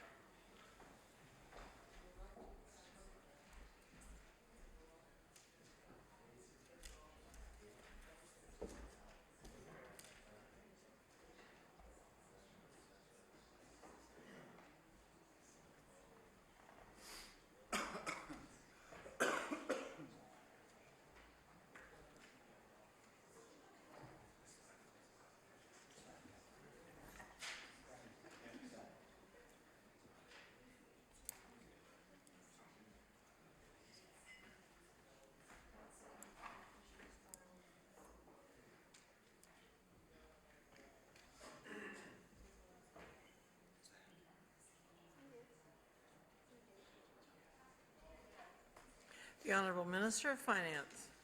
Thank you very much, Madam Chair. And this is a really good question on the VLTs. I appreciate that. And I know in some of my earlier years here in the legislature, members will remember there was a lot of talk. The earlier leader of the Liberals, Danny Graham, felt very strongly about gambling and, you know, the harms of gambling. So we had a lot of discussions when I was a new member of the legislature, and I know it came to the floor of the legislature and public accounts and other committees. I have, I think, an answer that is good from health point of view about this, because I know gambling has a lot of troubles, if you like, or people that have there's a certain percentage that have problems with it. The card system that you're referring to, the MyPlay card system, we brought in, I guess it was done a few years ago, as a means to try and track gambling and help people know how much they were gambling.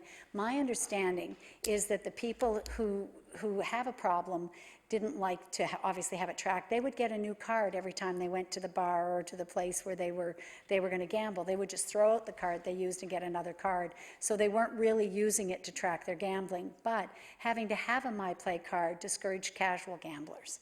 So you and I, who might want to go just occasionally, well, we don't have a card. You need a card to play. It's just enough to say, I don't want to be bothered. And so a lot of casual gamblers, which we would say people without problems, but who did put money into the system and did enjoy playing occasionally, they actually seem to have stopped playing. And so there was a loss in revenue from that. But it wasn't traced to actually having helped those with problem gambling. So that's one thing. And I also was just told that there are some new games, new machines that were introduced. I think that might also have led to a little increase. Perhaps people found that it's something different and new that always has a novelty factor at first. So perhaps that's why more people were gambling and the profits are up. But I would really attribute the increased revenue to people who just go in a casual way, that once a month or a couple of times a year go out and enjoy gambling. Thanks. The honourable member for Inverness. Thank you, Madam Chair. And I know gambling, I suppose, would be better off without it, given the people who do have problems and how they're affected, and the cost of that.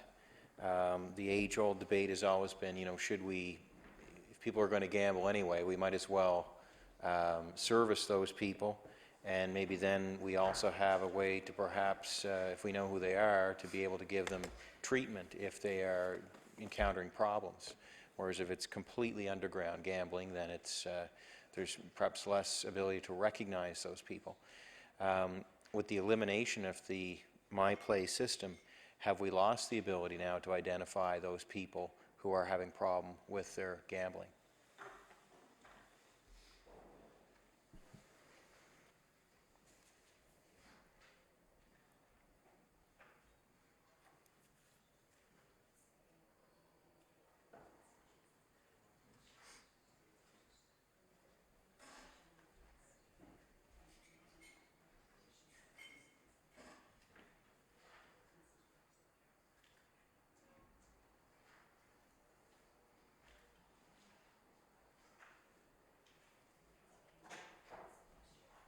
The Honourable Minister of Finance. Yeah, thank you very much. What I was just looking at is that probably the supports that are left are in other departments like the health department. I'm thinking of addiction support and gambling helplines, that sort of thing, that they remain in place. And I think that perhaps the fallacy in the question is really that MyPlay system did not track the problem gamblers, because those with a problem did not consistently use the card. They got new cards. And there wasn't, if we were looking at the data, we wouldn't have seen the extreme outliers, the ones that were really running into big problems or racking up debt or becoming, well, going beyond what would be a normal play. I also wanted to just say to the member opposite, I thought it was very good that you're calling it gambling, because I've always kind of been annoyed by the fact that the official term is gaming and that we think it's fun and it's gaming. I'm not a gambler. So I don't really enjoy the fact that it seems to be a bit whitewashed when you consider it as a game. I know some people can enjoy it just socially and enjoy it. I don't like losing money, so that's probably why it's good that I'm Minister of Finance. But I do think that gambling is the right word, so I applaud you for using it. The Honourable Member for Inverness. Thank you. And Madam Chair, I guess the thought that comes to mind, though, was that system being utilized properly? Was the MyCard or MyPlay system being used properly? Because if it was, I would think there would be a way to track people. I would think there would be a way to ensure people weren't using more than one card. And it was an expensive investment for government to make. And I would think if it had such significant shortcomings, I guess I can't imagine the government would have invested that much money in a system to begin with if it had such obvious shortcomings. Was the system used properly?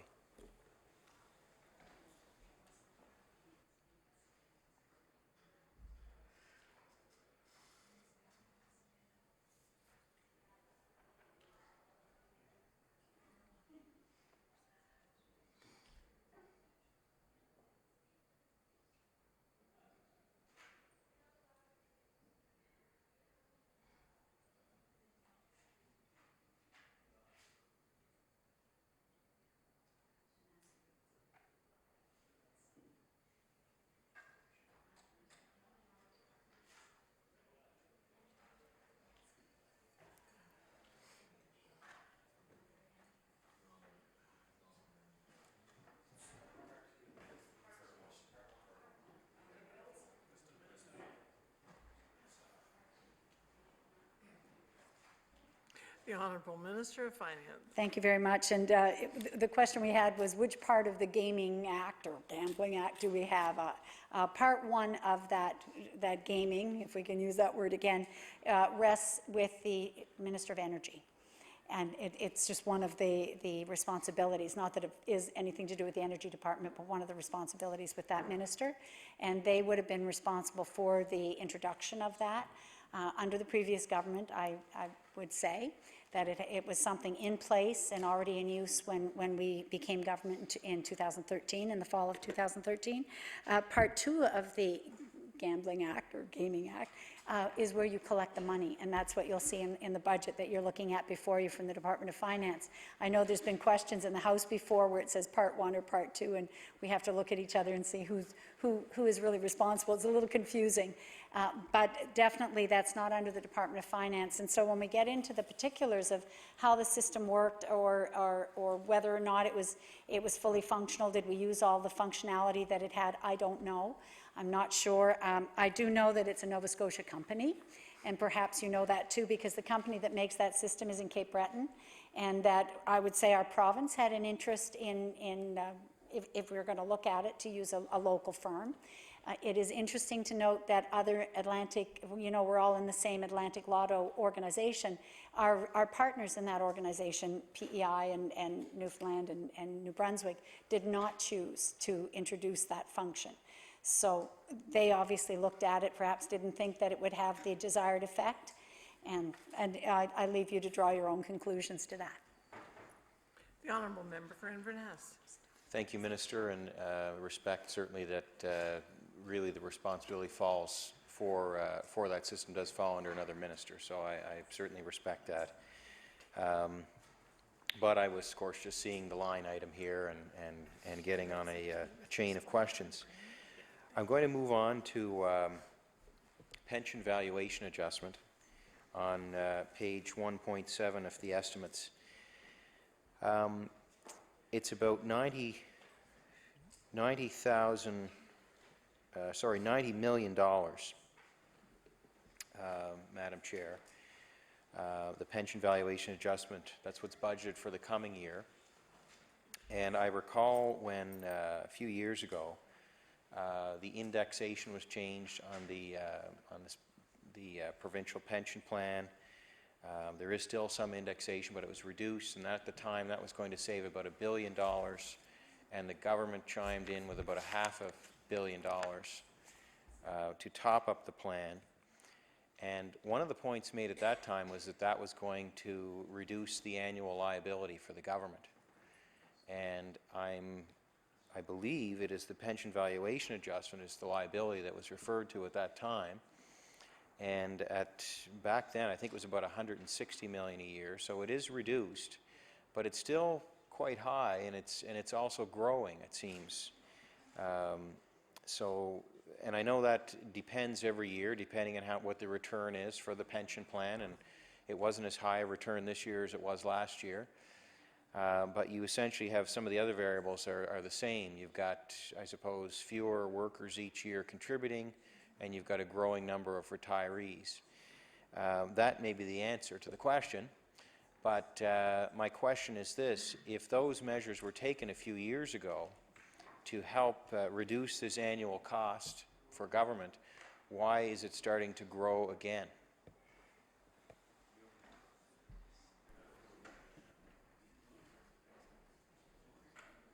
Thank you so much.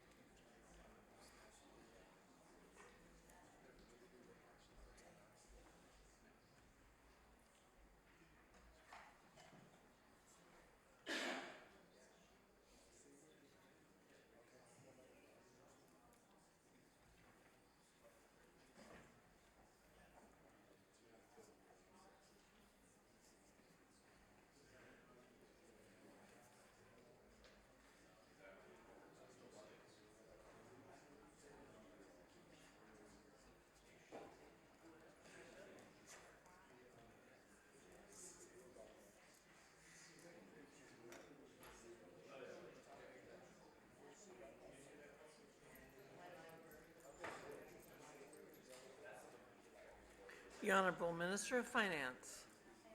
Madam Chair, I wonder if you could tell me just how much time is left in the 4 hours today? Madam Chair, could you tell me how much time is left? 9:05? Okay, great. That's good. There's time for a good answer here and some more to come. No, this is really good. Actually, recently the Auditor General, as you know, to the member opposite, the Auditor General wrote about some of the retirement benefits that were very expensive and highlighted some of them. Well, I understand they're buried in this $90 million annual charge. So an interesting point that was just made was our public service superannuation plan, which was the one that was can we say it was certainly adjusted. I don't know if it's ever been fixed, but it's big time adjustment a few years ago with the $500 million and the new rules around indexing and stabilization. With those rules, we're now obligated only to pay our matching costs for employees. So we're not paying, going forward, from that time forward, the government of Nova Scotia and the taxpayers of Nova Scotia aren't paying any additional costs above and beyond their matching contributions. So the plan is, I believe, it's fully funded, and it's still very close to 100%, in and around 100%. So that is stable.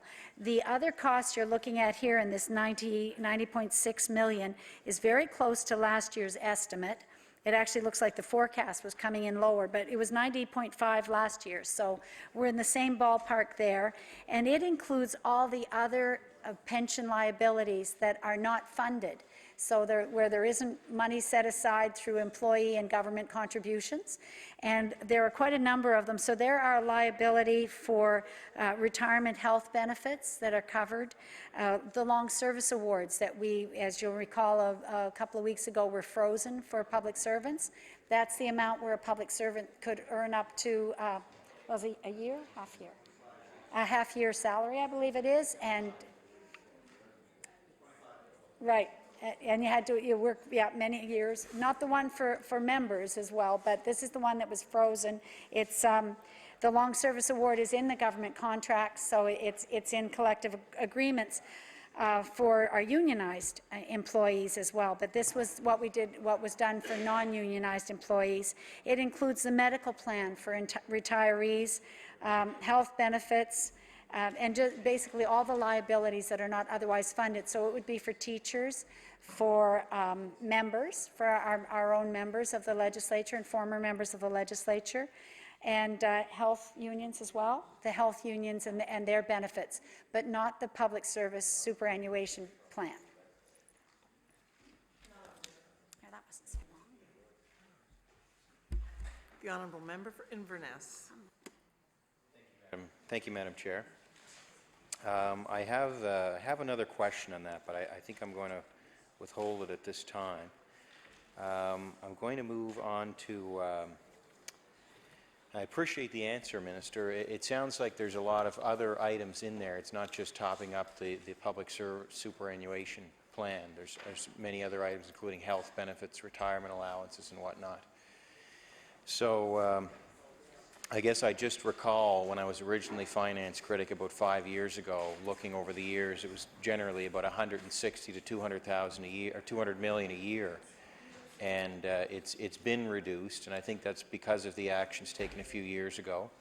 But it's, and I know as time goes on, those amounts are going to go up in terms of even just with inflation and whatnot.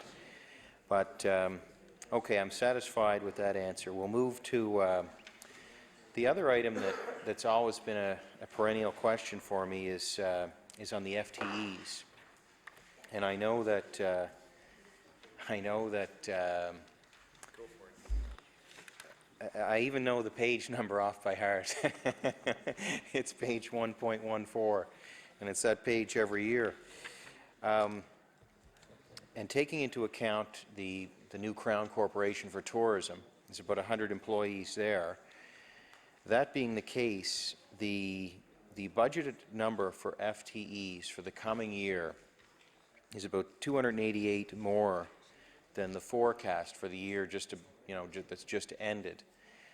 And I always ask this question, Madam Chair, and perhaps the Minister may even remember me asking it to the previous government, why we need more FTEs in the coming year than we did with the year that's just finished. And the reason is often given, well, it's an inexact science, there are positions that aren't filled, but I always notice the variance, and Minister, perhaps I'll let you offer some comment on that. It is certainly something that's relevant for the Department of Finance and for budgeting, because of course human resource costs are significant in government. So I'll let you offer some comment.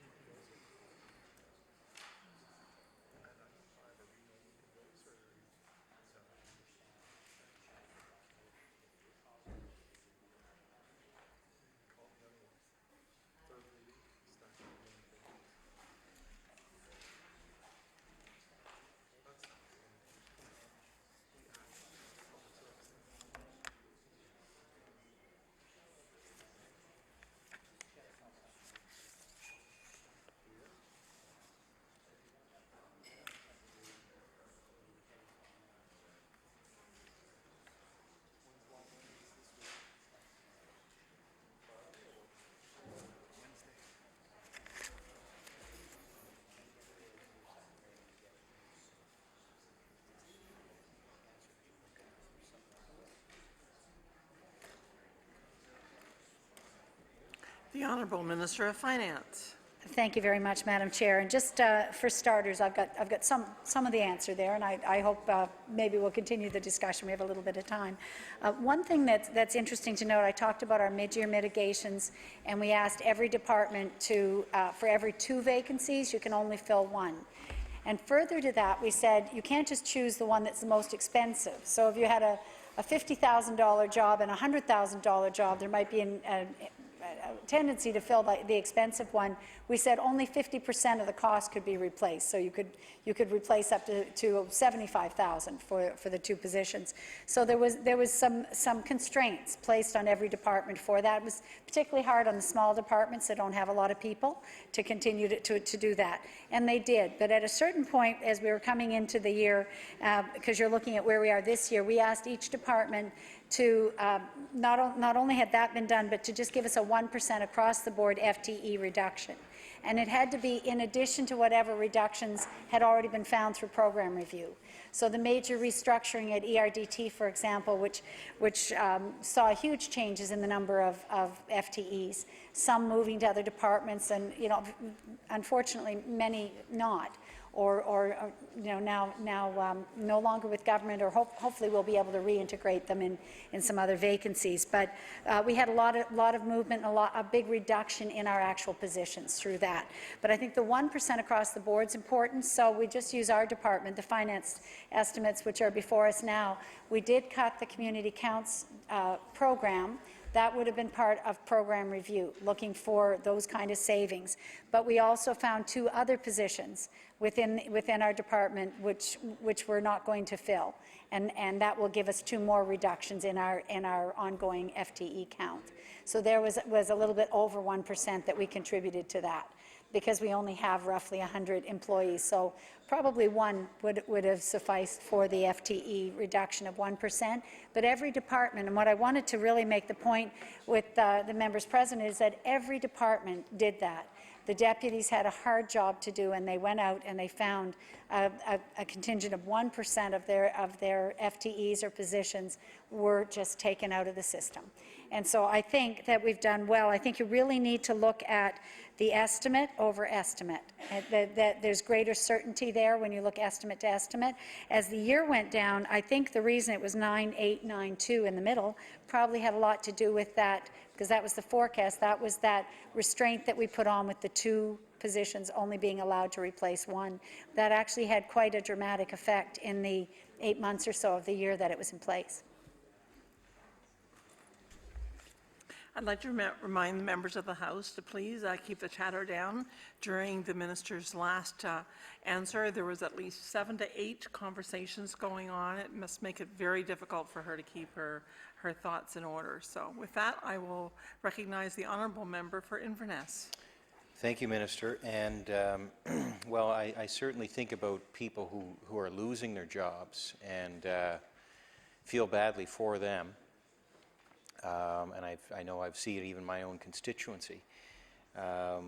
The thing that always comes to my mind is attrition. And I remember at a committee meeting at one point a few years ago, it was said that the Public Service Commission was in. They said there's about 600 people leave government each year. And I thought, well, gee, if there's 600 people leaving each year, there's lots of opportunity for government to be reducing the size of the civil service without impacting people personally. And I know that there is some changes here where you've obviously made government smaller. And I know sometimes that can be difficult because it's not just what you want to do. You have to balance other interests at the table. But I wanted to raise the question because each year, we see the forecast. Well, if we see the forecast is around that, like this time next year, if we see the forecast coming in is similar to what it is here in the book, then I'll have to come back and I'll have to ask you, Minister, maybe we should have had a budget estimate that was closer to the forecast from the previous year. Yeah. So, but I'll save that question for next year if the opportunity arises. But I flag it there, I guess, perhaps to raise it for your own interest, that it will be asked again, and maybe there is, maybe the next year's estimate will be more like the forecast that's coming in for the year previous. So if I haven't confused you or myself on that, I'm going to move on to the next question. And this is about petroleum royalties. And I know years ago, this was a significant revenue for the province. It was upwards of $400 million.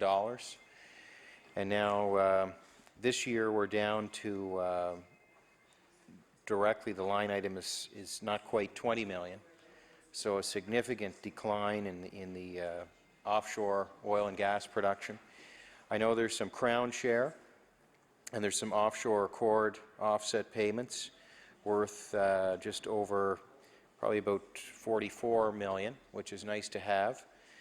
And Madam Chair, I must give credit to my predecessor, the former MLA for Inverness, for working on both of those items. And we can see they're bringing some fruit into the budget now.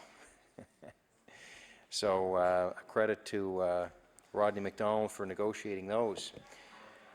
So, and to the Minister, given this line item in the budget is so small now, and it at one time was quite significant,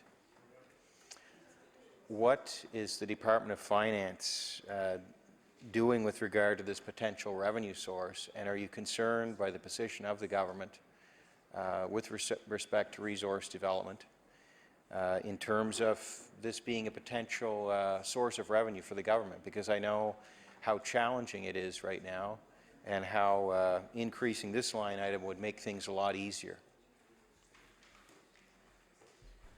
The Honourable Minister of Finance. Thank you very much, Madam Chair. And just quickly on the numbers, I wanted a number of FTEs. I do remember last year your questions and the questions of your colleagues, particularly difficult questions coming from the official opposition about FTEs. Last year they were up about 100, and if you remember, 70 or more of them were from Justice because of a new jail. What that points out is it isn't as simple as just saying one person can replace another by attrition. You mentioned 600 were gone. I said the same thing. Why can't we find people elsewhere in government and move them to the jail in Pictou? Well, they don't have the right skill set. The Minister understands that. We needed people with the right training and the right skill set. And I talked about the 2-for-1 hiring, semi-freeze in hiring.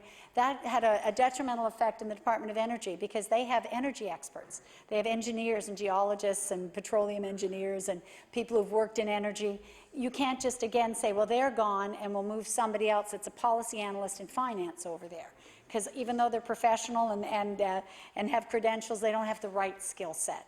So it does make it more challenging, and that's great questions for probably the Public Service Commission, but I'm aware of that just because I'd love to see us be able to just interchange the people and keep everybody working and you know, all of that. But we can't do that with attrition alone because you need to often, you'll hear a good argument that you need to go out and find the right person with the right skill set so that we as a province have the right people working for us so that we can do the best.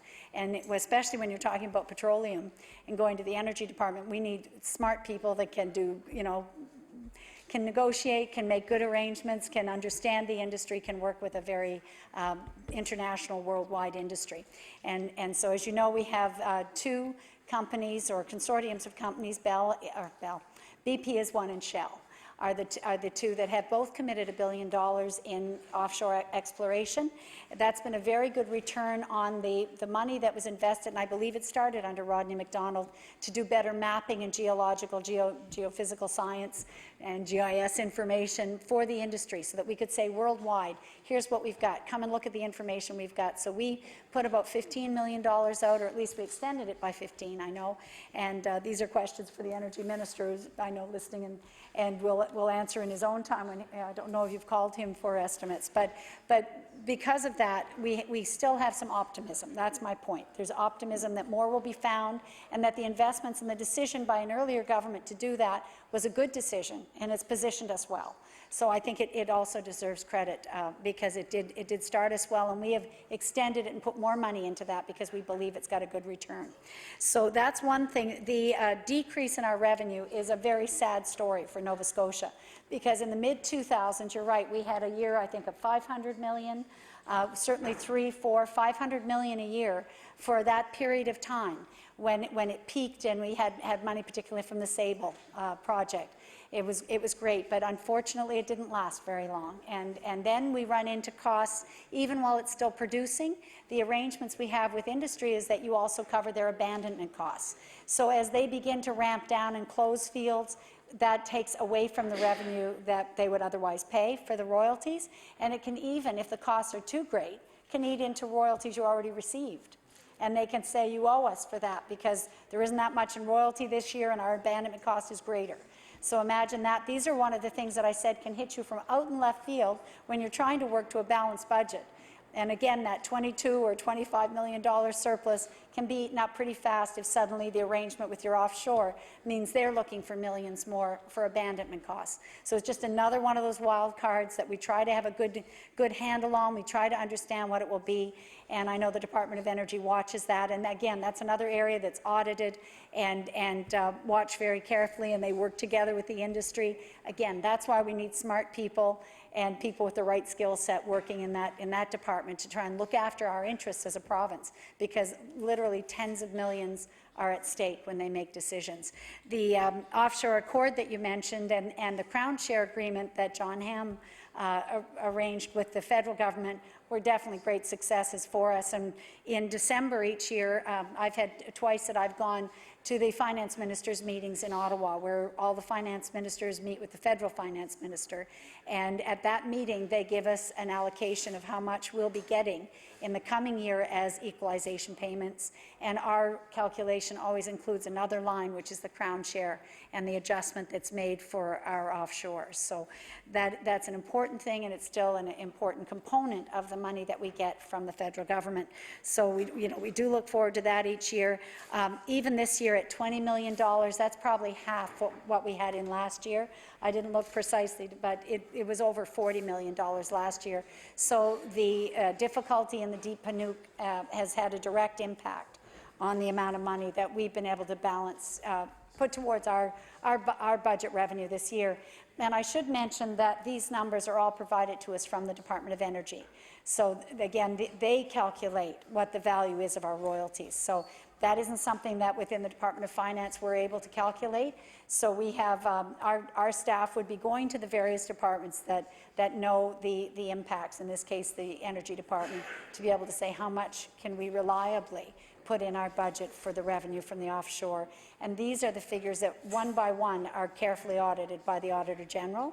And again, I mentioned it's always been something of an interest to me that successive governments would be proud of the fact that the auditors signed off on our budget. It's really the revenue estimates that are signed off by the auditor.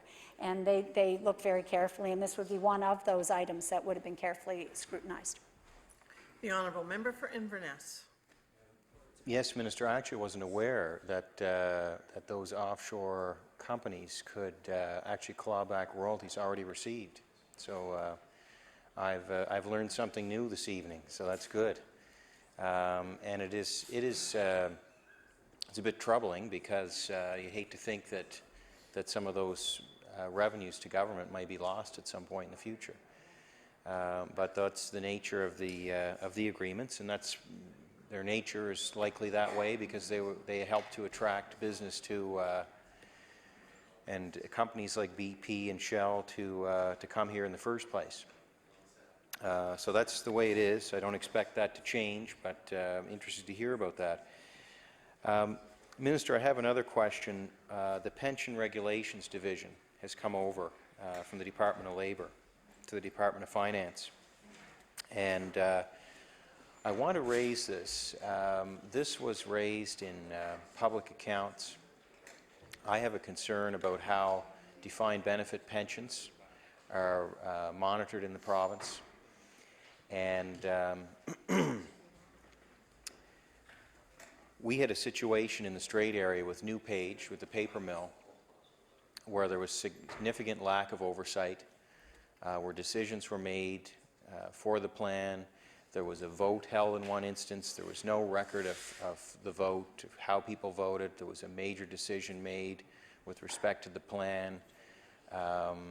These changes came at a time just after the plan had suffered significant losses from as all plans did, when the stock market crashed in the latter part of 2008.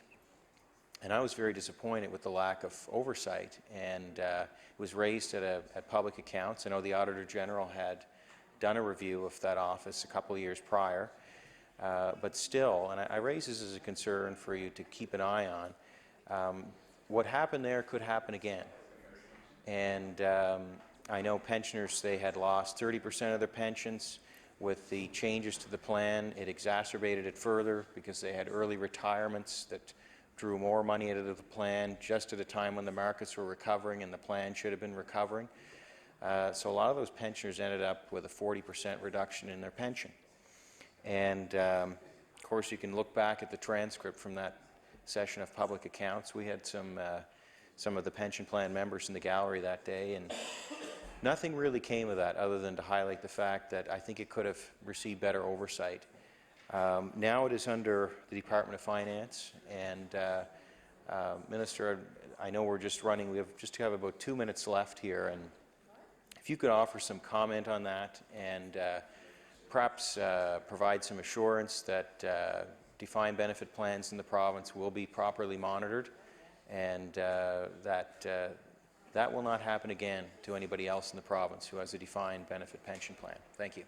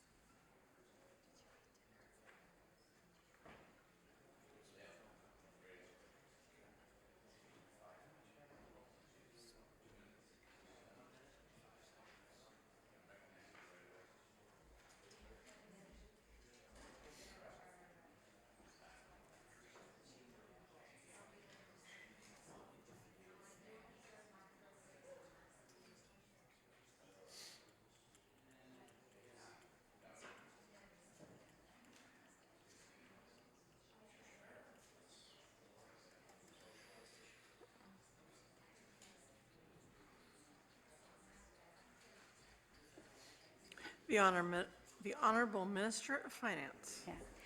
Thank you very much, Madam Chair. And, you know, just thinking about the situation, it sounds terrible from what you're saying about votes taken and no records of it and so on.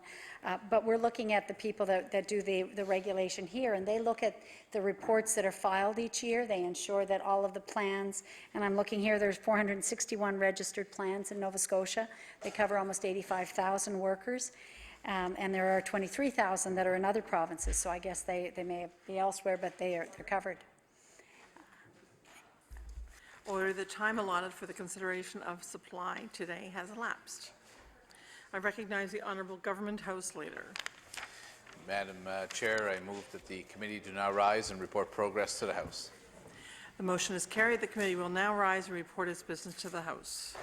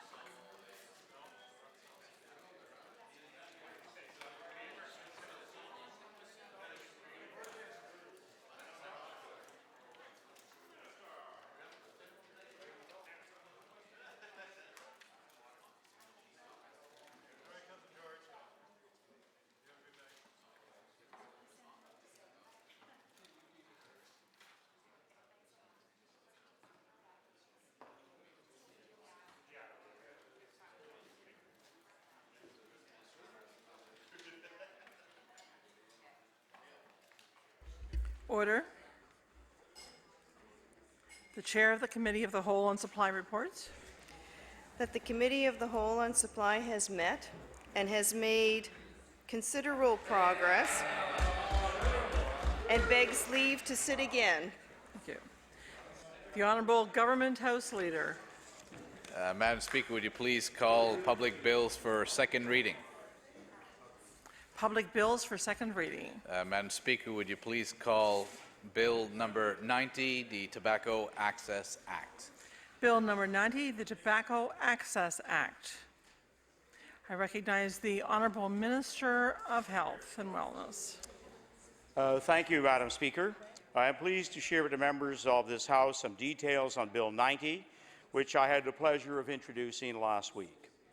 As you will recall, Madam Speaker, we brought legislation forward last fall to address flavoured tobacco e-cigarettes, and water. Yes, I got a little ahead of myself, Madam Speaker, and I do now rise and move the second reading of Bill 90. As you will recall, Madam Speaker, we brought legislation forward last fall to address flavored tobacco, e-cigarettes, and water pipes.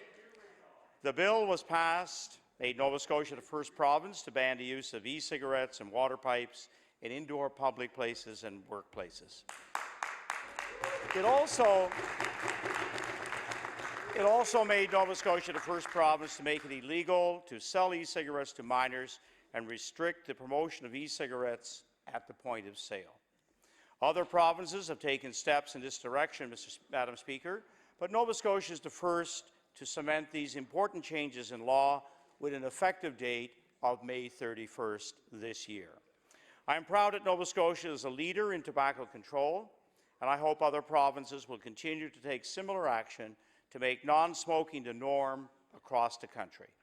Creating this non-smoking culture is key to helping protect the health and safety of Nova Scotians and all Canadians. While we took this important action last fall, Madam Speaker, we also heard from Nova Scotians about flavoured tobacco, e-cigarettes and e-juice through presentations at Law Amendments Committee. People told us that consultation was needed before we determined our legislative direction on these flavoured products. This winter, we consulted with tobacco vendors, e-cigarette vendors, health stakeholders, youth, and the general public. In surveys, we asked Nova Scotians about their awareness of these products and if they are concerned about their availability. And we asked if there are any flavors that should be exempt from a ban on flavored products. Vendors and health stakeholders shared their insights with us, which deepened our understanding of the issues and their positions.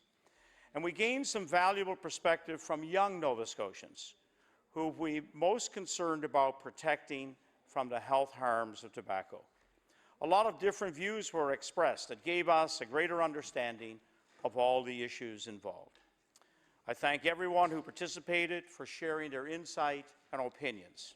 Their input has helped us determine the way forward. Madam Speaker, the bill to amend Tobacco Access Act reflects what we heard in our consultation. This bill will ban the sale of flavored tobacco in Nova Scotia. We know that nearly half of Nova Scotia youth who use tobacco are using flavored tobacco. Banning its sale in the province is an important step to remove the temptation for young people to experiment with tobacco, which can lead to a lifelong addiction. Madam Speaker, this ban will include menthol. I know some of the members opposite argued in favour of including menthol in the ban during debate last fall. I want them to know that I was listening and taking their points into account. I also wanted to hear from Nova Scotians before making the final decision. Through the consultation, we learned that there is indeed support, including menthol, in the ban. Given that 34% of youth who smoke are using menthol, it is important to get this product off the shelves in Nova Scotia. Other flavoured products that we know are appealing to young people include paper used to roll your own, as well as smokeless products such as chewing tobacco and snuff. Madam Speaker, these products will also be included in the flavoured tobacco ban. By removing these products from the marketplace in Nova Scotia, we will help protect young Nova Scotians from the health harms of tobacco addiction. We will also help prevent the healthcare costs and the economic productivity costs associated with chronic diseases related to tobacco use. This is an important move to protect the health, safety of Nova Scotians for generations to come. Madam Speaker, there are a couple of exemptions that will be made through regulations under this Act. First, we will exempt through regulations cigars in the flavours of port, rum, wine, and whiskey that are 5 grams or more and $4 price point. We are making this exemption because during our consultation we heard from adult smokers who want the freedom to choose which products they use. They told us that port, rum, wine, and whiskey flavored cigars are popular among adults. We want to give adults some freedom of choice while still discouraging smoking. Exempting these 4 flavors strikes that balance and is consistent with the federal government's approach.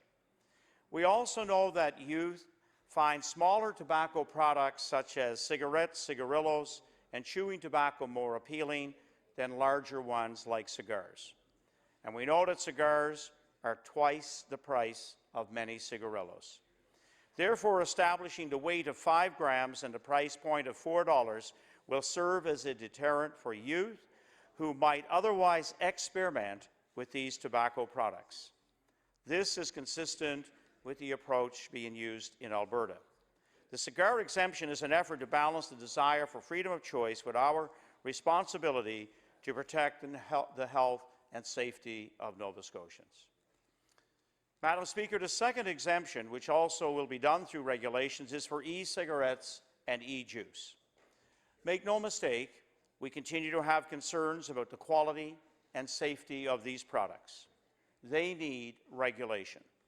We are particularly concerned that there are no required standards for quality and safety in terms of packaging, labeling, ingredients, or safety testing. Some vendors are even making their own e-juice. These issues of concern fall under federal jurisdiction. During our consultation, we heard from tobacco vendors, e-cigarette vendors, and health stakeholders that their regulation should be done nationally by the federal government. In addition, the House of Commons Standing Committee on Health stated similar concerns in its report of March the 10th on e-cigarettes, and it called for federal regulation. Therefore, Madam Speaker, through these amendments, we will give ourselves the ability to further regulate e-cigarette products in the future. However, we do not intend to use this ability for now. Instead, we strongly urge our federal partners to take swift action to regulate e-cigarettes and e-juice for the health and safety of Nova Scotians and Canadians. Madam Speaker, once passed, this bill will become effective on May the 31st, along with the changes made to tobacco legislation last fall. This means that starting May 31st, the sale of most flavored tobacco will be banned. It will be illegal to sell e-cigarettes to minors. Display and promotion of e-cigarettes will be restricted in stores where minors are allowed entry. It will be illegal to use e-cigarettes and water pipes in indoor public places and workplaces. And public health inspectors will have the ability to issue summary offense tickets for the sale of tobacco or e-cigarettes to minors. In addition, we will continue to encourage our federal partners to heed the advice in the House of Commons Standing Committee on Health to regulate e-cigarettes and e-juice for quality and safety across the country. Madam Speaker, we know there are many businesses across the province that will need clarity on the new laws to ensure they are in compliance starting May the 31st. We have already sent letters to all permitted tobacco vendors, as well as to all e-cigarette shops that we know of, to advise them of their responsibilities under both the legislation passed in the fall and this legislation we're discussing today. For vendors who have flavored tobacco in stock, there should be enough time for them to sell it before May the 31st. We will continue to follow up with vendors through correspondence and visits by inspectors to ensure they know their responsibilities for compliance and have an opportunity to ask questions. I also want to note that the province's 1,200 tobacco vendors, most of whom also sell e-cigarettes, have been very good about complying with existing tobacco legislation. I thank them for their compliance and have no reason to doubt their full cooperation with these new laws. Madam Speaker, these amendments are important to advance our tobacco control efforts and address new products as they emerge.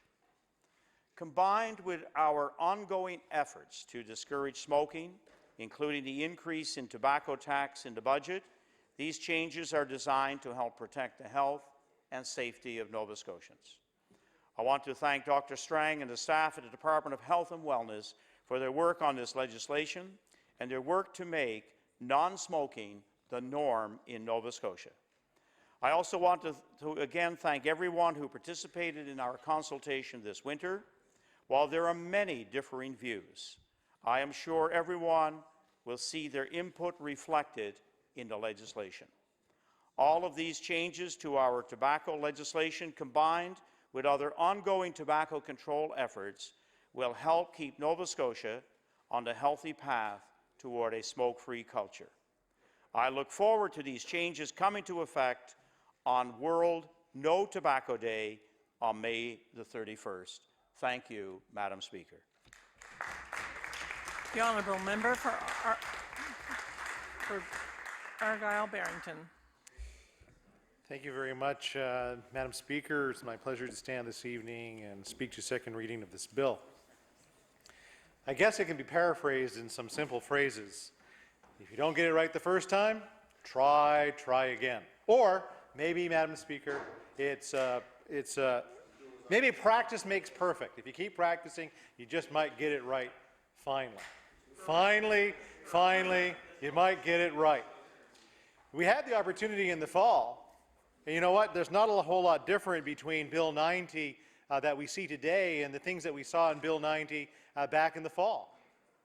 And as a matter of fact, Madam Speaker, I remember a whole lot of debate in this House of Assembly. I remember a whole bunch of amendments that were brought forward by opposition, by a whole bunch of stakeholders that were completely ignored by this government. And yet, what do we see here today? We see Bill 90 with a lot of these things in it that were in the first bill that happened to be in the second bill. So I can say this is I think it's the second mulligan that this government has done, and the statute of limitations was the first mulligan, where they had to redo it. And here we are again with Bill number 90, which is a redo again of what was a good idea and had the support of this opposition last session, in the fall. You had our support back then.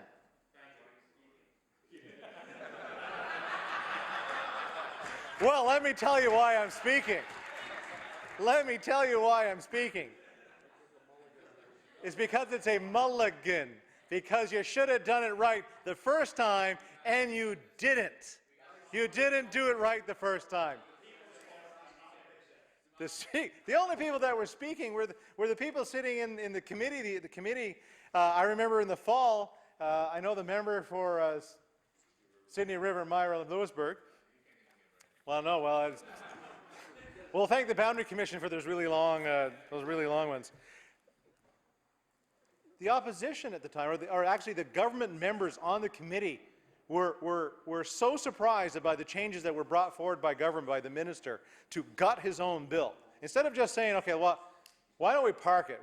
We've got something wrong here. We want to go out and do a little more consultation on it. People are coming back with some negativity. But instead, they do something that's even more bizarre.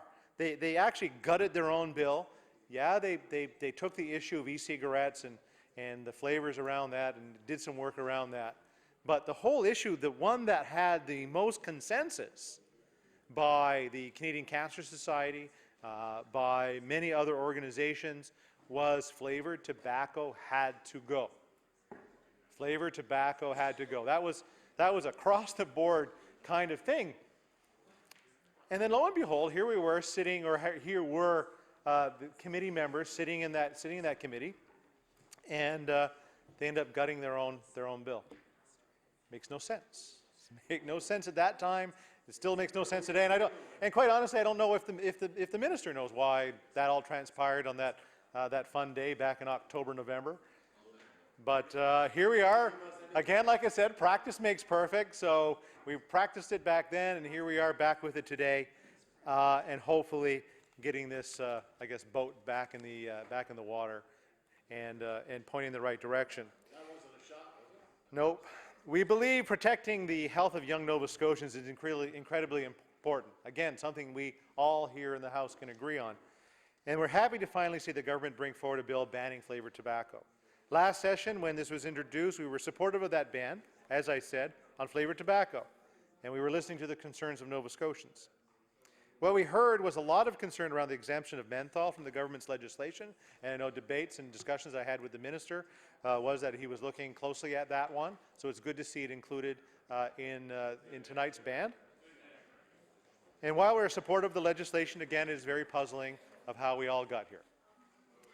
When we called them to ban flavored tobacco, we were stifled, or at least we felt we were not listened to, which is not uncommon in this House of Assembly. But we put the amendment to do just that, and the government, of course, at that time voted down that amendment. This is the second bill they've had to amend, as I said earlier, which is the statute of limitation, which was a do-over. And here's the second do-over of this session. You know, when they could have listened to Nova Scotians at that time, listened to our caucus, listened to the NDP caucus, that it was wrong to remove the flavored tobacco from their legislation. So instead of recognizing the error and fixing it at the time, they bring back a second piece of legislation to cover the tracks. You know, we need to stop. We need to stop bringing in legislation to this House without the proper investigation, without the proper research, because that's kind of what I think happened with the minister's bill last time, that there was no research. Or at least, well, it keeps us busy. It keeps us talking about these things. It keeps us filibustering things in some cases, which I'm not doing tonight, but I do want to make sure I get my say in on this one. But we need to stop doing it. We need to do the homework. Government needs to do homework to make sure that they're bringing the best possible legislation forward. Now, is this bill the best possible legislation that they can bring forward? We hope. We hope. I hope to say it's yes in third reading and say it's the best one that they could have brought forward. But of course, there's a part of our process that we bring it once again to law amendments and listen once again. And hopefully at the 11th hour that we won't have the minister walking in and gutting his own bill again, or having government gut their bill again. The list of errors and redos the government has had to make is growing, and when all they need to do to prevent it is consult with Nova Scotians and do their homework. We're happy to see a bill that finally covers some of the most dangerous products that attract young people to smoking. The Canadian Cancer Society educated us on the troubling statistics related to young people smoking menthol cigarettes, so the inclusion of this bill is essential. We understand that Nova Scotians have free will to make their own choices, but it's the government's responsibility to crack down on products that target young people and encourage smoking. And we cannot be negligent on that duty as legislators or as parents, as adults, you know, saying this is a bad avenue to go down. Nova Scotia's smoking rate has gone up, and after years of being on the decline, it is our hope that this ban will reverse that trend and result in fewer and fewer Nova Scotians smoking. Our healthcare system is under a great deal of pressure, and we need to take the necessary steps to help improve the health of Nova Scotians in the long term. And if this bill prevents some young people from picking up smoking, then we've done our job. We support the